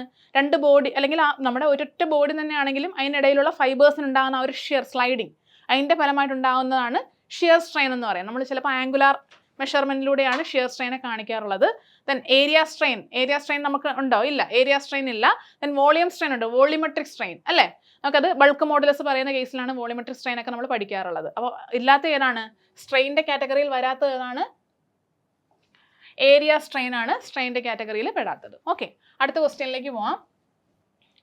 The total extension in a bar consists of 3 bars of same material of varying sections is. Okay, ഒന്നുകൂടെ ക്വസ്റ്റ്യൻ വായിച്ചു നോക്കുക. Total extension in A bar, ഒരു ബാറിൽ ഉണ്ടാവുന്ന total extension എത്രയാണെന്നാണ് നമുക്ക് വേണ്ടത്. ആ ബാർ എന്ന് വെച്ചാൽ എന്താണ്? ഒറ്റ മെറ്റീരിയൽ ആണ്, പക്ഷെ എന്താണ്? 3 ക്രോസ് സെക്ഷൻ ആണ്. അങ്ങനെ ആണെന്നുണ്ടെങ്കിൽ അതിൻ്റെ ടോട്ടൽ എക്സ്റ്റൻഷൻ എത്രയാണ്? ഓക്കെ, ടോട്ടൽ ഡീഫോർമേഷൻ എത്രയാണ്? അതായത് ഞാൻ ജസ്റ്റ് ഒന്ന് വരച്ചേക്കാം. ഒറ്റ മെറ്റീരിയൽ, സെയിം മെറ്റീരിയൽ കൊണ്ട് തന്നെയാണ് നിർമ്മിച്ചിരിക്കുന്നത്, പക്ഷെ എന്താണ്? 3 ക്രോസ് സെക്ഷൻ ആണ്. ഓക്കെ, ഈ രീതിയിലായിരിക്കാം ചിലപ്പോൾ വരുന്നത്. സോ ഈ രീതിയിൽ 3 ക്രോസ് സെക്ഷൻ ആയിട്ട് പോകുന്ന ഇങ്ങനത്തെ ഒരു ബാറാണെന്ന് വിചാരിക്കുക. ഓക്കെ, അപ്പോൾ ഈ ഒരു ബാറിൽ എന്ത് വരെ നോക്ക്, ഓരോ ഓപ്ഷൻസും തന്നിട്ടുണ്ട്. നമുക്ക് നോർമലായിട്ട് ഒരൊറ്റ ബാറേ ഉള്ളെങ്കിൽ ആ ബാറിൻ്റെ എത്ര ഇലോങ്ങേഷൻ അല്ലെങ്കിൽ വേരിയേഷൻ കണ്ടുപിടിക്കാനുള്ള ഇക്വേഷൻ, എക്സ്റ്റൻഷൻ കണ്ടുപിടിക്കാനുള്ള ഇക്വേഷൻ ആണ് delta l is equal to അല്ലേ, change in length is equal to p into l by a into e. ഇതാണ് നമ്മുടെ general equation for finding out the extension അല്ലെങ്കിൽ ഡീഫോർമേഷൻ, എത്ര change സംഭവിച്ചു അല്ലേ? അപ്പോൾ നമുക്കിവിടെ വേണ്ട എന്താണ്? 3 പാർട്ടായിട്ടാണ് ഇരിക്കുന്നത് അല്ലേ? 3 ഭാഗങ്ങൾ, 3 ക്രോസ് സെക്ഷൻ ആയിട്ടാണ് ഇരിക്കുന്നത്. ഫസ്റ്റ്, സെക്കൻഡ്, തേർഡ് അല്ലേ? ക്രോസ് സെക്ഷനിലെ വ്യത്യാസമുള്ളൂ, മെറ്റീരിയലിൽ വ്യത്യാസമില്ല. എന്ന് വെച്ചാൽ എന്താണ് മീൻ ചെയ്യുന്നത്? മെറ്റീരിയൽ വ്യത്യാസമില്ലെന്ന് വെച്ചാൽ മോഡുലസ് ഓഫ് ഇലാസ്റ്റിസിറ്റി സെയിം ആണ് അല്ലേ? മോഡുലസ് ഓഫ് ഇലാസ്റ്റിസിറ്റി സെയിം ആണ്. നമ്മൾ അപ്ലൈ ചെയ്യുന്ന ലോഡും സെയിം തന്നെ അല്ലേ? ഒറ്റ ബാറായിട്ടിരിക്കുന്ന അതിലേക്ക് ഒരു ലോഡ് നമ്മൾ കൊടുക്കുന്നു, പി. ഓക്കെ, സോ പിയും ഇയും കോൺസ്റ്റന്റ് ആണ്. എന്തൊക്കെയാണ് വേരി ചെയ്യുന്നത്? ക്രോസ് സെക്ഷൻ ചേഞ്ച് എന്ന് പറയുമ്പോൾ ലെങ്ത് വേരി ചെയ്യാം, ഏരിയ വേരി ചെയ്യാം അല്ലേ? അതുപോലെ തന്നെ മനസ്സിലായി, ലെങ്തും ഏരിയയും വേരി ചെയ്യാം. അപ്പോൾ എങ്ങനെ വരും ഇക്വേഷൻ? അപ്പോൾ ഒന്നാമത്തേൻ്റെ, അതായത് ഫസ്റ്റ് ഇതാണെന്ന് വിചാരിക്കുക, ഒന്നാമത്തെ ക്രോസ് സെക്ഷൻ, അതിൻ്റെ എന്ത് വരും? P into L1 by A1 into e. അടുത്ത രണ്ടാമത്തേൻ്റെ എന്ത് വരും? P into L2 by A2 into e. Next മൂന്നാമത്തിൻ്റെ deformation is p into L3 divided by A3 into e. Okay, അപ്പോൾ ടോട്ടൽ ഡിഫോർമേഷൻ എന്ത് വരും? 3 കൂടി ആഡ് ചെയ്യുക അല്ലേ? 3 കൂടി ആഡ് ചെയ്യുമ്പോൾ നിങ്ങൾ നോക്കുക ഏതാണ് ഇക്വേഷൻ കറക്റ്റായിട്ട് വരുന്നത്? ഫസ്റ്റ് ഇക്വേഷൻ ആണ്. പി ബൈ ഇ നമ്മൾ കോമൺ ആയിട്ട് എടുത്തു. Then L1 by A1 plus L2 by A2 plus L3 by A3 അല്ലേ? അതാണ് എഴുതി വെച്ചേക്കുന്നത്. ഓക്കെ, അപ്പോൾ ഫസ്റ്റ് ഓപ്ഷനാണ് കറക്റ്റായിട്ട് വരുന്നത്. സോ ക്ലിയർ ആയെന്ന് വിചാരിക്കുന്നു. അടുത്ത ക്വസ്റ്റ്യനിലേക്ക് പോവാം. Elongation of A bar of uniform cross section of length L due to its own weight W is given by. Okay. Elongation of a bar of uniform cross section of length L due to its own weight ആണ്. അതെ, സ്വന്തം wait മൂലം ഉണ്ടാകുന്ന elongation ഒരു ബാറിൻ്റെ. അതാണ് നമ്മുടെ അടുത്ത question എന്ന് പറയുന്നത്. ഓക്കെ, നമുക്ക് നോർമൽ ആയിട്ടുള്ള ഡിഫ്ലക്ഷൻ എന്തുവായിരുന്നു കണ്ടുപിടിക്കാനുള്ള ഇക്വേഷൻ? അതായത് നമ്മൾ പറഞ്ഞിട്ടുണ്ടായിരുന്നു ഡിഫോർമേഷൻ ഡെൽറ്റ എൽ കണ്ടുപിടിക്കാനുള്ള ഇക്വേഷൻ PL/A ആണ് അല്ലേ, PL/A. പക്ഷേ അതിൻ്റെ സ്വന്തം സെൽഫ് വെയിറ്റ് കൊണ്ട്, അതായത് എക്സ്റ്റേണലി ഒരു ലോഡൊന്നുമില്ല, സ്വന്തമായിട്ടുണ്ടാകുന്നതെന്ന് വെച്ചാൽ നമ്മുടെ നോർമലിൽ നിന്നും എന്താണ് പകുതിയായിരിക്കും. അതായത് ഇത് വരും PL/2E ആയിരിക്കും. ഓക്കെ, ഈ ആണ് നമ്മുടെ ഇക്വേഷൻ. അതായത് WL/2E, 2E ആണ് നമ്മുടെ ഇക്വേഷനായിട്ട് വരുന്നത്. ഓക്കെ, നമുക്ക് അടുത്ത ക്വസ്റ്റ്യനിലേക്ക് പോകാം. Deformation per unit length is called. Deformation per unit length ആണ് അല്ലേ. അതായത് യൂണിറ്റ് ലെങ്തിൽ ഉണ്ടാവുന്ന ഡീഫോർമേഷനെ വിളിക്കുന്ന പേരെന്താണ്? എന്താ വെച്ചാൽ എന്താണ്, നമ്മൾ നോർമലായിട്ടൊരു ബോഡിയിലേക്ക് ലോഡ് അപ്ലൈ ചെയ്യുന്നു. സോ ലോഡ് അപ്ലൈ ചെയ്യുമ്പോൾ എന്ത് സംഭവിക്കും? ഇങ്ങനെയാണ് ഞാൻ ലോഡ് കൊടുക്കുന്നതെങ്കിൽ എന്ത് സംഭവിക്കും? ഈ ഒരു ഡയമെൻഷൻ കംപ്രസ്ഡ് ആവും, ഈ ഒരു ഡയമെൻഷൻ എന്ത് ചെയ്യും? ഇലോങ്ങേറ്റ് ആവും അല്ലേ. അപ്പോൾ ഏത് ഡയറക്ഷൻ നോക്കിക്കഴിഞ്ഞാൽ എന്താണ്, ചെറിയൊരു ചേഞ്ച് ഉണ്ടാവുന്നത്. സോ ഈ ആ ചേഞ്ചിനെയാണ് നമ്മൾ ഡീഫോർമേഷൻ എന്ന് പറയുന്നത്. ആ ഡീഫോർമേഷനെ പെർ യൂണിറ്റ് ലെങ്തിനെ വിളിക്കുന്ന പേരെന്താണ്? സ്ട്രെയിൻ എന്നാണ് വിളിക്കുന്നത്. ഓക്കെ, എല്ലാവർക്കും ക്ലിയർ ആയെന്ന് വിചാരിക്കുന്നു. അടുത്ത ക്വസ്റ്റ്യനിലേക്ക് പോവാം. The property of a material by which it can be beaten or rolled into thin sheets is called. അതായത് ഒരു മെറ്റീരിയലിനെ എന്താണ് നമുക്ക് തിൻ ഷീറ്റുകളായിട്ട് റോൾ ചെയ്യുകയോ ബീറ്റൺ ചെയ്യുകയോ ചെയ്യാൻ പറ്റുന്ന പ്രോസസ്സിനെ വിളിക്കുന്ന പേരെന്താണ്? അല്ലെങ്കിൽ ആ ഒരു പ്രോപ്പർട്ടിനെ വിളിക്കുന്ന പേരെന്താണ് അല്ലേ. ഇതിൽ 4 പ്രോപ്പർട്ടീസ് കൊടുത്തിട്ടുണ്ട്: ഇലാസ്റ്റിസിറ്റി, പ്ലാസ്റ്റിസിറ്റി, ഡക്റ്റിലിറ്റി, മാലിയബിലിറ്റി. ഏത് വരും? ഇലാസ്റ്റിസിറ്റി എന്ന് വെച്ചാൽ എന്താണ്? അതായത് അതിന് നമ്മളൊരു ലോഡ് ഒരു ബോഡിയിലേക്ക് അപ്ലൈ ചെയ്യുമ്പം ആ ഒരു സൈസ് അല്ലെങ്കിൽ ആ ഒരു ഷേപ്പ് ചേഞ്ച് ആവുന്ന പ്രോസസ്സാണ്. പെർമനൻ്റ്ലി ചേഞ്ച് ആവുകയാണോ? അല്ല അല്ലേ. ഒരു കുറച്ച് നേരത്തേക്ക് അല്ലെങ്കിൽ നമ്മൾ ആ ഒരു ഫോഴ്സിനെ റിലീസ് ചെയ്യുന്നത് വരെ മാത്രമേ ആ ഒരു ചേഞ്ച് കാണുള്ളൂ. നെക്സ്റ്റ് എന്താണ്? പ്ലാസ്റ്റിസിറ്റി ആണ് അല്ലേ. പ്ലാസ്റ്റിസിറ്റി എന്ന് വെച്ചാൽ പെർമനന്റ് ഡീഫോർമേഷനെ വിളിക്കുന്ന പേരാണ്. പെർമനൻ്റ്ലി ആ ഒരു ബോഡിയുടെ ഒറിജിനൽ ഷേപ്പിൽ നിന്നും വേറൊരു ഷേപ്പിലേക്ക് മാറി, അതാണ് പ്ലാസ്റ്റിക് നേച്ചർ എന്ന് പറയുന്നത്. നെക്സ്റ്റ് ഡക്റ്റിലിറ്റി എന്ന് വെച്ചാൽ എന്താണ്? Ductile nature. ഡക്റ്റിലിറ്റി എന്ന് വെച്ചാൽ പിടിച്ച് വലിച്ച് മീൻസ് മാക്സിമം ഡീഫോം ചെയ്യിക്കുക അല്ലേ. മാക്സിമം ഡീഫോർമേഷന് വിധേയമാകാനുള്ള കഴിവിനെയാണ് നമ്മൾ ഡക്റ്റിലിറ്റി അല്ലേ. The property of a material to undergo large deformation, അതാണ് ഡക്റ്റിലിറ്റി എന്ന് പറയുന്നത്. ദെൻ മാലിബിലിറ്റി എന്ന് വെച്ചാൽ എന്താണ്? അടിച്ചു പരത്തുക അല്ലേ. തിൻ ഷീറ്റുകളായിട്ട് അടിച്ചു പരത്താൻ പറ്റുന്ന അല്ലെങ്കിൽ ആ ഒരു നേച്ചറാണ്, അല്ലെങ്കിൽ തിൻ ഷീറ്റുകളായിട്ട് മാറാനുള്ള കഴിവിനെ വിളിക്കുന്ന പേരാണ് മാലിബിലിറ്റി എന്ന് പറയുന്നത്. സോ നമ്മുടെ ആൻസർ എന്ത് വരും? ആൻസർ വരുന്നത് the property of a material by which it can be beaten or rolled into thin sheets is called malleability. Okay, clear ആയെന്ന് വിചാരിക്കുന്നു. അടുത്ത ക്വസ്റ്റ്യനിലേക്ക് പോവാം. The stress at which extension of a material takes place more quickly as compared to increase in load is known as. എന്താണ്? The stress at which extension of a material takes place more quickly as compared to increase in load. അതായത് load കൂട്ടാതെ തന്നെ എന്താണ് strain കണ്ടമാനം കൂടുന്ന process അല്ലെങ്കിൽ ആ ഒരു പോയിന്റിനെ, ആ ഒരു ഏരിയ റീജിയണിനെ വിളിക്കുന്ന പേരെന്താണ്? ഓക്കെ, ഇത് ഏത് പോർഷനിൽ വരുന്നതാണ്? നമ്മുടെ സ്ട്രെസ് സ്ട്രെയിൻ ഡയഗ്രത്തിൽ വരുന്നതാണ് സ്ട്രെസ് സ്ട്രെയിൻ ഡയഗ്രാം. അതായത് നമ്മുടെ സ്ട്രെസ് സ്ട്രെയിൻ ഡയഗ്രാം എങ്ങനെ വരും? ഇതാണ് നമ്മുടെ സ്ട്രെയിൻ ഡയഗ്രാം എന്നുണ്ടെങ്കിൽ, അതായത് സ്ട്രെസ് എവിടെ എടുക്കും? സ്ട്രെസ് വൈ ആക്സിസിലും സ്ട്രെയിൻ എക്സ് ആക്സിസിലാണ് നമ്മൾ എടുക്കുന്നത്. സോ സ്ട്രെസ് സ്ട്രെയിൻ ഡയഗ്രത്തിൽ ഞാൻ ആദ്യമേ ലോഡ് കൂട്ടി, അപ്പോൾ എന്താണ് ഇലാസ്റ്റിക് പോയിന്റ് വരെ എത്തി അല്ലേ. ഇലാസ്റ്റിക് പ്രൊപ്പോർഷണൽ ഇലാസ്റ്റിക് ദെൻ എന്താണ് ഒരു വലിയ ഒരു ഇതുപോലെ ഒരു പൊക്കം അല്ലേ, ഒരു മാക്സിമത്തിൽ എത്തിയിട്ട് പിന്നെ എന്താണ് താഴ്ന്നിട്ട് എന്താണ് കുറച്ച് നേരത്തേക്ക് അത് നോർമലായിട്ട് പോയി നേരെ ഓക്കെ സ്ട്രെയിറ്റ് ആയിട്ട് പോയതിനു ശേഷം വീണ്ടും അത് പൊങ്ങി ഈ രീതിയിൽ പോയി. ഇങ്ങനെയാണ് നമ്മുടെ സ്ട്രെസ് സ്ട്രെയിൻ ഡയഗ്രം നമ്മൾ വരയ്ക്കുന്നത്. സോ ഇത് ഇവിടുന്ന് അതായത് ഇലാസ്റ്റിക് പോയിന്റിൽ നിന്ന് വന്ന് പ്രൊപ്പോർഷണൽ ദെൻ ഇലാസ്റ്റിക് കഴിഞ്ഞിട്ട് മാക്സിമത്തിൽ എത്തിയപ്പോൾ ഇത് ഇവിടെ എത്തി ഈൽഡ് പോയിന്റിലെത്തി അല്ലേ. ഈൽഡ് പോയിന്റ് തന്നെ 2 എണ്ണം ഉണ്ട്. അപ്പർ ഈൽഡ് പോയിന്റും ഉണ്ട്, ലോവർ ഈൽഡ് പോയിന്റും ഉണ്ട്. ലോവർ ഈൽഡ് പോയിന്റിന് ശേഷം ഇത്രയും വലിയൊരു വേരിയേഷൻ ഒന്നും ഇല്ല, പക്ഷേ ഈൽഡ് പോയിന്റിന് ശേഷം ചെറിയൊരു കോൺസ്റ്റന്റ് ആയിട്ട് നമ്മുടെ എന്ത് നിൽക്കും? സ്ട്രെസ് നിൽക്കും. അതായത് വിത്തൗട്ട് ഇൻക്രീസ് ഇൻ ലോഡ് കൂടാതെ തന്നെ എന്താണ് ലോഡ് എന്ന് വെച്ചാൽ എന്താണ്? ലോഡ് ബൈ ഏരിയ ആണ് സ്ട്രെസ് അല്ലേ. സോ ലോഡ് അല്ലെങ്കിൽ സ്ട്രെസ് കൂടാതെ തന്നെ സ്ട്രെയിനിന് ഒരു വേരിയേഷൻ സംഭവിക്കും, ഒരു ഇൻക്രീസ് ഉണ്ടാവുക. ഓക്കെ, അപ്പോൾ അത് ഏത് പോയിന്റിന് കറസ്പോണ്ടിങ് ആണ്? ഈൽഡ് പോയിന്റിന് കറസ്പോണ്ടിങ് ആണ് ആ ഒരു വേരിയേഷൻ സംഭവിക്കുന്നത്. Okay, so the stress at which extension of a material takes place more quickly, അതായത് കൂടുതലായിട്ട് എക്സ്റ്റൻഷൻ സംഭവിക്കുക വിത്തൗട്ട് ഇൻക്രീസിങ് ദി ലോഡ്, അതിനെ വിളിക്കുന്ന പേരാണ് ഈൽഡ് പോയിന്റ് എന്ന് പറയുന്ന ആ ഒരു റീജിയൻ. ഓക്കെ, നെക്സ്റ്റ് ക്വസ്റ്റ്യനിലേക്ക് പോവാം. The value of Poisson's ratio depends upon. എന്തിനെയാണ് പോയിസൺസ് റേഷ്യോയുടെ വാല്യൂ ഡിപ്പെൻഡ് ചെയ്യുന്നത്? എന്താണ് Poisson's ratio? It is a constant അല്ലേ. സ്ട്രെയിൻ തമ്മിലുള്ള റേഷ്യോ ആണ്. ഏത് സ്ട്രെയിൻ തന്നെ? പെർപെൻഡിക്കുലർ ആയിട്ടുള്ള സ്ട്രെയിനുകൾ തമ്മിലുള്ള റേഷ്യോനെ വിളിക്കുന്ന പേരാണ് പോയിസൺസ് റേഷ്യോ എന്ന് പറയുന്നത്. അതായത് lateral strain by linear strain ആണ്. അപ്പോൾ ഈ ഒരു റേഷ്യോ, അതായത് നമ്മളൊരു ബോഡിയിലേക്ക് ഒരു ലോഡ് അപ്ലൈ ചെയ്യുന്ന സമയത്ത് അതിനെന്തുമാത്രം എന്താണ് ഡയമെൻഷൻസിൽ ചേഞ്ച് സംഭവിച്ചു. അപ്പോൾ ഓരോ ഡയറക്ഷനിലുമുള്ള ഡയമെൻഷനുകളുടെ ചേഞ്ചിൻ്റെ ആ ഒരു റേഷ്യോനെ വിളിക്കുന്ന പേരാണ് പോയ്സൺസ് റേഷ്യോ എന്ന് പറയുന്നത്. അപ്പോൾ ഇവിടെ എന്തിനെയൊക്കെ പോയ്സൺസ് റേഷ്യോ ഡിപ്പെൻഡ് ചെയ്യുന്നു എന്ന് നോക്കാം.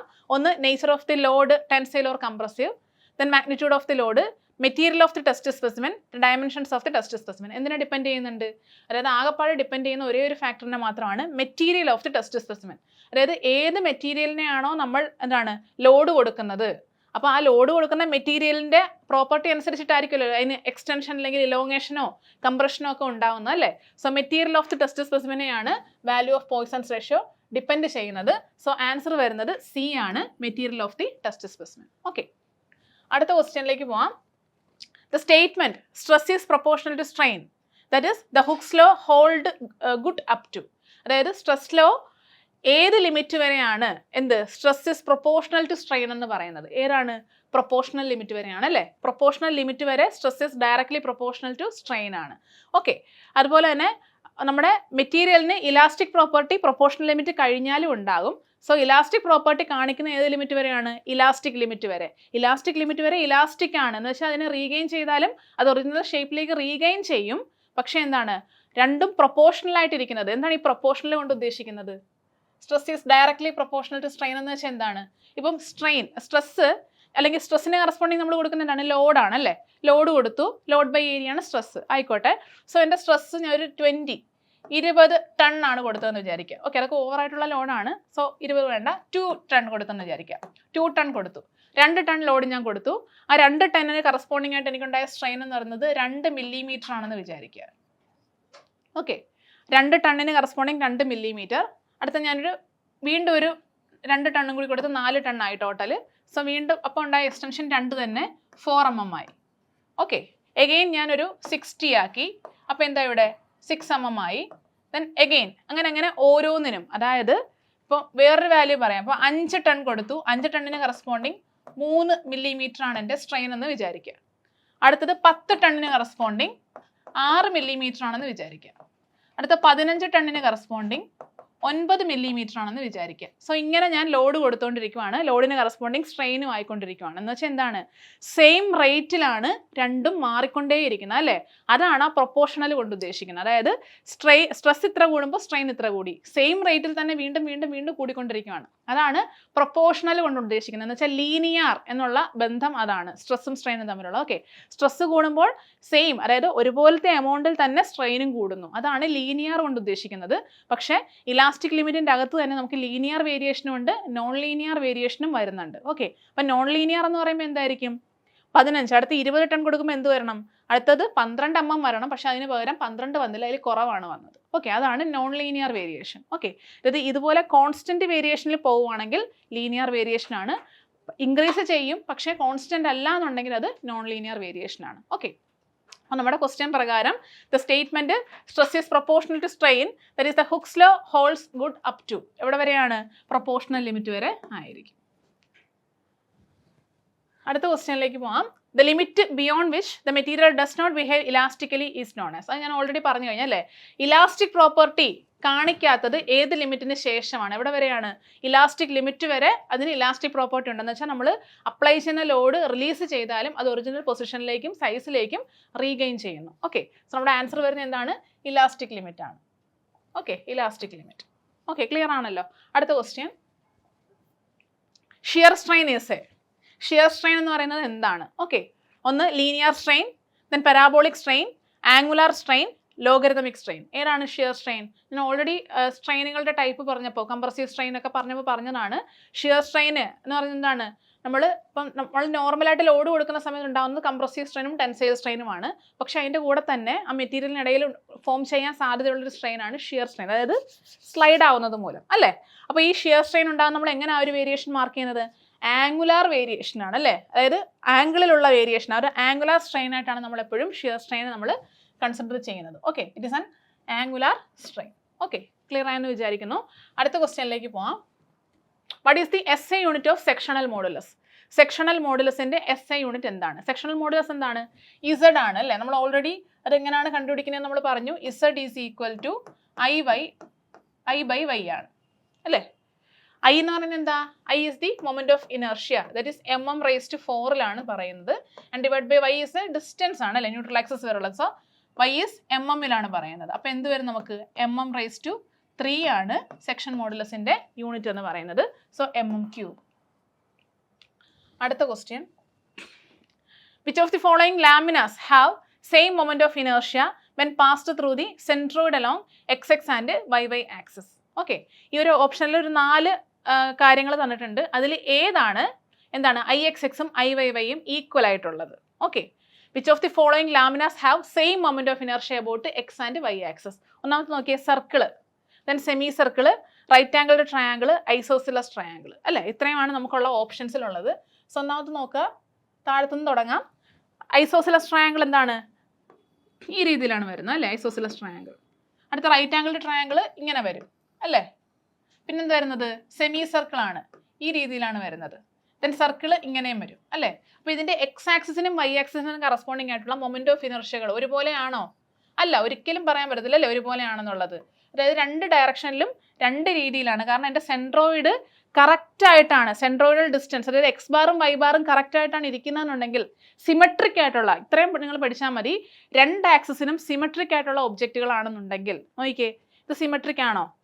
ഇതിന് സിമെട്രിക് ആണ് അല്ലേ. ഇങ്ങനെ കട്ട് ചെയ്ത് കഴിഞ്ഞാൽ ഇപ്പുറത്തേക്ക് സെയിം, ഇപ്പുറത്തേക്ക് സെയിം. പക്ഷെ ഇങ്ങനെ കട്ട് ചെയ്താലോ സെയിം അല്ല, ഇപ്പുറത്തേക്ക് വേറേതാണ്, ഇപ്പുറത്തേക്ക് വേറെ രൂപമാണ് അല്ലേ. അപ്പോൾ അതിന് നമുക്ക് സിമെട്രിക് ആയിട്ട് പറയാൻ പറ്റത്തില്ല. സിമെട്രിക് ആയിട്ട് ഷേപ്പുള്ള ഒബ്ജക്റ്റുകളാണെങ്കിൽ 2 മൊമെന്റ് ഓഫ് ഇനർഷ്യകളും ഈക്വൽ ആയിരിക്കും. നെക്സ്റ്റ് നോക്കുക, ഇത് നോക്കിയേ, ഇതുമല്ല അല്ലേ, അതുമല്ല. നെക്സ്റ്റ് എന്ന് വെച്ചാൽ ഇതും നോക്കിക്കഴിഞ്ഞാലോ അതുമല്ല. പറയുന്നത് മനസ്സിലാവുന്നുണ്ടല്ലോ? എന്ന് വെച്ചാൽ സിമെട്രിക് ആയിട്ടുള്ള ഷേപ്പ് എന്നുള്ള രീതിയിലല്ല പറയുന്നത്. അതായത് സെൻട്രോയിഡൽ ഡിസ്റ്റൻസ് എന്ന് പറയുന്ന ഓരോ ആക്സിസിൽ നിന്നുള്ള സെൻട്രോയിഡൽ ഡിസ്റ്റൻസും ഈക്വൽ അല്ല അല്ലേ. ഇതിപ്പോൾ h/3 ഡിസ്റ്റൻസ് താഴത്തേക്ക്, ഇവിടെ h2h/3 ഡിസ്റ്റൻസ് മുകളിലേക്ക്. പക്ഷേ ഇവിടെയാണെങ്കിലോ നമ്മുടെ സർക്കുലർ ലാമിനയുടെ കറക്റ്റ് സെൻറ്ററിലാണ് സെൻട്രോയിഡ് വരുന്നത്. സോ നമ്മൾ ഇങ്ങനെ എടുത്താലും എല്ലാം എന്താണ്? ഈക്വൽ ആയിട്ടായിരിക്കും എന്ത് വരുന്നത്? മൊമെന്റ് ഓഫ് ഇനർഷ്യ നമ്മൾ കാൽക്കുലേറ്റ് ചെയ്യുന്നത്. അതുപോലെ തന്നെ നമ്മുടെ ആക്സിസ്, ഇപ്പോൾ ഒരു സർക്കിൾ ഇതാണ്, ആ സർക്കിളിൻ്റെ ഇങ്ങനെ എടുത്താലും എല്ലാം എന്താണ്? നമുക്ക് ഒരേ മൊമെന്റ് ഓഫ് ഇനർഷ്യ തന്നെയായിരിക്കും കിട്ടുന്നത്. പറയുന്നത് മനസ്സിലാവുന്നുണ്ടല്ലോ? അപ്പോൾ ഇത്രയേ ഉള്ളൂ. അല്ലെങ്കിൽ ഇങ്ങനെ എടുത്താലും സെയിം സെൻട്രോയിഡൽ ഡിസ്റ്റൻസ് തന്നെയായിരിക്കും കിട്ടുന്നത്. അപ്പോൾ ആൻസർ വരുന്നത് സർക്കിളിനാണ് IXXും IYYയും equal. That is pi into ഒരൊറ്റ ഡയമെൻഷൻ അല്ലേ ഉള്ളൂ. അപ്പോൾ ആ ഒരു ഡയമെൻഷൻ മാത്രം അല്ലേ, πd⁴/64. ഇപ്പോൾ റെക്റ്റാങ്കിൾ എടുത്തു കഴിഞ്ഞാൽ എങ്ങനെയാണ്? റെക്റ്റാങ്കിളിൻ്റെ 2 ഡയമെൻഷൻസും ഡിഫറെൻ്റ് ആണ് അല്ലേ.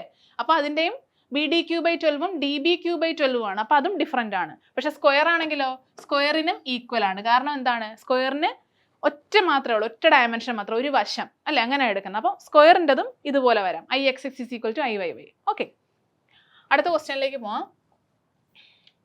Whenever a body moves or tends to move over another body, dash forces developed at the contact surface.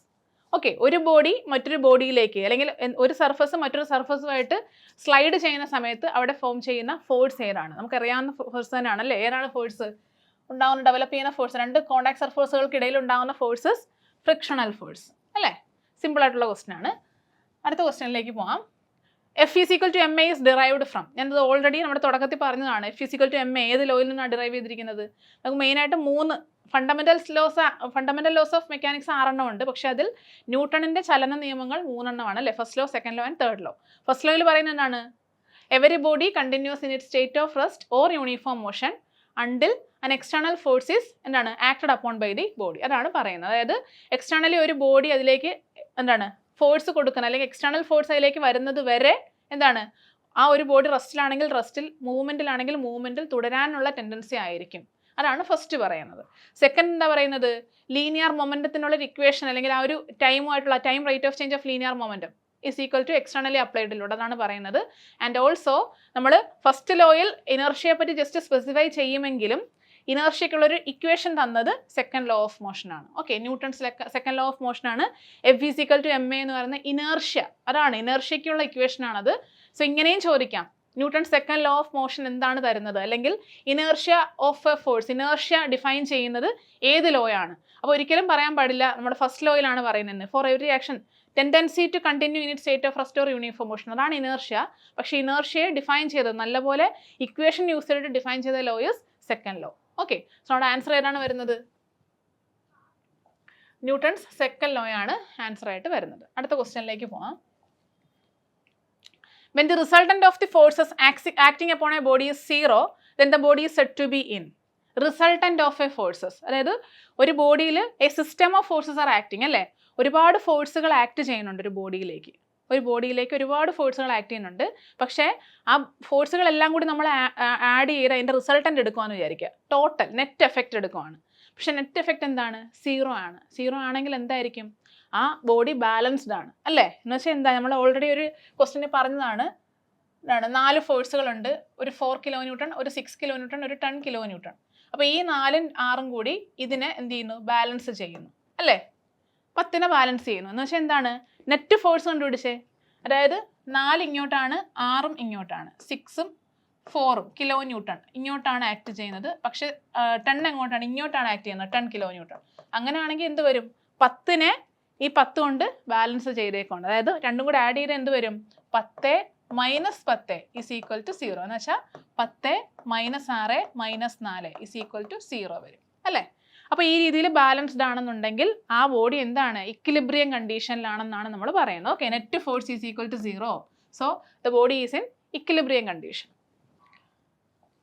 അടുത്ത ക്വസ്റ്റ്യനിലേക്ക് പോകാം. Path traced by a projectile is called. First one trajectory, then horizontal range, velocity of projection, angle of projection. ഏതാണ്?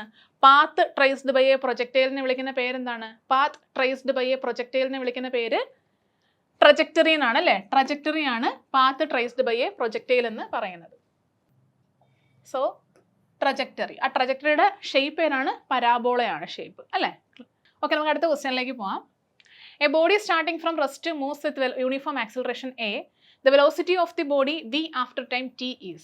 Okay, T സമയം കഴിഞ്ഞുള്ള velocity ആണ് നമുക്ക് വേണ്ടത്. A body starting from rest ആണ്, റെസ്റ്റിൽ നിന്ന് സ്റ്റാർട്ട് ചെയ്യുവാണ് അല്ലേ മൂവ്മെൻറ്റ്. സോ മൂവ്മെൻറ്റ് സ്റ്റാർട്ട് ചെയ്യുന്നത് റെസ്റ്റിൽ നിന്നാണെന്ന് പറയുമ്പോൾ നമ്മുടെ initial velocity will be 0. Okay, അപ്പം നമ്മളൊക്കെ ഒരു ക്വസ്റ്റ്യൻ കാണുമ്പോഴത്തേനും നല്ലപോലെ ആലോചിക്കണം അതിൻ്റെ ഇനിഷ്യൽ വെലോസിറ്റി എങ്ങനെ വരാം, ഫൈനൽ എങ്ങനെ വരാം. നമ്മൾ നേരത്തെ പറഞ്ഞതിൽ ഫൈനൽ വെലോസിറ്റി ആയിരുന്നു 0 പ്രൊജക്ടൈൽ മോഷൻ്റെ കേസിൽ. Okay, so u is equal to 0 ആണ്. And moves with an acceleration A. Acceleration A ഉണ്ട്. Velocity of the body v after time t. ഇത്രയാണ് പറഞ്ഞേക്കുന്നത് അല്ലേ? അങ്ങനെയാണെങ്കിൽ നമുക്ക് കണ്ടുപിടിക്കേണ്ടത് എന്താണ്? വെലോസിറ്റിയുടെ ഇക്വേഷൻ ആഫ്റ്റർ ടൈം t ആണ് കണ്ടുപിടിക്കേണ്ടത്. എന്ത് വരും? നമ്മൾ ഓൾറെഡി പറഞ്ഞ ഇക്വേഷനാണ് v is equal to u plus AT എന്ന് പറയുന്നത്. ഇതെല്ലാം കൂടി കണക്ട് ചെയ്യുന്ന ഒരു ഇക്വേഷൻ ഉണ്ട് അല്ലേ? v is equal to u plus AT. അപ്പോൾ ഇവിടെ u എന്ന് പറയുന്നത് 0 ആയി പോവും, ബാക്കി AT ആണുള്ളത്. സോ നമ്മുടെ ഇക്വേഷൻ എങ്ങനെ വരും? v is equal to a into T എന്ന് വരും. സോ ഇതാണ് നമ്മുടെ ആൻസർ വരുന്നത്. ഓക്കെ, നെക്സ്റ്റ് ക്വസ്റ്റ്യനിലേക്ക് പോവാം. Moment of inertia of an area is always least with respect to. Moment of inertia, ഒരു ഏരിയയുടെ മൊമെന്റ് ഓഫ് ഇനേർഷ്യ എന്തിനെ ബേസ് ചെയ്തിട്ടാണ് ലീസ്റ്റ് വാല്യൂ കിട്ടുന്നത്? ഓക്കെ, അതായത് നമുക്ക് നോക്കാം. ഇവിടെ ഓപ്ഷനിൽ vertical axis, central axis, bottom most axis, radius of gyration. Correct ആയിട്ടുള്ള ആൻസർ ഏതാണെന്ന് വെച്ചാൽ ഏതാണ് കറക്റ്റ് ആൻസർ? സെൻട്രോയിഡൽ ആക്സിസിന് അബൌട്ടായിട്ടായിരിക്കും ലീസ്റ്റ് വാല്യൂ വരുന്നത്. ഇത് വളരെ ക്ലിയർ ആയിട്ട് പറയാനാണെങ്കിൽ നമ്മുടെ പാരലൽ ആക്സിസ് തിയറം, ആ ഒരു കൺസെപ്റ്റ് എളുപ്പത്തിൽ മനസ്സിലാക്കാൻ അല്ലെങ്കിൽ ഓർത്തിരിക്കാൻ വേണ്ടിയിട്ടാണെങ്കിൽ പാരലൽ ആക്സിസ് തിയറം നമുക്ക് യൂസ് ചെയ്യാൻ പറ്റും. അതായത് ഒരു സെൻട്രോയിഡൽ ആക്സിസിന് പാരലായിട്ടുള്ള ഒരു ആക്സിസ് എ ബി ഉണ്ടെങ്കിൽ ആ എ ബിക്ക് കറസ്പോണ്ടിങ് ആയിട്ടുള്ള moment of inertia is equal to സെൻട്രോയിഡിലൂടെയുള്ള മൊമെന്റ് ഓഫ് ഇനേർഷ്യയുടെ കൂടെ നമ്മൾ എന്ത് ആഡ് ചെയ്യണം? ഏരിയ ഇൻറ്റു h² ആഡ് ചെയ്യണം. അതായത് ഇതിപ്പോൾ നമ്മൾ നേരത്തെ പറഞ്ഞത് ഒരു ട്രയാങ്കിൾ ആയിരുന്നു. ട്രയാങ്കിളിൻ്റെ സെൻട്രോയിഡിലൂടെ ഉള്ള ആക്സിസ് ആണ്, അല്ലെങ്കിൽ അതാണ് IG എന്ന് പറയുന്നത് അല്ലേ? സെൻട്രോയിഡൽ ആക്സിസിലൂടെയുള്ള moment of inertia is IG and വെർട്ടെക്സിലൂടെയുള്ള എന്താണെന്ന് പറഞ്ഞത് IABയും ആണെന്നുണ്ടെങ്കിൽ IAB കണ്ടുപിടിക്കാൻ വേണ്ടിയിട്ട് നമ്മൾ എന്ത് ചെയ്യണം? IG-യുടെ കൂടെ ടോട്ടൽ ഏരിയ ഇൻറ്റു h² എന്ന് വെച്ചാൽ h ഇതാണ്, ഈ h² കൊണ്ട് മൾട്ടിപ്പിൾ ആഡ് ചെയ്താൽ മതി അല്ലേ? ആ ഇക്വേഷൻ ഉപയോഗിക്കണം. എന്ന് വെച്ചാൽ സെൻട്രോയിഡിലൂടെയുള്ള ഒരു മൊമെന്റ് ഓഫ് ഇനേർഷ്യ ഉണ്ട്, അതിൻ്റെ കൂടെ ആഡ് ചെയ്യുവാണ് ചെയ്യുന്നത്. ഓക്കെ, അപ്പോൾ എന്താ അതിൻ്റെ മീനിങ്? സെൻട്രോയിഡിലുള്ള എന്താണ്? കുറവാണ് അല്ലേ? അപ്പോൾ സെൻട്രൽ ആക്സിസിലൂടെയുള്ള മൊമെന്റ് ഓഫ് ഇനേർഷ്യ ആയിരിക്കും എപ്പോഴും ഒരു area with respect to least value എന്ന് പറയുന്നത്. ഓക്കെ, അടുത്ത ക്വസ്റ്റ്യനിലേക്ക് പോവാം. The center of gravity of a solid circular cone divides the axis into ratio. നമ്മൾ ഓൾറെഡി സോളിഡ് സർക്കുലർ കോണിൻ്റെ എത്രയാണ് സെൻട്രോയിഡൽ ഡിസ്റ്റൻസ് എന്ന് പഠിച്ചു അല്ലേ? സെൻറ്റർ ഓഫ് ഗ്രാവിറ്റി ഡിസ്റ്റൻസ് എത്രയാണെന്ന് പഠിച്ചു. ആൻഡ് ഇപ്പോൾ ചോദിച്ചിരിക്കുന്നത് എന്താണ്? അതൊരു സോളിഡ് സർക്കുലർ കോൺ എന്ന് പറയുന്നത് ഇതാണ്. ആ സോളിഡ് സർക്കുലർ കോണിൻ്റെ ഇവിടെ മുതൽ ഇവിടെ വരെയുള്ള ഈ ഒരു ഡിസ്റ്റൻസ് h/4 ആണ്. നമ്മൾ 2 തവണ നേരത്തെ പറഞ്ഞതാണ് h/4. അപ്പോൾ ഇവിടുത്തെ ക്വസ്റ്റ്യൻ ഇസ് എന്താണ്? The centre of gravity of a solid circular cone divides the axis into ratio ആണ്. ആക്സിസിനെ ഏത് റേഷ്യോയിലാണ് ഡിവൈഡ് ചെയ്യുന്നത്? ഇങ്ങനെയാണ് ആക്സിസിനെ ഡിവൈഡ് ചെയ്യുന്നത്. ആക്സിസ് ഇതാണ്, ആക്സിസിനെ സെൻട്രോയിഡൽ ആക്സിസ്, സെൻറ്റർ ഓഫ് ഗ്രാവിറ്റിയിലൂടെയുള്ള ആക്സിസ് ഡിവൈഡ് ചെയ്യുന്നത് ഈ ഒരു രീതിയിലാണെങ്കിൽ ഈ ഡിസ്റ്റൻസും തമ്മിലുള്ള റേഷ്യോ എത്രയാണ്? ഇത് h/4 ആണെങ്കിൽ ഇത് എത്ര വരും? ഇത് വരുന്നത് 3 × h/4 ആയിരിക്കും അല്ലേ? h - h/4, 3 × h/4. അപ്പോൾ ഇനി രണ്ടും തമ്മിലുള്ള റേഷ്യോ കണ്ടുപിടിച്ചാൽ പോരെ? സോ എന്ത് വരും റേഷ്യോ എന്ന് വെച്ചാൽ മുകളിലത്തെ ഡിസ്റ്റൻസ് എത്രയാണ്? 3 × h/4 ഡിവൈഡഡ് ബൈ താഴത്തെ എത്രയാണ്? h/4 എന്ന് വെച്ചാൽ എങ്ങനെ വരും? 3 × h/4 × 4/h. നിങ്ങൾക്ക് എളുപ്പത്തിൽ തന്നെ കണ്ടുപിടിക്കാൻ പറ്റും. ജസ്റ്റ് ഞാൻ സ്റ്റെപ്സ് എഴുതിയെന്നേ ഉള്ളൂ. സോ h വെച്ചും ക്യാൻസലായി പോകും, 4 ഉം 4 ഉം ക്യാൻസലായി പോകും. എത്ര കിട്ടും? 3:1 എന്ന് കിട്ടും. ഓക്കെ, സോ നമ്മുടെ ആൻസർ ഇസ് 3:1. ക്ലിയർ ആവുന്നുണ്ടല്ലോ? അപ്പോൾ പെട്ടെന്ന് കാണുമ്പോൾ നമുക്ക് ക്വസ്റ്റ്യൻ മനസ്സിലാവില്ല, നല്ലപോലെ വായിച്ച് നോക്കുക. ഇതാണ് അത് മീൻ ചെയ്യുന്നത്. സോ ഒരു ആക്സിസ്, വെർട്ടിക്കൽ ആക്സിസിനെ എത്ര റേഷ്യോയിലാണ് ഡിവൈഡ് ചെയ്യുന്നത്? Centre of gravity. Next question. The property of a material whereby it absorbs energy due to straining actions by undergoing plastic deformation is known as. Okay, അപ്പം ഇത് ഓപ്ഷൻ എ ആണ് കേട്ടോ. Okay, അപ്പോൾ എന്താണ്? The property of a material whereby it absorbs energy due to straining actions by undergoing plastic ഡീഫോർമേഷനെ വിളിക്കുന്ന പേരെന്താണ്? Okay, എന്താണ്? ഒന്ന് resilience, then toughness, plasticity, hardness. ഇതാണ് നമ്മുടെ ഓപ്ഷൻസിൽ വരുന്നത്. അപ്പോൾ നോക്കുക, പ്രോപ്പർട്ടി ഓഫ് എ മെറ്റീരിയൽ എന്താണ്? Energy due to straining actions. അതായത് നമ്മൾ ഒരു ലോഡ് കൊടുക്കുവാണ്, ലോഡ് കൊടുക്കുമ്പോഴത്തേനും ആ ലോഡിൻ്റെ ഫലമായിട്ട് ആ ലോഡിന് അഗെയിൻസ്റ്റ് ഉള്ള റെസിസ്റ്റൻസ് ആണ് ഉദ്ദേശിക്കുന്നത്. എന്താണ് റെസിസ്റ്റൻസ്? ടഫ്നെസ് ആണ്. ഓക്കെ, അടുത്ത ക്വസ്റ്റ്യനിലേക്ക് പോവാം.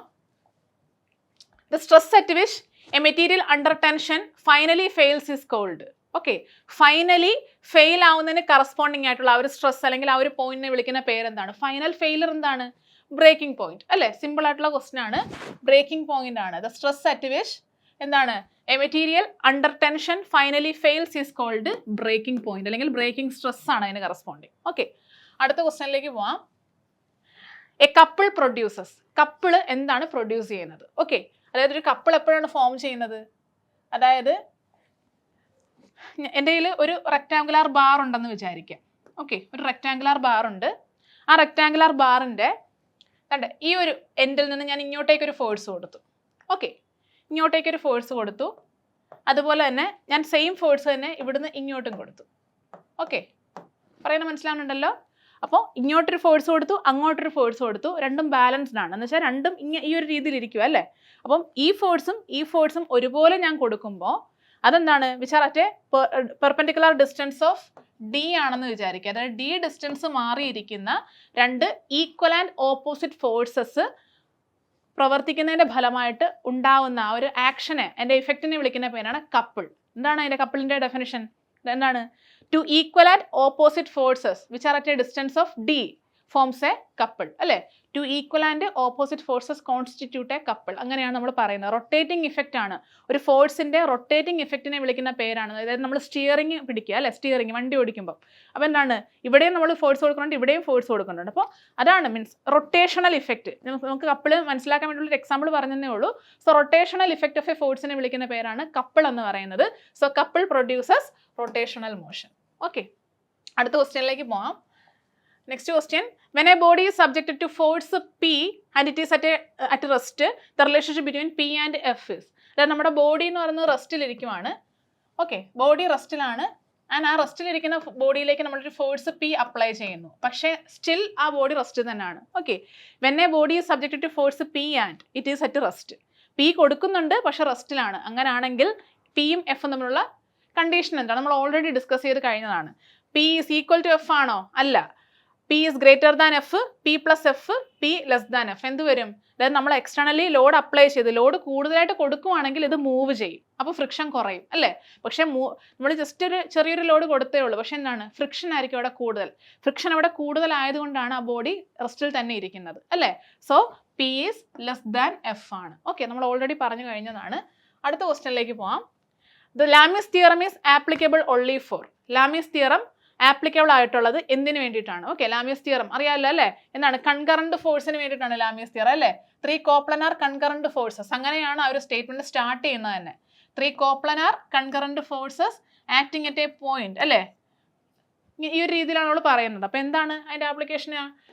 കോപ്ലനാർ ആൻഡ് കൺകറന്റ് ഫോഴ്സസ് ആണ് ലാമിയസ് തിയറത്തിന് വേണ്ടിയിട്ട് നമ്മൾ ആപ്ലിക്കബിൾ ആയിട്ടുള്ളത്. നെക്സ്റ്റ് എന്ന് പറയുന്നത് അടുത്ത ക്വസ്റ്റ്യനിലേക്ക് പോകാം.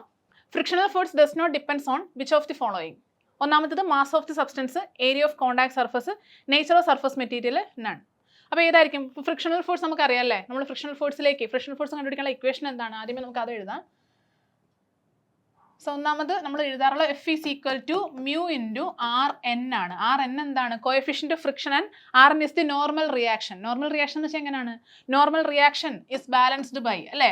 അതായത് ഇവിടെയാണ് W ഇങ്ങനെ വരും ആൻഡ് നോർമൽ റിയാക്ഷൻ ഇതാണ്. അതായത് വെയിറ്റ് കൊണ്ടാണ് നോർമൽ റിയാക്ഷൻ, രണ്ടും ബാലൻസ്ഡ് ആണ് പരസ്പരം.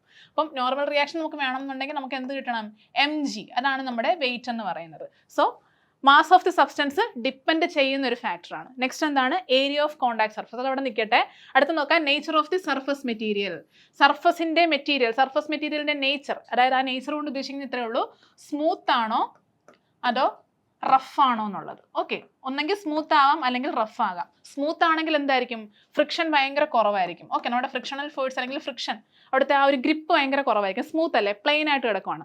ദെൻ റഫ് ആണെങ്കിലോ ഫ്രിക്ഷണൽ ഫോഴ്സ് ഭയങ്കര കൂടുതലായിരിക്കും. ഓക്കെ, അപ്പം സ്മൂത്ത്നെസ് ആണോ റഫ്നെസ് ആണോ? നമ്മുടെ മറ്റൊരു എക്സാമിന് ചോദിച്ചിട്ടുള്ള ക്വസ്റ്റൻ ആണ്, റഫ്നെസ് ഓഫ് ദി സർഫസ് എന്നുള്ള രീതിയിൽ ചോദിച്ചിട്ടുണ്ട്. ഓക്കെ, അപ്പം ഇതാണ് മെയിനായിട്ട് വരുന്നത് നേച്ചർ കൊണ്ട് ഉദ്ദേശിക്കുന്നത്. അടുത്ത് നോക്കുക ഏരിയ ഓഫ് കോണ്ടാക്ട് സർഫസ്. നമ്മുടെ എത്രയാണ് ഒബ്ജക്റ്റിന്റെ ഏരിയ അല്ലെങ്കിൽ കോണ്ടാക്ട് സർഫസിന്റെ ഏരിയ, അതിനെ നമ്മുടെ ഫ്രിക്ഷണൽ ഫോഴ്സ് യാതൊരു വിധത്തിലും ഡിപ്പെൻഡ് ചെയ്യുന്നില്ല. അപ്പോൾ നമ്മുടെ ആൻസർ എന്ത് വരും?